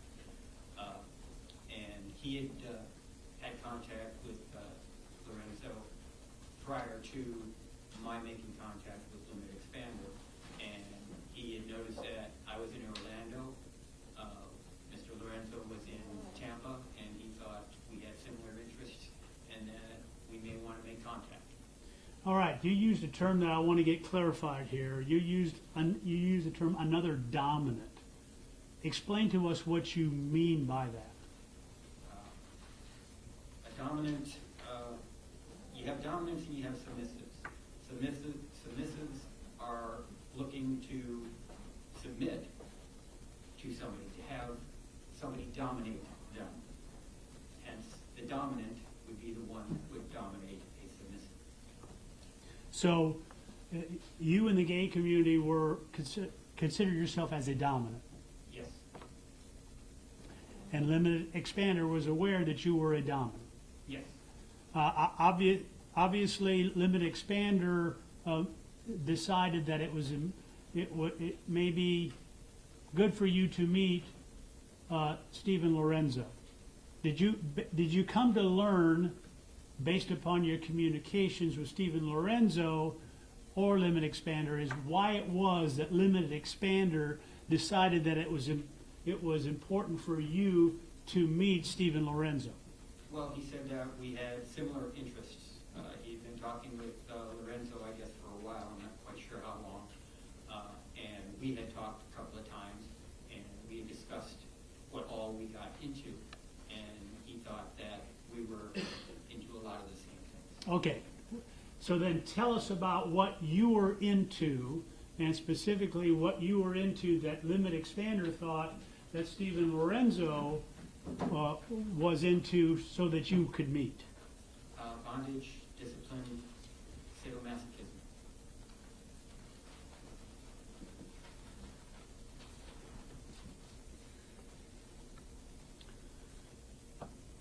All right. We'll expand upon that a little bit later. As a result of that, the suggestion of Limit Expander, did you then have communications in any form with the person you later learned to be Stephen Lorenzo? Yes. Tell us about the communications. Tell us about how you got hooked up with Stephen Lorenzo. I had finally made contact with him online through an instant message chat through AOL. And we had chatted for, I don't know, 2, maybe 3 weeks before we actually met face to face, talking about our similar interests, what we would like to do to a submissive, and things along those lines.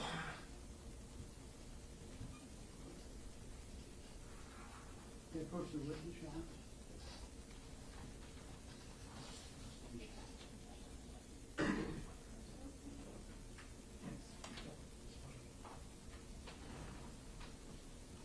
Mr. Schweikert, I'm going to show you what has been admitted as State's Exhibit number 3A through Z. There's several pages. If you would take a look at that exhibit and tell me if you can recognize that exhibit.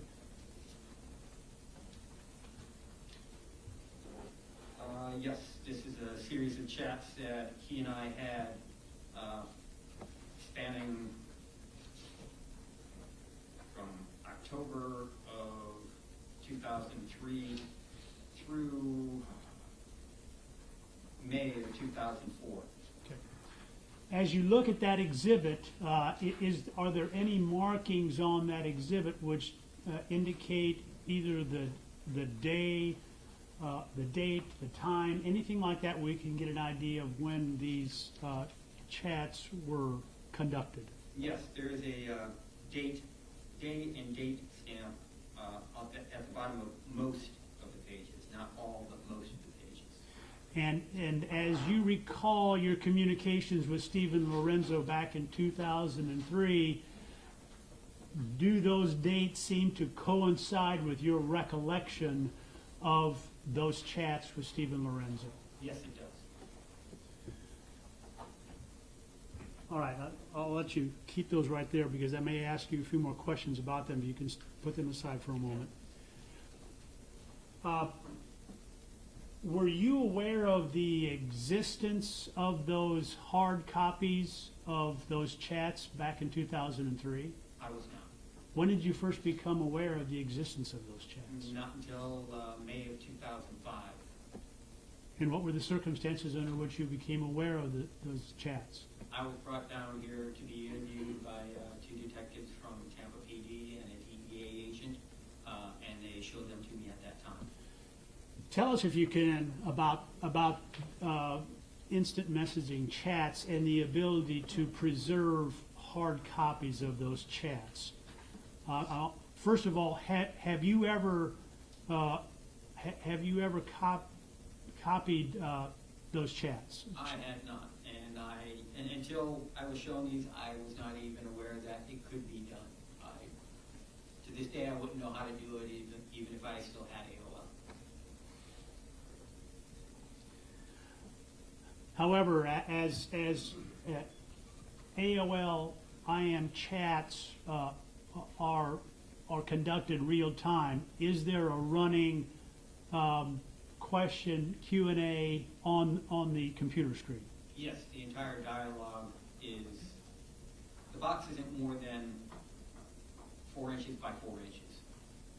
And you have, in that 4 inches, the upper portion is the dialogue as the bottom portion, if you type in your dialogue and then you hit enter, it appears in the top one. And same with his. So it's a running dialogue. His comment, my comment, his comment, my comment, continually. And as you type in more information that fills up more than the space will allow, it scrolls up. Is it fair to characterize AOL IM chats in any similar fashion with what's known now as text messaging? It'd probably be very similar.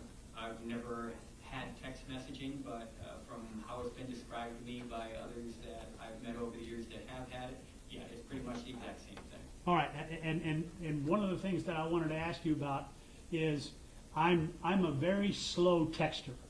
So if someone asks me a question and I try to provide a response, a fast texter that I'm communicating with has sometimes already gone on to the next question. So there doesn't seem to be a nice flow question, answer, or response in my text.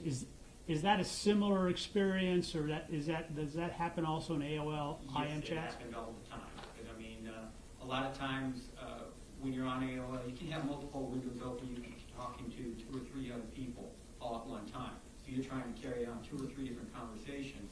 So if somebody's a fast typer and they've sent a message and you've had the opportunity to read it but not type in your response yet, and you're communicating with 2 or 3 other people, by the time you get back and actually finish typing in your response and hit send, he may have typed another paragraph, of dialogue back at you, 2, 3 comments before you actually answer the question he asked earlier, and then you now have to read through what he's typed after that to make an answer to that. Okay, and as you've looked through that exhibit 3, you familiar? Have you had an opportunity to read through those chats and refresh your recollection about those communications recently? Yes, I spent the weekend going over them.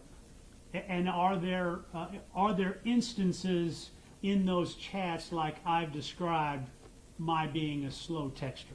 Yes, multiple times. All right. I want to ask you now more specifically about your recollection of the communications between you and Stephen Lorenzo beginning in October of 2003. You've mentioned that you were put together because of similar interests. Did the chats confirm similar interests between you and Stephen Lorenzo? They did. Okay. And what were your interests that coincided with or went along with Stephen Lorenzo as it relates eventually to your eventually meeting Jason Galehouse and Michael Wachholtz? We had been talking online through the instant messages about kidnapping, keeping, training, torturing, possibly selling off, and if we couldn't sell off, disposing of an individual. When you use the term disposing of, what do you mean? Murder.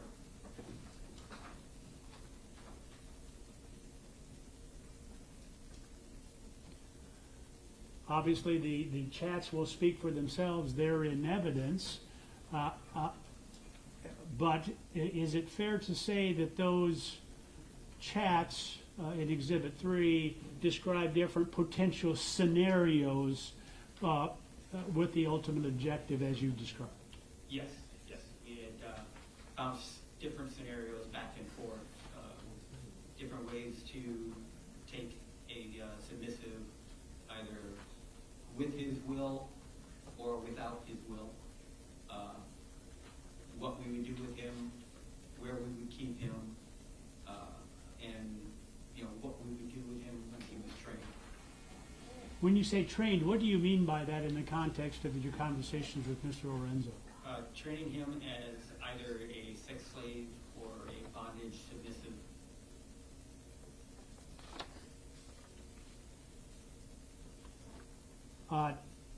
Did you openly share your desires with Mr. Lorenzo in those chats? Yes, and he with me. And did you find that your interests were similar to Mr. Lorenzo's interests? Very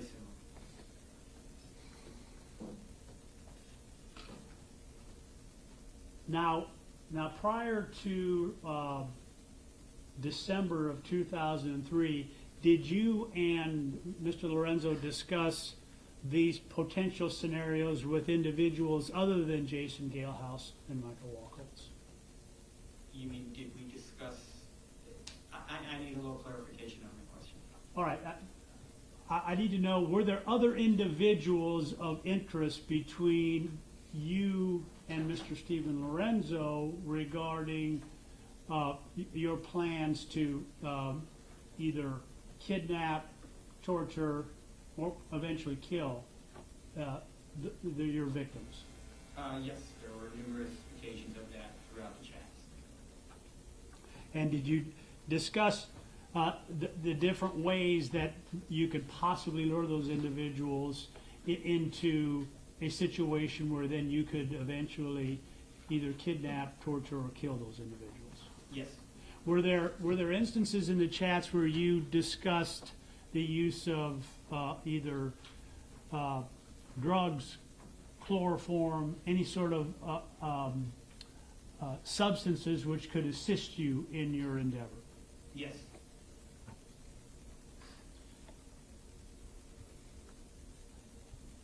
In the chats, did you discuss with Mr. Lorenzo the need for you to get together with Mr. Lorenzo and potentially have either what's called a trial run or sometimes a situation where you and Mr. Lorenzo could actually get together to find out whether or not you could execute the plans that you discussed? Yes.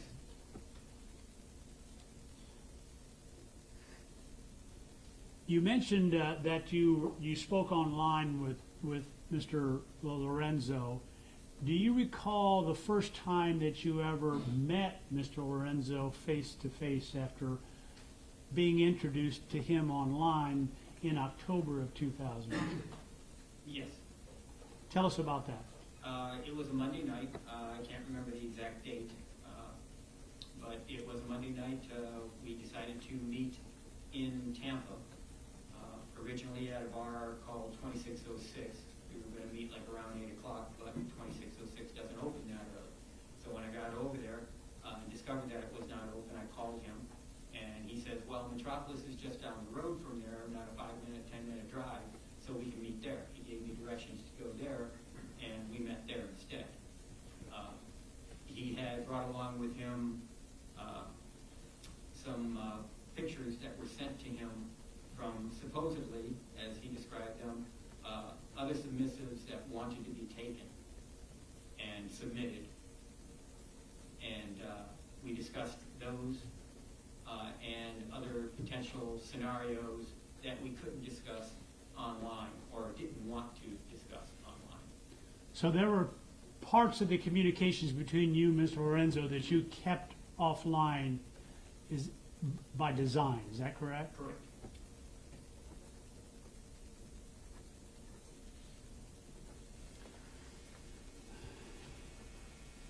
All right, and prior to that first meeting, had you had any discussions with Mr. Lorenzo about prior experiences that either of you had or didn't have where the subject of kidnapping and keeping someone was discussed? Yes. And do you recall the conversations regarding whether either one of you had better access to the facilities or the ability to kidnap and keep individuals? Yes. Tell us about that. Well, we had discussed about a location to keep them long-term, and he had said that he has a place. He has this little apartment that he sectioned off from his house. I guess it was originally a second bedroom, and he was fixing it up. But he said it would make an ideal dungeon, and he's used it as such in the past. Had you expressed any frustration or your ability or inability to have a similar facility in the past? Yes, I've told him that I had a couple of potentials that I've had in the past, but couldn't do anything because I didn't have a location to take anyone to. Okay. And did Mr. Lorenzo respond to that in any way in terms of your teaming up? Yes, he says, well, that's what you have me for. I have the place.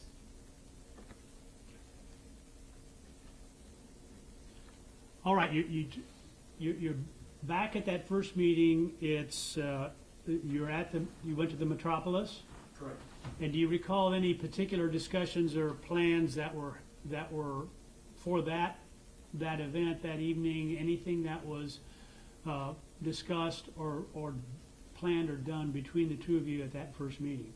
Well, we had discussed about doing a dry run, finding somebody that we could submit, once again, either willingly or not willingly,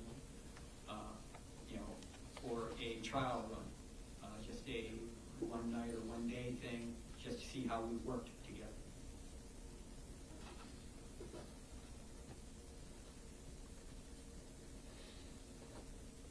How long were you together that first evening? A couple of hours. I drove back to Orlando that same night. So you drove from Orlando to Tampa on the same day that you returned later that evening? Yes. I probably headed back 10, 11 o'clock at night. All right, you discussed a potential, let's call it a dry run or a chance for you and Mr. Lorenzo to get together to see how well you work together. Did you meet again with Mr. Lorenzo? And if you did, where did you meet? We did meet again. Once again, it was in Tampa. I drove over on a Saturday night, I believe it was. My intention was just to hang out for a couple of hours and then turn around and drive back that evening. But we were at the bar for a while, and I had a few too many drinks, so he offered to put me up for the night. So I spent the night at his place. And then when I got up the next morning, he was online with somebody that said they wanted to meet, and that they were into bondage and wanted to be submitted, and he was into what is referred to as CPT, cock and ball torment.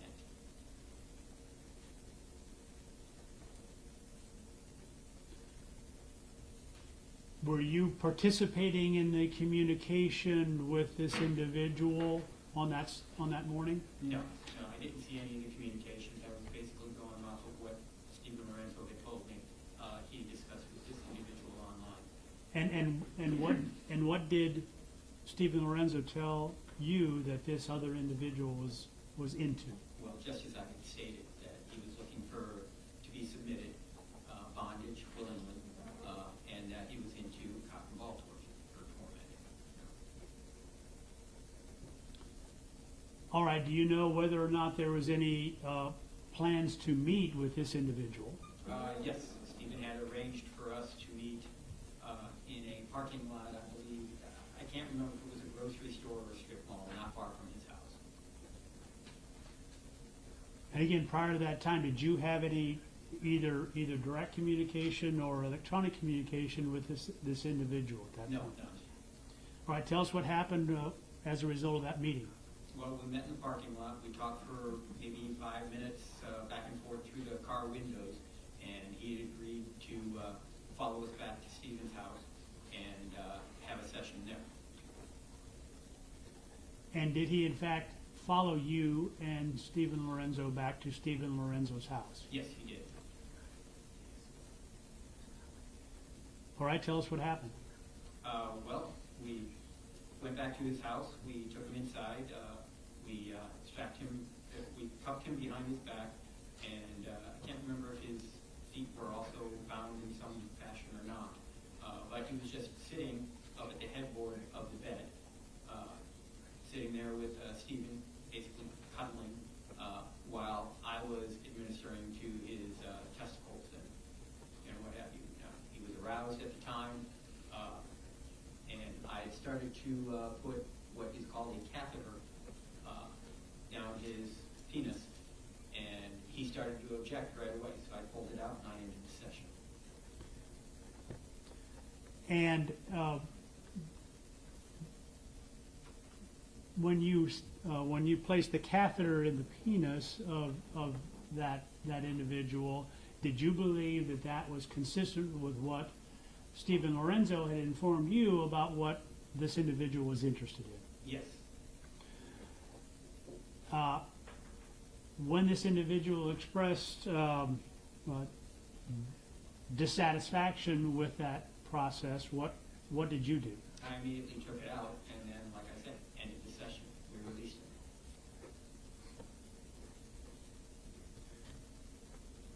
Did you have any discussion with Stephen Lorenzo about this objection, this process, anything, any words that were exchanged as to any misunderstanding you had with Stephen Lorenzo about what this person was into? Not really, not that I recall.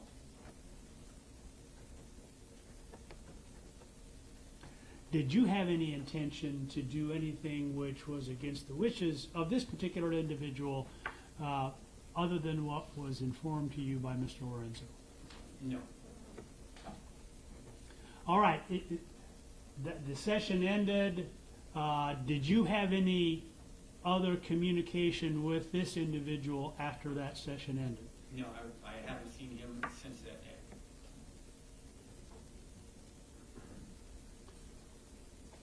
Did you have any communication with Stephen Lorenzo about how the session went? You know, the purpose was, if I understand what you're telling us, how well we worked together, anything along those lines that was discussed between you and Mr. Lorenzo after that encounter with that individual? Yes, that's part of the chats that took place after that event.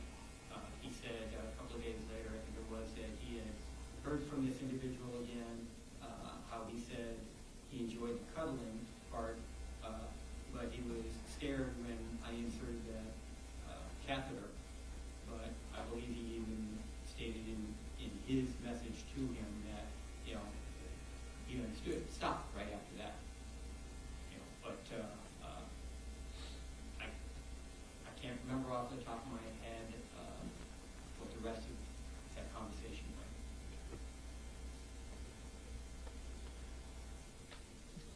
Did you and Mr. Lorenzo discuss how well you worked together, you did or you didn't work together? Because as you told us before, that was one of the reasons why you had that trial run. Yes, I do recall that. If it wasn't in that same chat where he told me that he heard from this individual again, it was in a subsequent one where he actually said that, yes, we work very well together. As a matter of fact, he says that numerous times throughout these chats. All right, so after that first session, do you recall the next time you actually met with or had face-to-face contact with Stephen Lorenzo? It was over in Orlando at a place called Parliament House, which is like a hotel nightclub. And it was on a Sunday night. What was the purpose, if there was one, for you and Mr. Lorenzo to meet at the Parliament House that Sunday night? To scope out possible submissives that were there or may be there. Matter of fact, we started talking to one individual about coming back to my place, and when I introduced us, I introduced him as Anthony, which is what at that point I had always known him as. That's the name he gave me online, and that's the name even when we met face to face the other 2 times he had always given me. And then I introduced myself as Steve. And then all of a sudden he backpedaled. He didn't want anything to do with this individual. He said he had to leave and abruptly left. At that time it struck me as odd, but at that time I also didn't know his name was Steve, and it probably freaked him that I actually used his own name. Did you realize you were using Mr. Lorenzo's actual first name? Not at that time.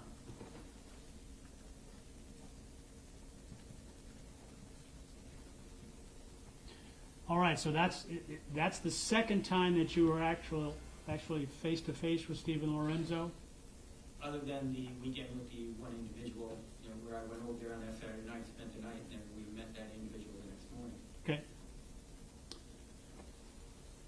All right, so after those encounters, did you have further communication with Stephen Lorenzo? We're now into December of 2003 regarding your continued interest in this sexual activity. Yes. Tell us about that. We had numerous other communications discussing what we wanted to do, how well we worked together, different scenarios in taking somebody, submitting them, kidnapping them, keeping them for an extended period of time. There were discussions about potentially looking for land out in the middle of nowhere. He suggested somewhere off of I-4 in between Tampa and Orlando. He said land out there is cheap, that it would be easy to find a place where his screams would not be heard.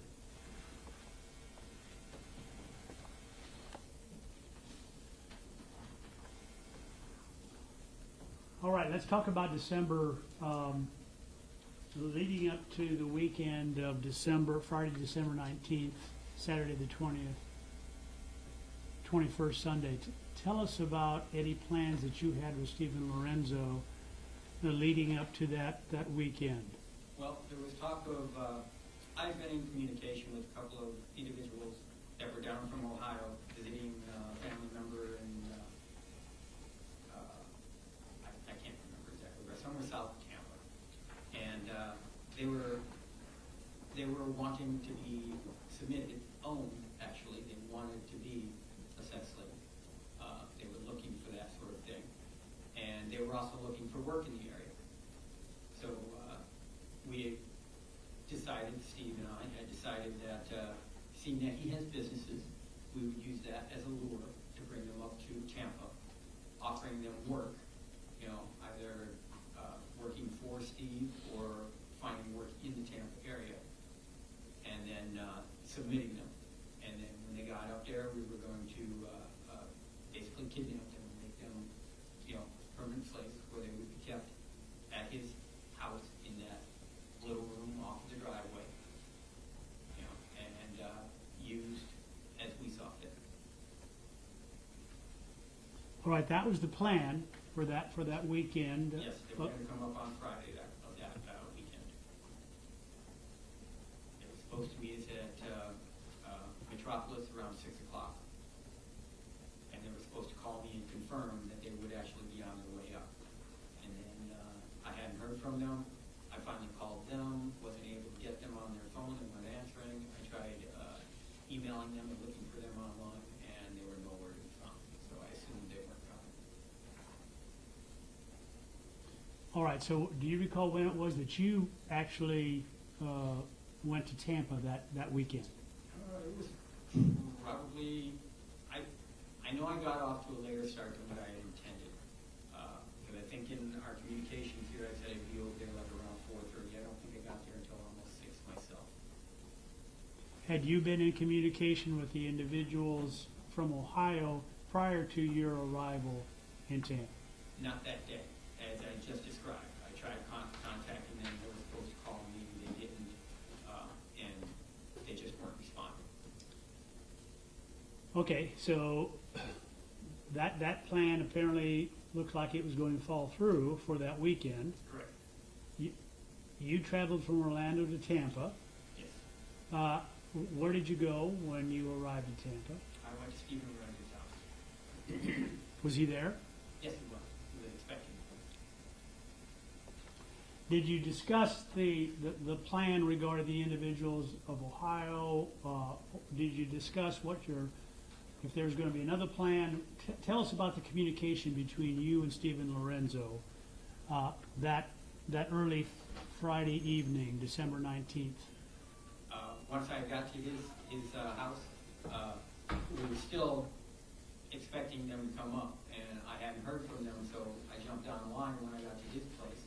I had my laptop with me and hooked that up, and tried looking for them online, didn't see them, tried emailing them, calling them, was getting no response, so we made the determination they're probably not coming. We still went to Metropolis for a short bit to see if they would show up. They told me what kind of car they would be driving. And they never showed, so at 8 o'clock we finally left there. And we had discussed, what we might do if they don't show up. That we would probably go to one of the bars, more than likely 2606, and see if we could find somebody else. And did you ever hear from the individual from Ohio that evening? No. Matter of fact, I don't think I ever heard from them again. And so you went with another plan. What Yes. was that next plan? That plan was to seek somebody else out. Did you have a discussion with Stephen Lorenzo about what potentials were if you did find someone under the correct scenario to accomplish the interest that you had with Stephen Lorenzo? Yes. We already determined that we worked well together with using another individual from that prior experience that we've already discussed. And we wanted to see if we could go to the next step, if you will, which would be murder. And you discussed that with Stephen Lorenzo? Yes. Had you discussed that with Stephen Lorenzo even before that Friday, December 19th? Yes, we discussed that if we could not find anyone to take a boy from us once we were done with him and no longer had a use for him, we would dispose of him through murdering him and either, dumping him somewhere. Like he had said that the Everglades, we can take him out there, dump him there. If the gators don't get him, he'll sink down into the mud and nobody will ever find him. We can dump him in a ditch along the highway, things of that sort. And between you and Stephen Lorenzo, had either of you expressed any hesitation about eventually killing an individual? No. All right, let's go on with Friday night, December 19th. You were going to meet individual from Ohio. That didn't work. Walk us through what the steps that you took thereafter on that Friday evening, December 19th. As I said, we had the discussion about finding somebody else, so we ended up going to 2606. We went in, and then we basically separated. He said we might have more luck if we separate and look for people. I didn't find anyone, but shortly before closing, he came up to me with an individual that said he was into bondage and he was willing to go back and be submitted for the evening. Was that Jason Galehouse? It was. Was Jason Galehouse your type? No, he was not. He was neither Stephen Lorenzo's type either, based on what Stephen Lorenzo told me his type was. Well, if they neither of you were Jason Galehouse was not your type, you chose to invite Jason Galehouse back to Stephen Lorenzo's house. Is that right? Stephen invited me back, yes. And did you discuss with Stephen Lorenzo what you were planning to do with Jason Galehouse? We discussed earlier in the evening what our goal was for the evening. You know, and that was to find somebody that we could take, see how successful we are with taking somebody out of a bar, separating him from whoever he may be with, and luring him away, and basically kidnapping him and killing him. All right, you left the 2606 that Friday evening, maybe early Saturday morning, the following. Yes, it was near closing time. Okay. Let's say, assume for the sake of our discussion, that closing time is around 3 a.m., so that would have been 3 a.m. December 20th. Tell us about what happened then. Well, we went back to Stephen's place. We all stripped down in Steve's bedroom.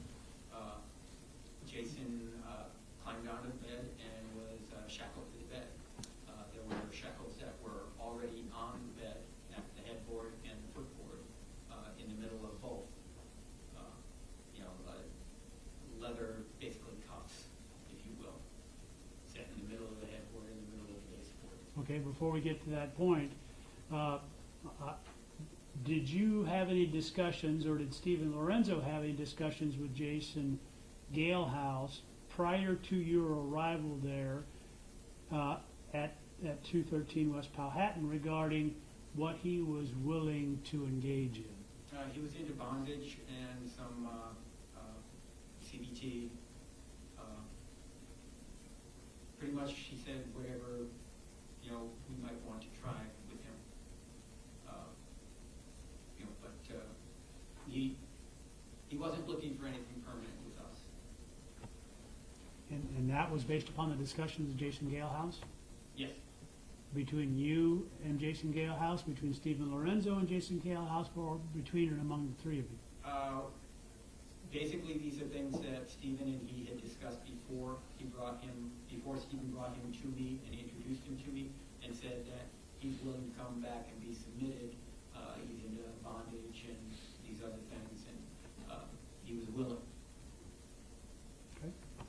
So when you get to Stephen Lorenzo's house and his bedroom, and he was strapped in with those cuffs that you described, was there any struggle at that point with Jason Galehouse? No. No, he willingly allowed himself to be strapped onto the bed. All right. Take us to the next step. What happened thereafter? Well, I climbed onto the bed and I was starting to make out with him and playing with his testicles a little bit, slapping them a little bit. He was getting aroused hard. I unfortunately was not, because as I said, he wasn't my type. He was a little on the pudgy side, out of shape. My preference is somebody that is in decent shape, takes care of himself, works out, a little bit more muscular than flab, and it was turning me off. So I climbed off of the bed and I stepped to the bathroom to use the bathroom. I was gone maybe 4 or 5 minutes. I came back. Stephen was sitting basically behind him, had him in a chokehold, and was choking him out. Michael was kicking a little bit, and Stephen asked me to come over and hold his legs down. I think he was afraid that he might kick the shackles loose from the footboard or something along those lines. So I went over, I put my arms over his legs to hold him in place, and after about another minute, maybe less, he just stopped moving entirely.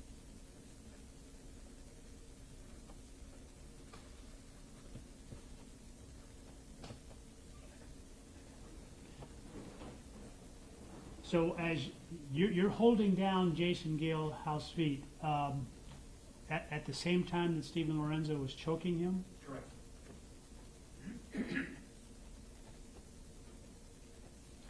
And by your appearance or by your description, Jason Galehouse was experiencing that in the struggle. He was still conscious, right? Yes.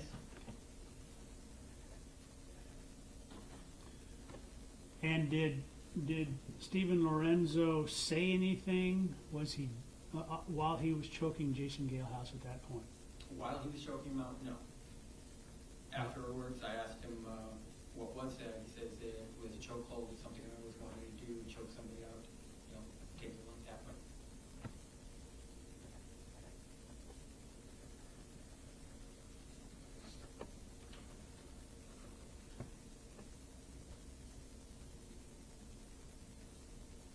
Did you do anything to determine whether or not Jason Galehouse was dead after he quit moving there? I checked for a pulse. I found none.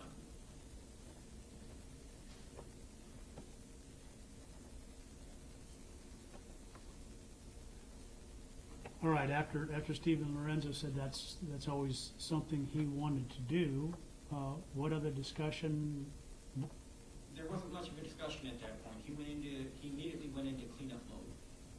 From somewhere he grabbed a trash bag. I'm not quite sure where he got it, but he produced a trash bag, started picking up all of Jason's belongings and stuffing them in the trash bag.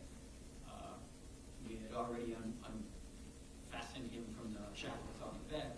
There's no point anymore. And he said, well, now we have to get rid of the body. And I can't remember if he went out to the garage and got a tarp, or he had a tarp from somewhere and produced a tarp, laid that out in the hallway, and said, we'll just wrap him in this, tape it up, and then we'll put it on my little trailer that I have out in the driveway with a bunch of other garbage on it. And he was saying how he would take that to the dump later on in the day or sometime in the future, near future, I would guess, to dispose of it. Was Jason Galehouse clothed or unclothed when he was strapped into the bed? He was unclothed. As I said, he had all stripped down when we got back to his house and into the bed. Stephen Lorenzo did obtain that tarp from somewhere? Yes. Was Jason Galehouse wrapped up in that tarp? He was. Was the tarp secured in any way with Yes, tape? with duct tape.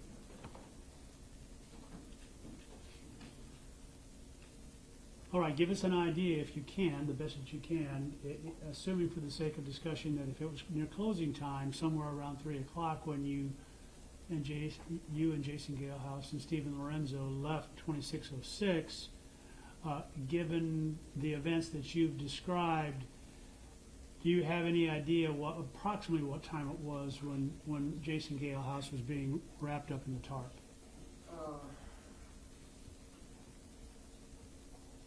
Basing it on a closing time of 3 a.m.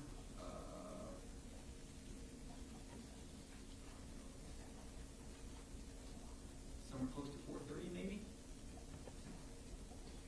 All right, the body is wrapped up. You mentioned that Stephen Lorenzo went into cleanup mode. Was there any other aspect about the cleanup mode that you haven't already told us about? Not really, other than it just seemed so methodical, so almost planned, like he knew exactly what he was to do once something like this happened. I mean, it just seemed automatic. Because I mean, he didn't hesitate. He just grabbed the trash bag, started stuffing everything in it, like he's done before. It's no big deal. Was the killing of Jason Galehouse something that you and Stephen Lorenzo had planned as a possibility that evening? Yes, absolutely. All right, you have the body of Jason Galehouse at that point. Now, what did you do with it? Like I said, we carried it out the back door of his house and put it on that little trailer he had in his driveway. And then what did you and Stephen Lorenzo do? Well, at this point, it was like around 5:30-ish, 5:30 in the morning, something like that. And he wanted to, so the body wouldn't stand out on the trailer, he wanted to add a few other things onto it that he wanted to get rid of. So his garage was just packed with all sorts of garbage, basically. And so we went in there and he decided on what he wanted to put on the trailer along with it, and we carried it out there and we put it on there.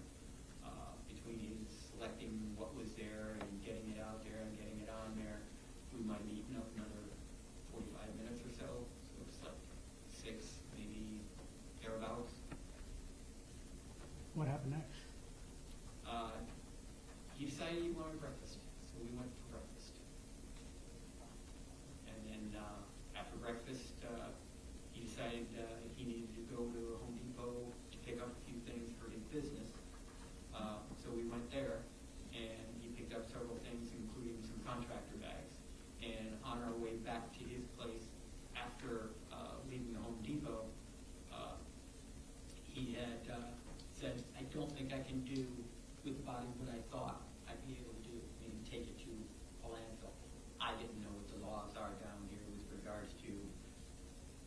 whether an individual can drive into a landfill, dump his own garbage, and then drive away without any assistance.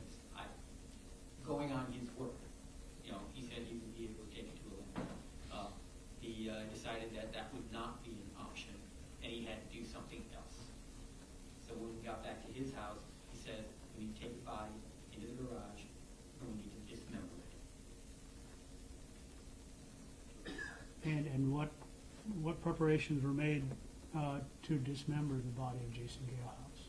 Beyond the purchasing of the contractor bags to put the individual body parts in, not an awful lot. I mean, we carried him into the garage, and Stephen cut the duct tape away, unrolled the tarp, laid the tarp out on what little bit of the floor was available to us, because as I said, it was loaded with a bunch of garbage, washing machines, old washing machines, and a bunch of other stuff in there, that there wasn't an awful lot of floor space.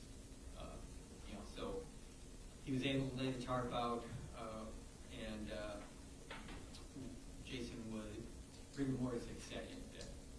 So Jason was a little stiff, making it actually easier to work the body around to be able to cut it up.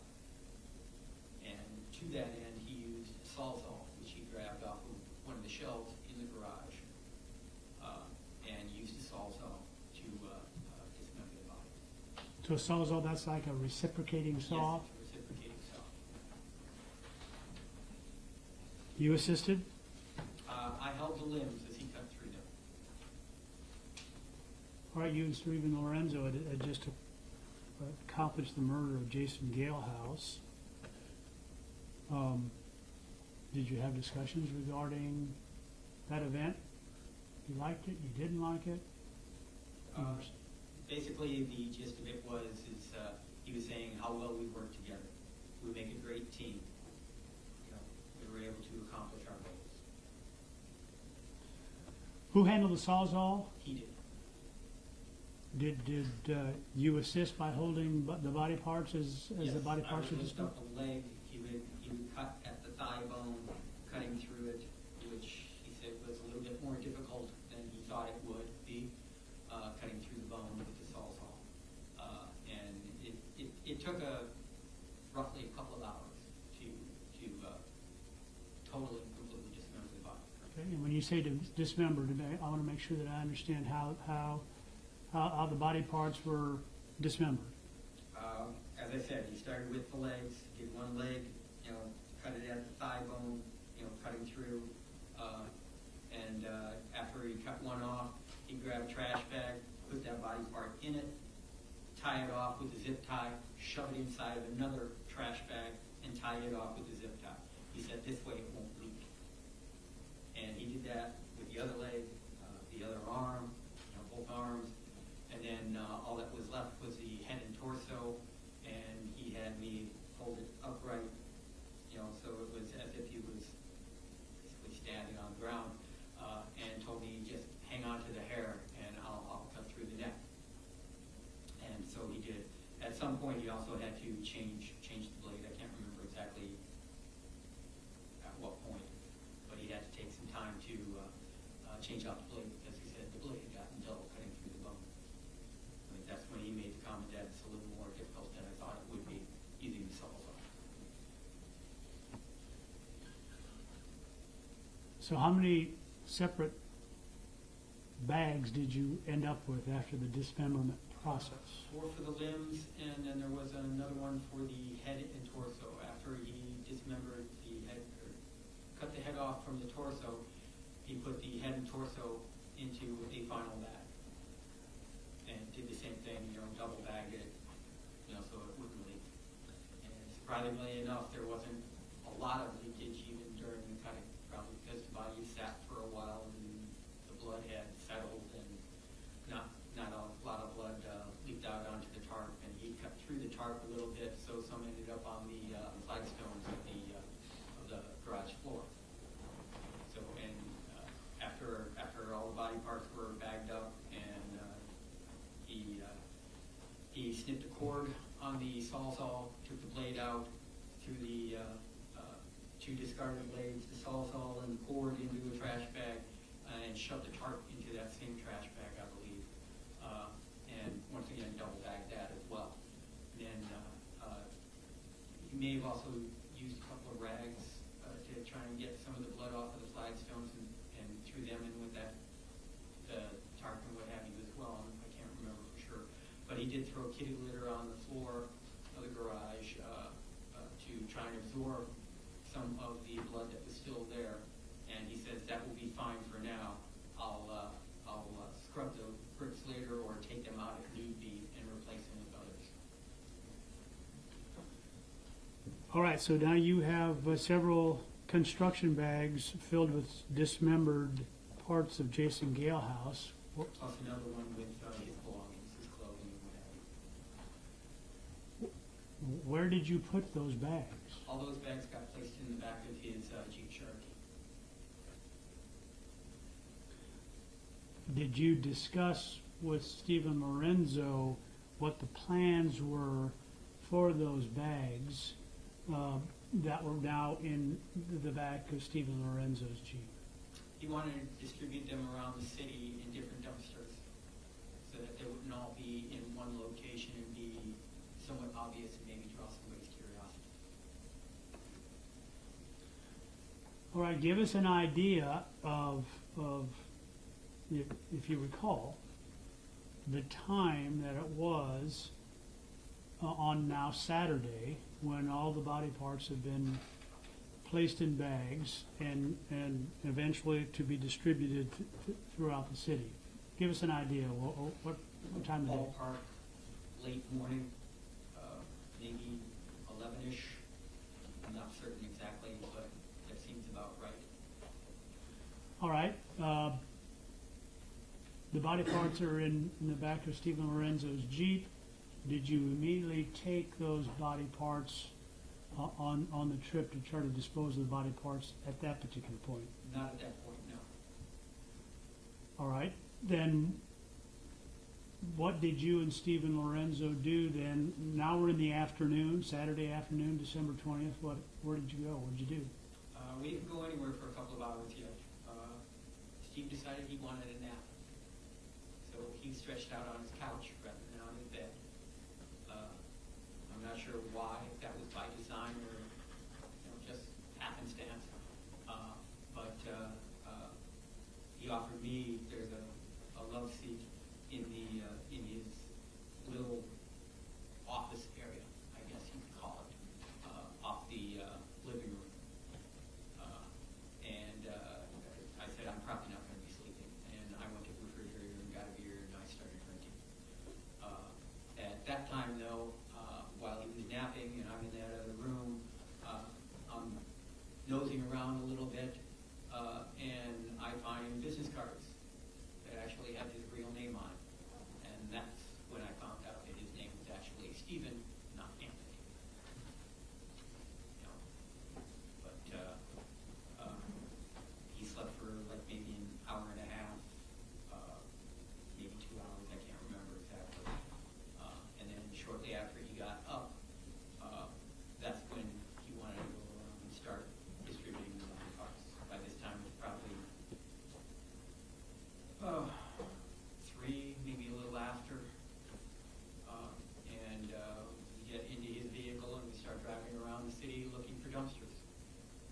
First place he stops is a little white church, like a little schoolhouse. And I says, I'm not dropping a body part in a church's dumpster. I'm not doing that.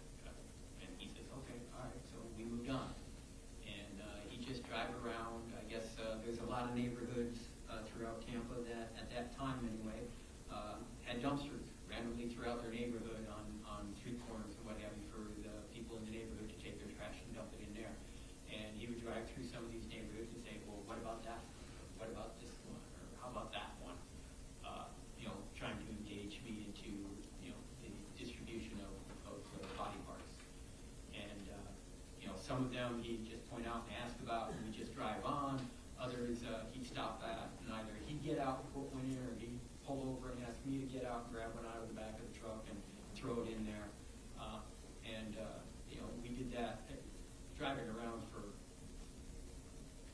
a good 2.5 hours. You know, just randomly around the city. I had no idea where I was at that point. Just trying to find random dumpsters, apartment complexes, down neighborhood streets, fast food joints, gas stations, wherever, you know, he could find one. And then he had one bag left, which was the head and torso. And he pulled into this alleyway and pulled up to this dumpster, and we got out and we threw the body part into that dumpster. And then we got into the vehicle and drove away. And as he was pulling out through another entrance, that's when I had the opportunity to look around and see that it was the same church that I told him I did not want to dump body part into again. By the time you completed the process of distributing those construction bags around the city, do you remember if it was light or dark? It was definitely dark.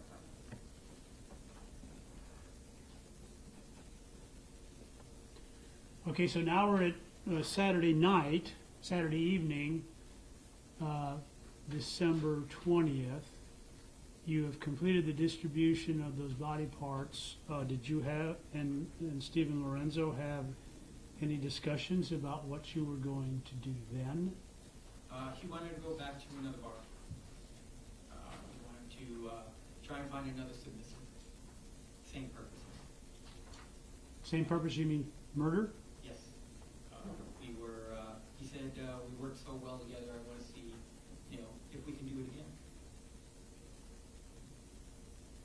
And he wanted to go back to 2606. I suggested that we go somewhere else that wouldn't be so obvious 2 nights in a row. But he wanted to go back to 2606. He was driving, so that's where we went. And that's where he met Michael. Michael Wachholtz. Yes. All right, you and Stephen Lorenzo arrived at the 2606 together, correct? Yes. One car, 2 cars, how did that work? One car in his vehicle, in his Jeep Cherokee. When you arrived there, did you stay together or did you separate like the night before? We definitely separated. We got drinks together at the bar, and I pretty much just sat there at the bar and I drank all of it. You know, and he went around and he, you know, pressed the flesh. You know, meet and greet, trying to see if he could find anybody else. And like I say, that's where he found Michael. Before Michael Wachholtz, did he introduce you to any other person? No.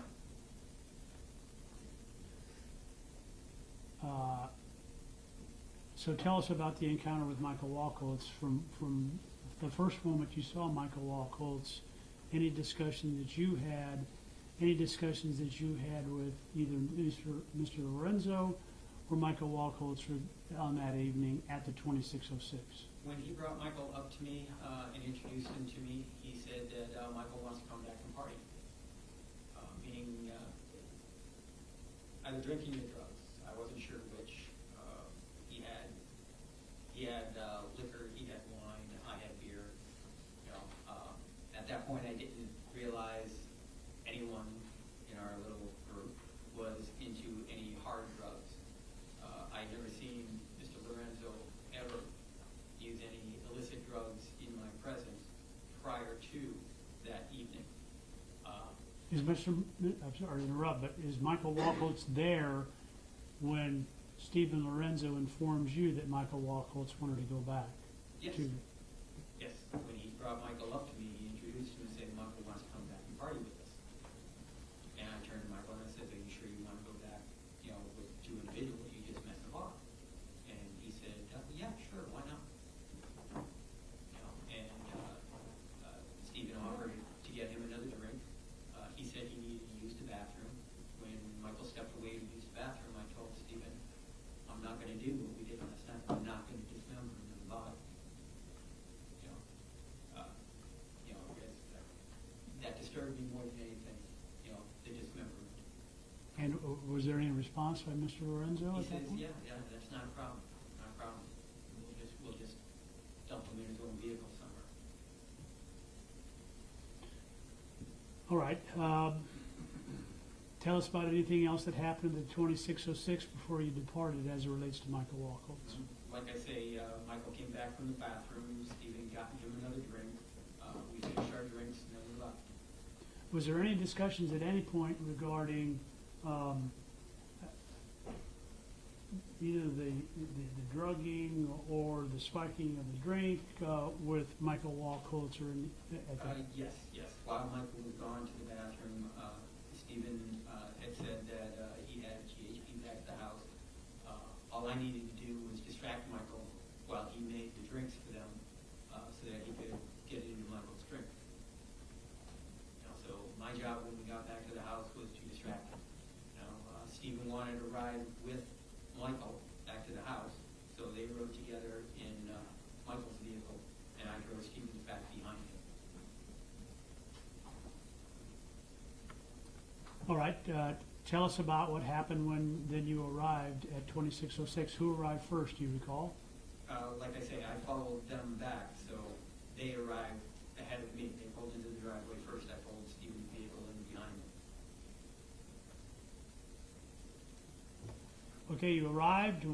Where did you go? What did you do? What did Michael Wachholtz do? What did Stephen Lorenzo do? Well, like I say, we came into the house, and Stephen asked him what he wanted to drink, whether it was wine or a mixed drink. I can't remember exactly what he opted for.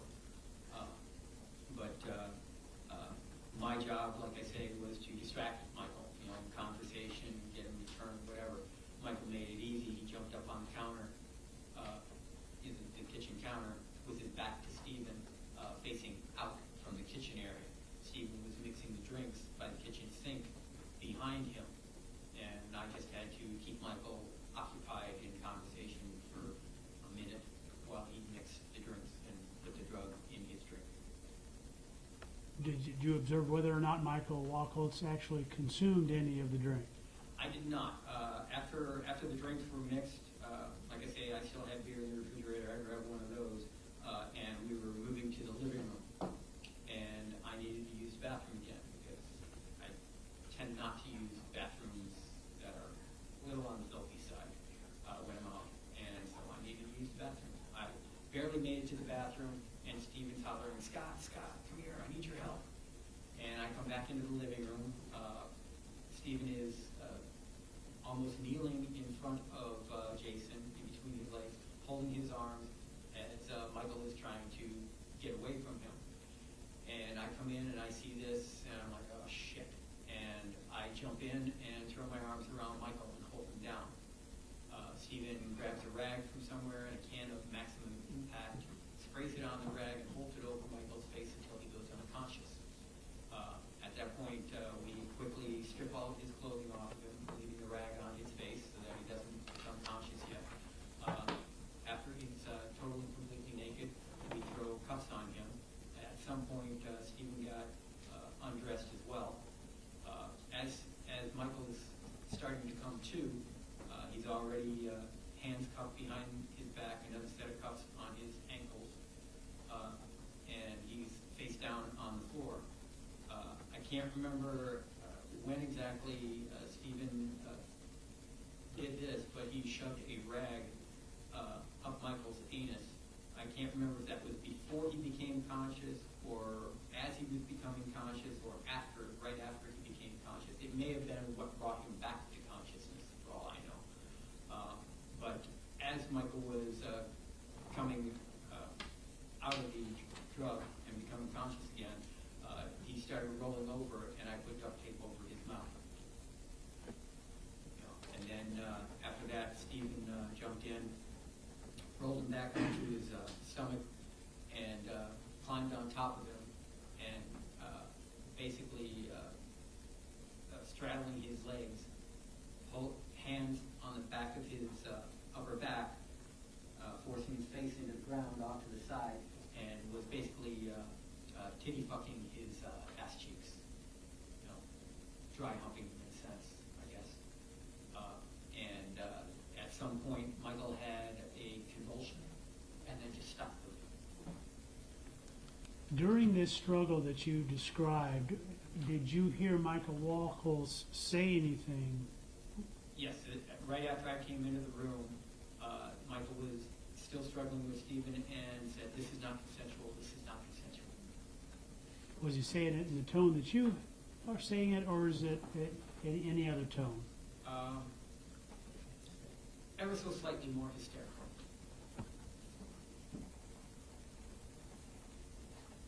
So Michael Wachholtz was conscious when you responded to Stephen Lorenzo and you helped hold him down. Yes. Stephen Lorenzo was holding him as well. Michael Wachholtz was conscious at that point and struggling. Yes. He appeared to go unconscious after the maximum impact was applied. Yes, that was before he was stripped naked and cuffed.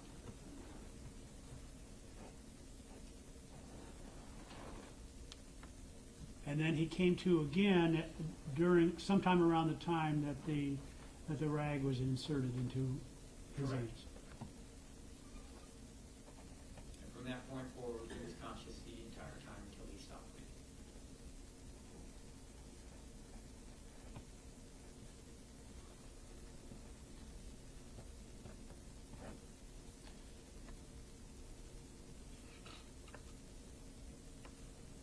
So when Stephen Lorenzo had yelled to you and asked you to assist, that was part of the plan, was it? It was, the plan went a little awry. The original plan was for Michael to drink his drink and watch him go out, and then strip him and bind him, and then wait for him to come back to consciousness. You know, but much like in the chats, he discusses that, you know, if something goes wrong, we improvise. This was our improvisation.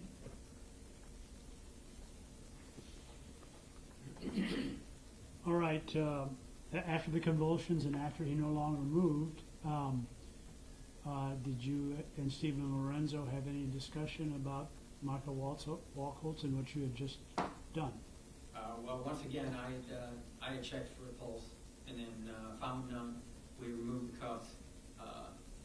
Stephen had, once again, grabbed a trash bag, started picking up Michael's belongings, found his wallet, opened it up, found $100 and some odd, divvied it up between the two of us, handed me half of it and said, "Here's your share."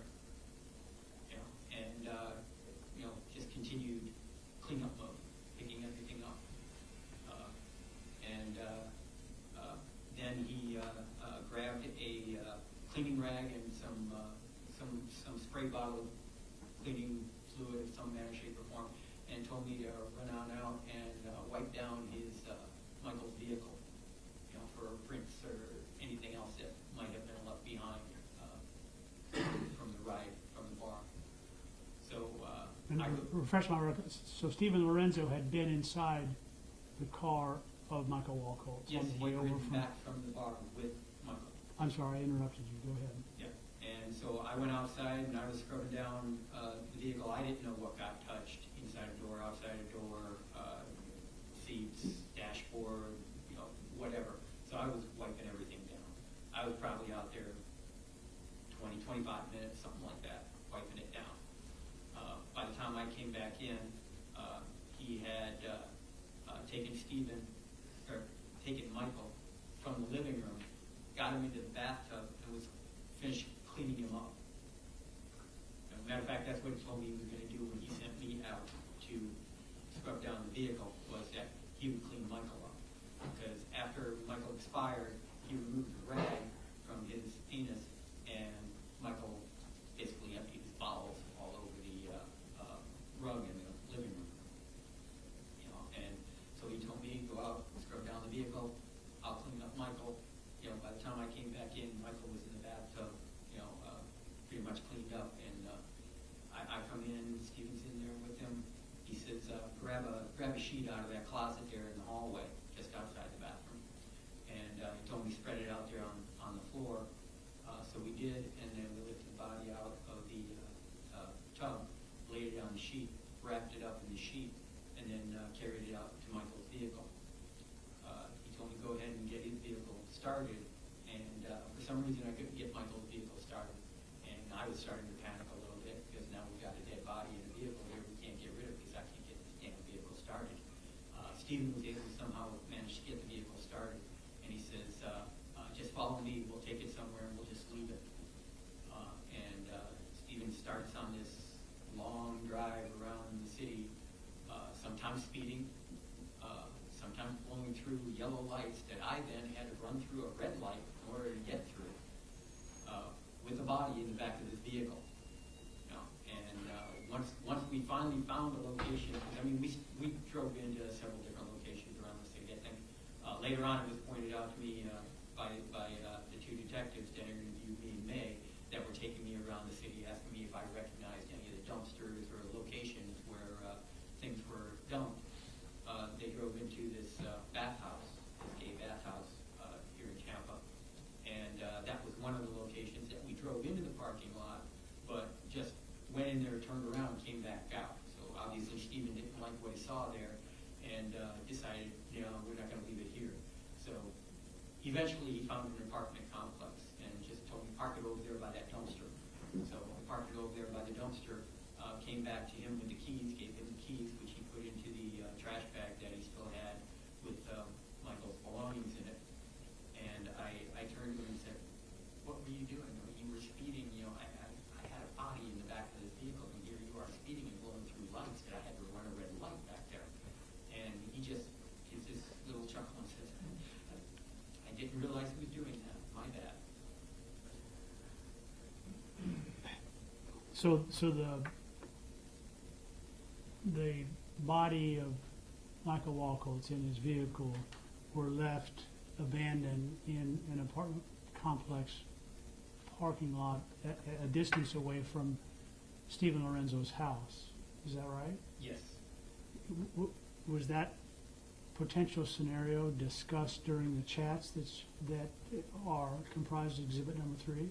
Yes, actually, something very, very similar to that, if not exact, was discussed in there where he said, yeah, we would just leave the vehicle, you know, somewhere in the opposite direction of where he actually went. You mentioned that you were instructed to get a sheet that was used to wrap the body of Michael Wachholtz. Yes. In that process, did you happen to notice anything else that was in Stephen Lorenzo's house when you were retrieving that? Yeah, actually, when I went in there into that little closet and opened up the door and reached for a sheet on the shelf right above it, I saw a driver's license. That driver's license was Jason Galehouse's. I didn't even realize he had kept that until I opened up that closet door and saw it sitting there.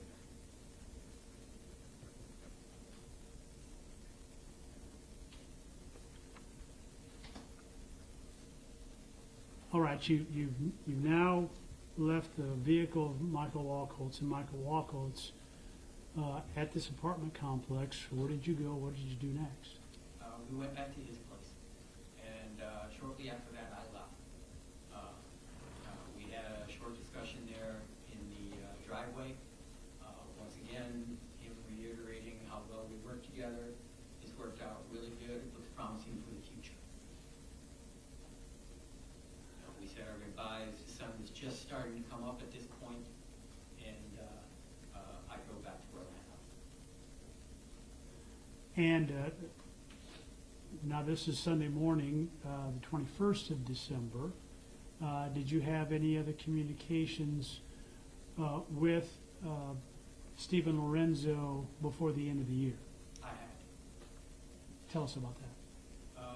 We had some email conversation. I was going back to Chicago. I had a couple of interviews set up with a couple of gyms up there. The last couple of days of the year, the first couple of days of the new year. But anyway, I had to go over to St. Pete, to Suncoast, to meet a friend of mine who had a condo in Chicago, right above one of the places that I was contemplating and eventually did go to work for. So basically it would have been very convenient housing for me. We just gone downstairs, out one door, and into the very next one into work. So I had to drive over to Suncoast to get keys from my friend. And my friend was pretty toasted. Matter of fact, some of the staff there were hoping somebody would show up and take him away or he would leave. So I ended up having to babysit for a day.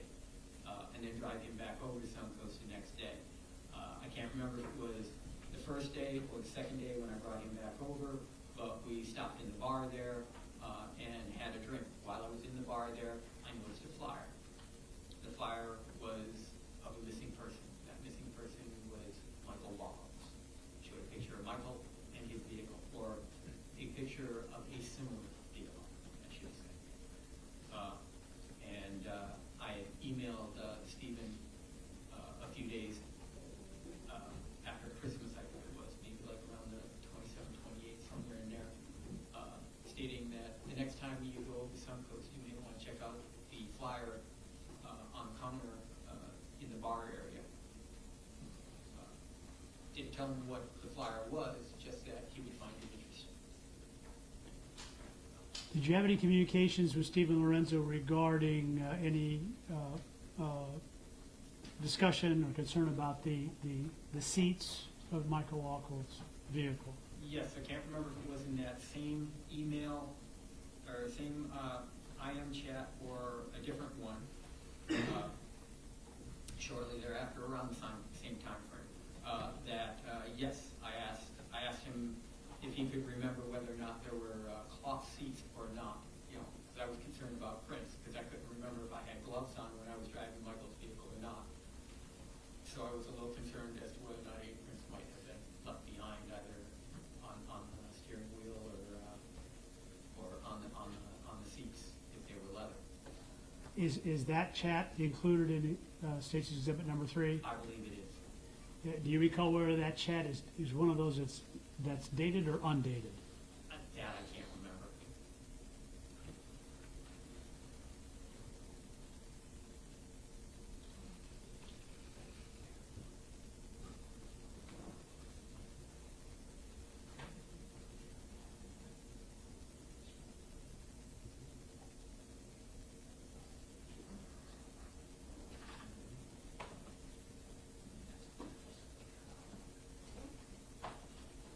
Mr. Dirks, let me ask approximately how much longer of the direct you anticipate?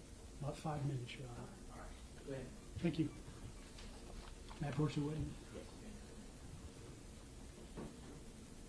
I'm going to show you what has been marked for identification. State's Exhibit number 5A through U.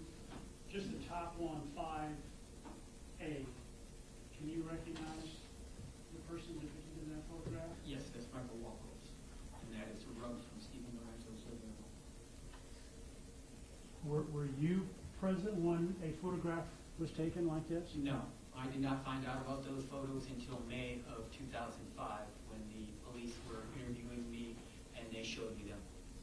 It was quite a shock to find out that they existed. Again, may I approach the witness, Your Honor? Yes. I'm going to show you what has been marked for identification. State's Exhibit number 7, photograph of the front of the residence, particularly 7A. Do you recognize 7A? Yes, that is Stephen Lorenzo's house.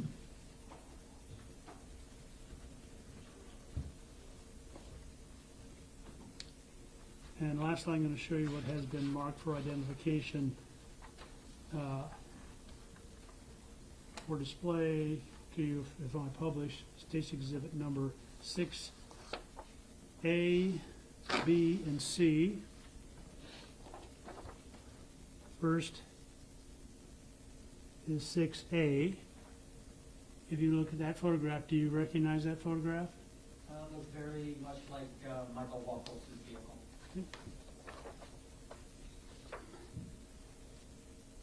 6B, And that would be the body of Michael Wachholtz in the back of the vehicle.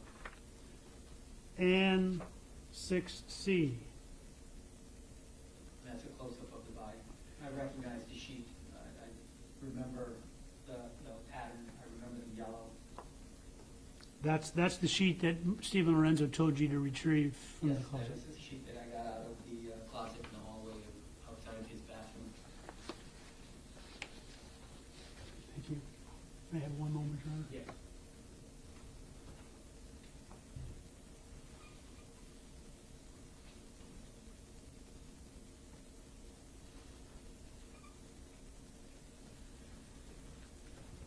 The last question I have is the fact that this happened on the weekend before Christmas, that is the murder of Mr. Galehouse and Mr. Wachholtz.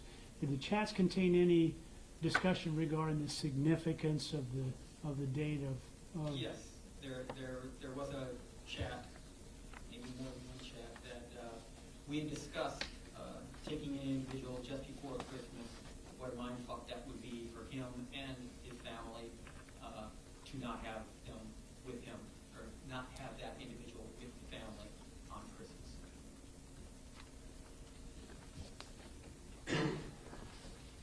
I believe that's all the questions I have. Thank you, Mr. Mia, did you need a break? Yes, sir. All right, so we're gonna go ahead, we're gonna try to keep it to a short break, because I'd like to finish this witness and get out of here perhaps before 5 o'clock. So about a 5-minute break for everyone to stretch their legs, use the restroom if necessary. We'll come back and we'll turn to the cross-examination.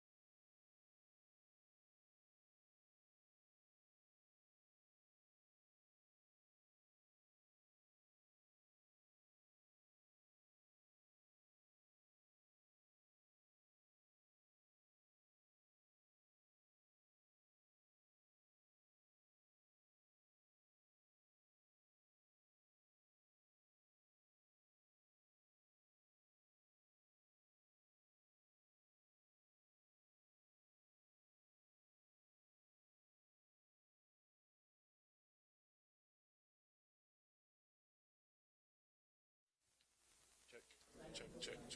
1, 2, 3, 4, 5. Check. Sound any better? Trust me, I thought about this.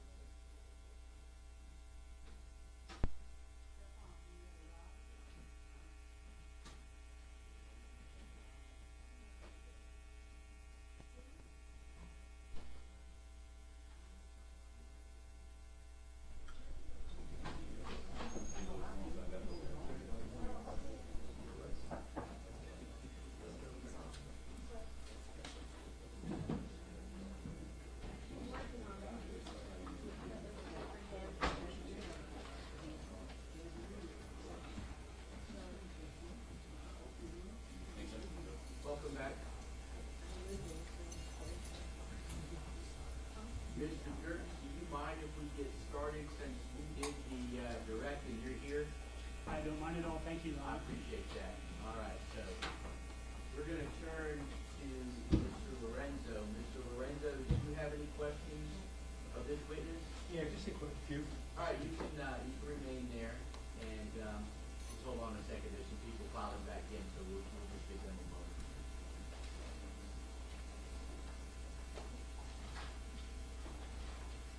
All right, Mr. Lorenzo, you may proceed. Hey, Mr. Schweikert, it's been a long time. How are you? So,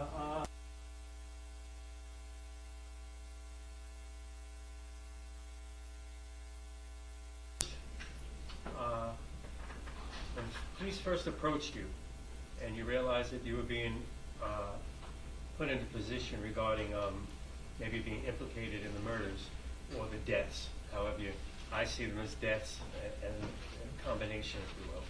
My story is very, very different than yours. But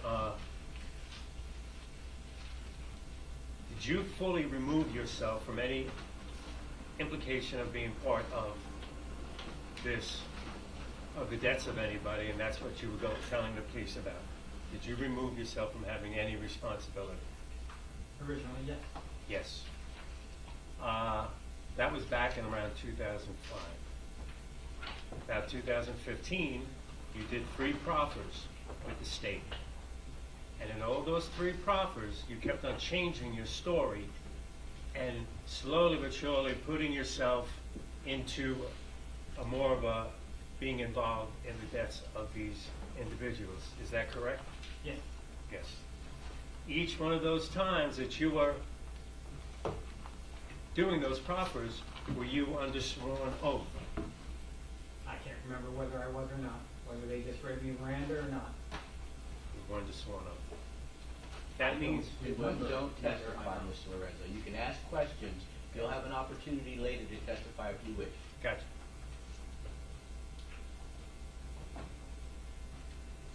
Now I have to see how we're going in a different direction. Now, each time you do that, you altered your story and you implicated yourself further and further. Each time you did so, as you got better, the proffer before means you were lying to the state attorney and to your attorneys right in front there about how you were implicated in this crime.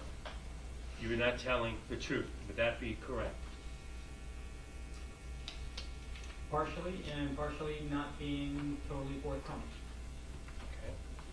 Now, back in 2005, you, under sworn oath, you had to be, and a federal grand jury, when you had yourself fully removed from any responsibility, did you lie to the federal grand jury under sworn oath that you had no culpability in this crime at all? Yes. Thank you. I appreciate it. That's all I wanted to know. No more questions? No, I just want to let them see that he has no problem lying under oath. Very well. Any redirect from the state, Mr. Dirks?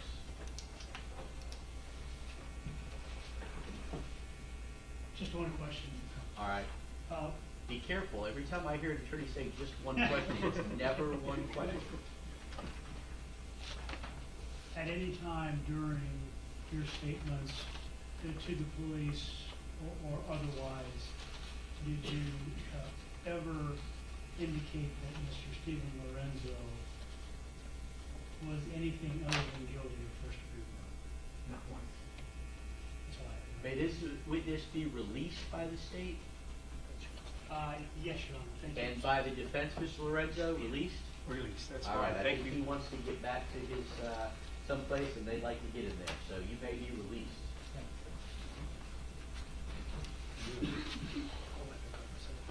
Let me ask the state, I had indicated to staff that we may try to stop at 4. Do you have a short witness? Or how are we on time? And I had told them that we try to stop. I didn't realize that we were going to get done with that witness so quickly. Me too, Your Honor. In answer to the court's question, what we have remaining is the reading of the testimony of those Five. Right. We have the victim impact regarding the mothers of Jason Galehouse and Michael Wachholtz, but they're not here. They chose not to be here. That's fine. I'm thinking, I mean, how long, I have the transcripts, and I know I've already ruled on them. How, do you have a rough time estimate on how long it's going to be to read these 4 or 5 transcripts? They're all they're not that long. I mean, the transcripts are 4 pages on each, so I may be I may not be as accurate, but even. As I recall, they're total around maybe at the most 60 pages, and I defer to the court reporter, what the court reporter 60 pages is about a minute a page. Oh, all right. So I was going to say an hour. So then, how about if we just come back tomorrow? Unless you have something else you want to get done today, but keeping in mind that I told the staff that we'd try to break as close to 4 o'clock as possible. The only thing that I would like to get to done today is something that I neglected to ask Mr. Schweikert, we can call him back, is he made mention of the flyer. Right. I did not have that flyer with me because I thought Mr. Schweikert was going to meet tomorrow, but I have the flyer. I'd like to introduce the flyer. Let's see if, let's ask Mr. Lorenzo if he has any objection to it, if you want to show it to Let me him. explain, Judge, for a minute. Yeah.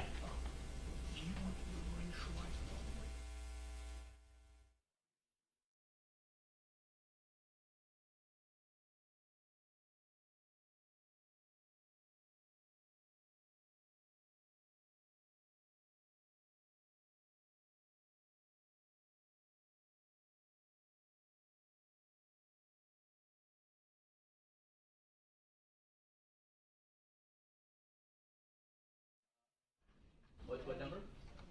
10? All right, so that'll be states 10. Go ahead, do the evidence sheet, and then Mr. Lorenzo has seen it. He's stipulating to its admission. It will be admitted at this time as states number 10. Thank you. You're welcome. Mr. Diaz. Hi, Judge. I'd like to address a matter with Your Honor to try and seek maybe some clarity and some understanding. Certainly. This is a...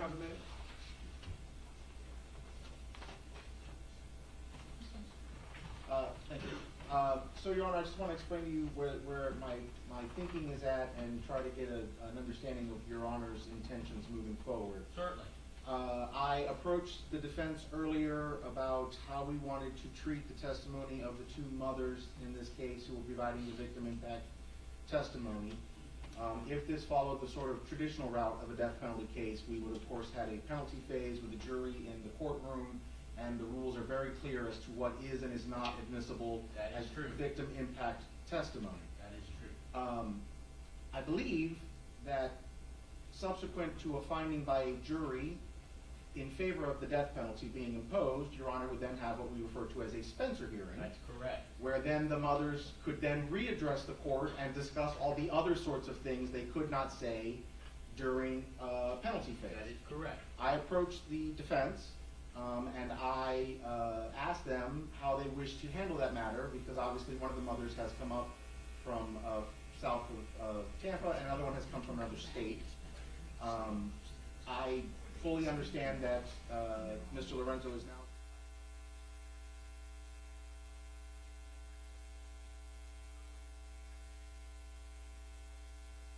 of the victim and the loss to the community, which is fine. We will certainly do that. I guess my question is, will there be a time whereby Your Honor foresees that the mothers can then say the rest of their opinions as to whatever that may be?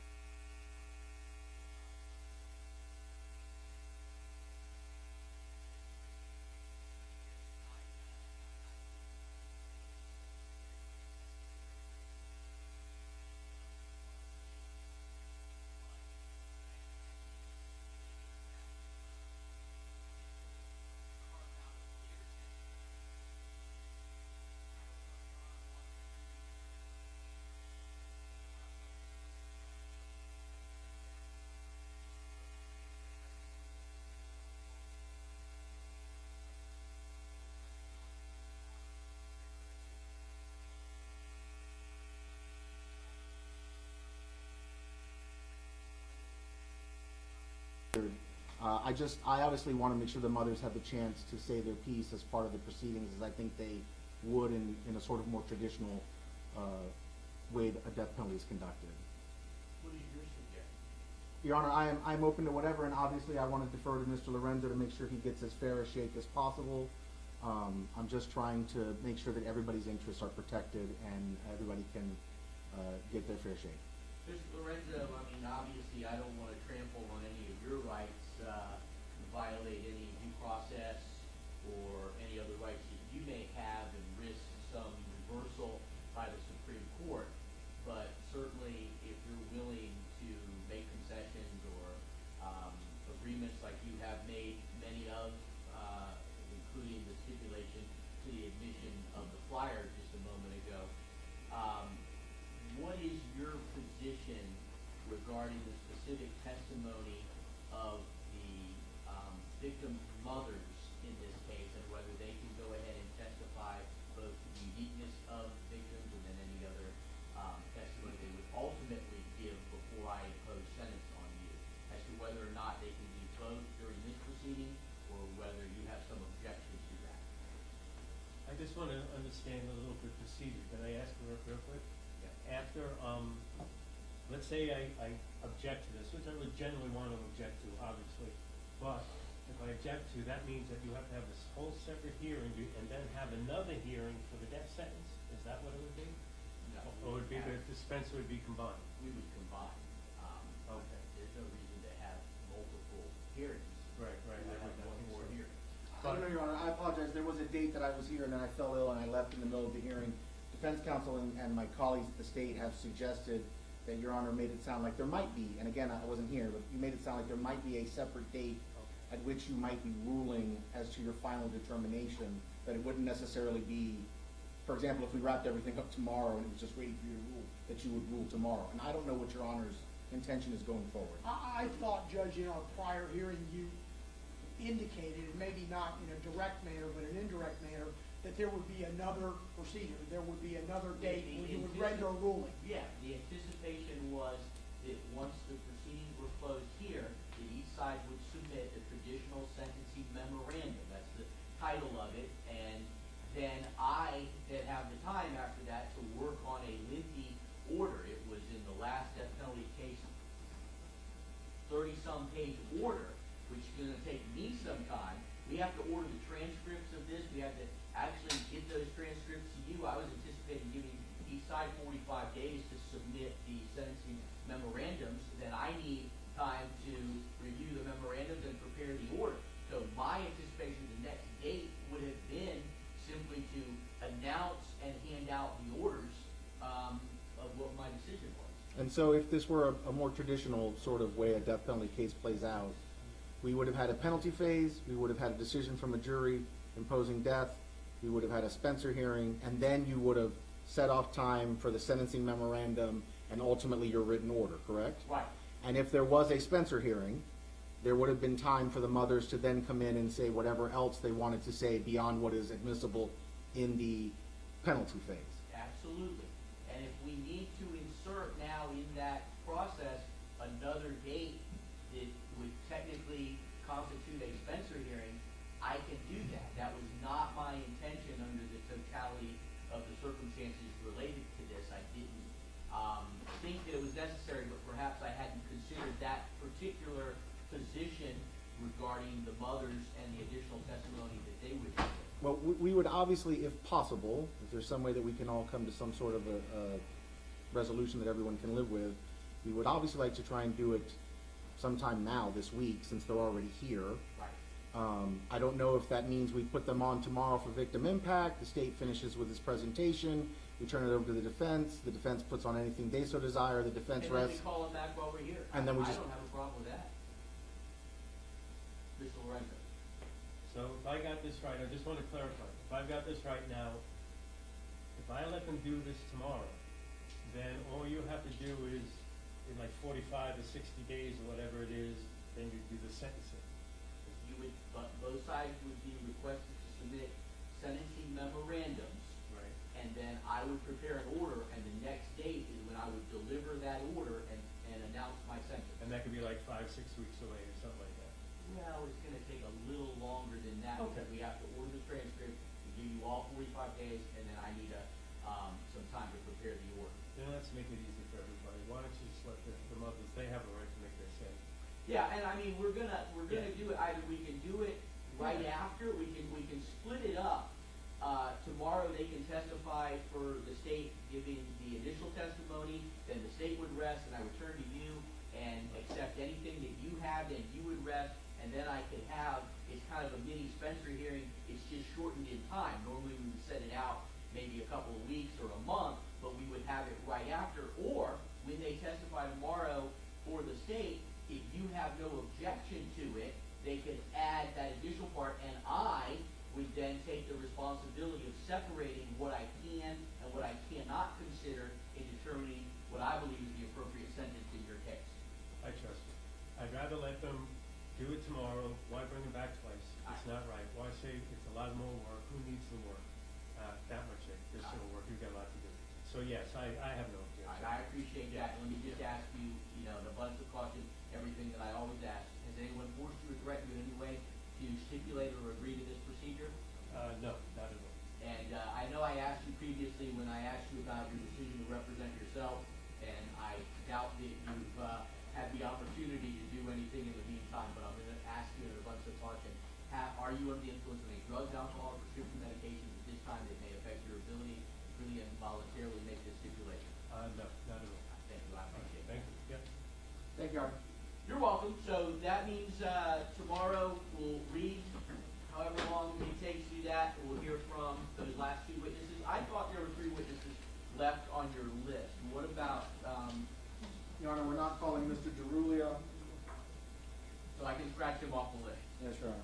So that does leave number 8, Ruth Wachholtz, and 9, Pam Williams. And then the testimony of the 5 victims to be read in. All right, well, I think that's gonna take too long tomorrow. We'll do that first thing in the morning at 9 a.m. And then, Mr. Lorenzo, just so you know, I anticipate that the state will be resting. We'll turn to you for anything that you may want to present, either your own testimony if you so wish. As I had indicated, I think a couple of times it came up when you were making some statements, and I said you'll have that opportunity.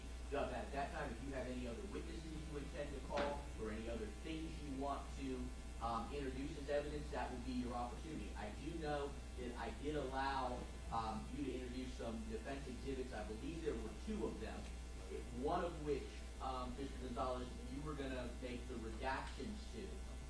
So let's make sure all of that's in order tomorrow, and if you have any other exhibits that you wish to introduce tomorrow, I'll ask that you show them to the state, ask them in the morning if they have any objections. If not, it'll be a very simple, easy procedure. If so, then I'll listen to whatever objections they have and consider whatever additional exhibits you want to introduce. Okay, that's good. Sounds like though a very smooth day for tomorrow. Yes, Your Honor. All right. Thank you. Anything else? Nothing further, Your Honor. Mr. Lorenzo? anything else? No, I'm good. Yeah, All I'm right, good. thank you all very much. I'll see you at 9 a.m. in the morning.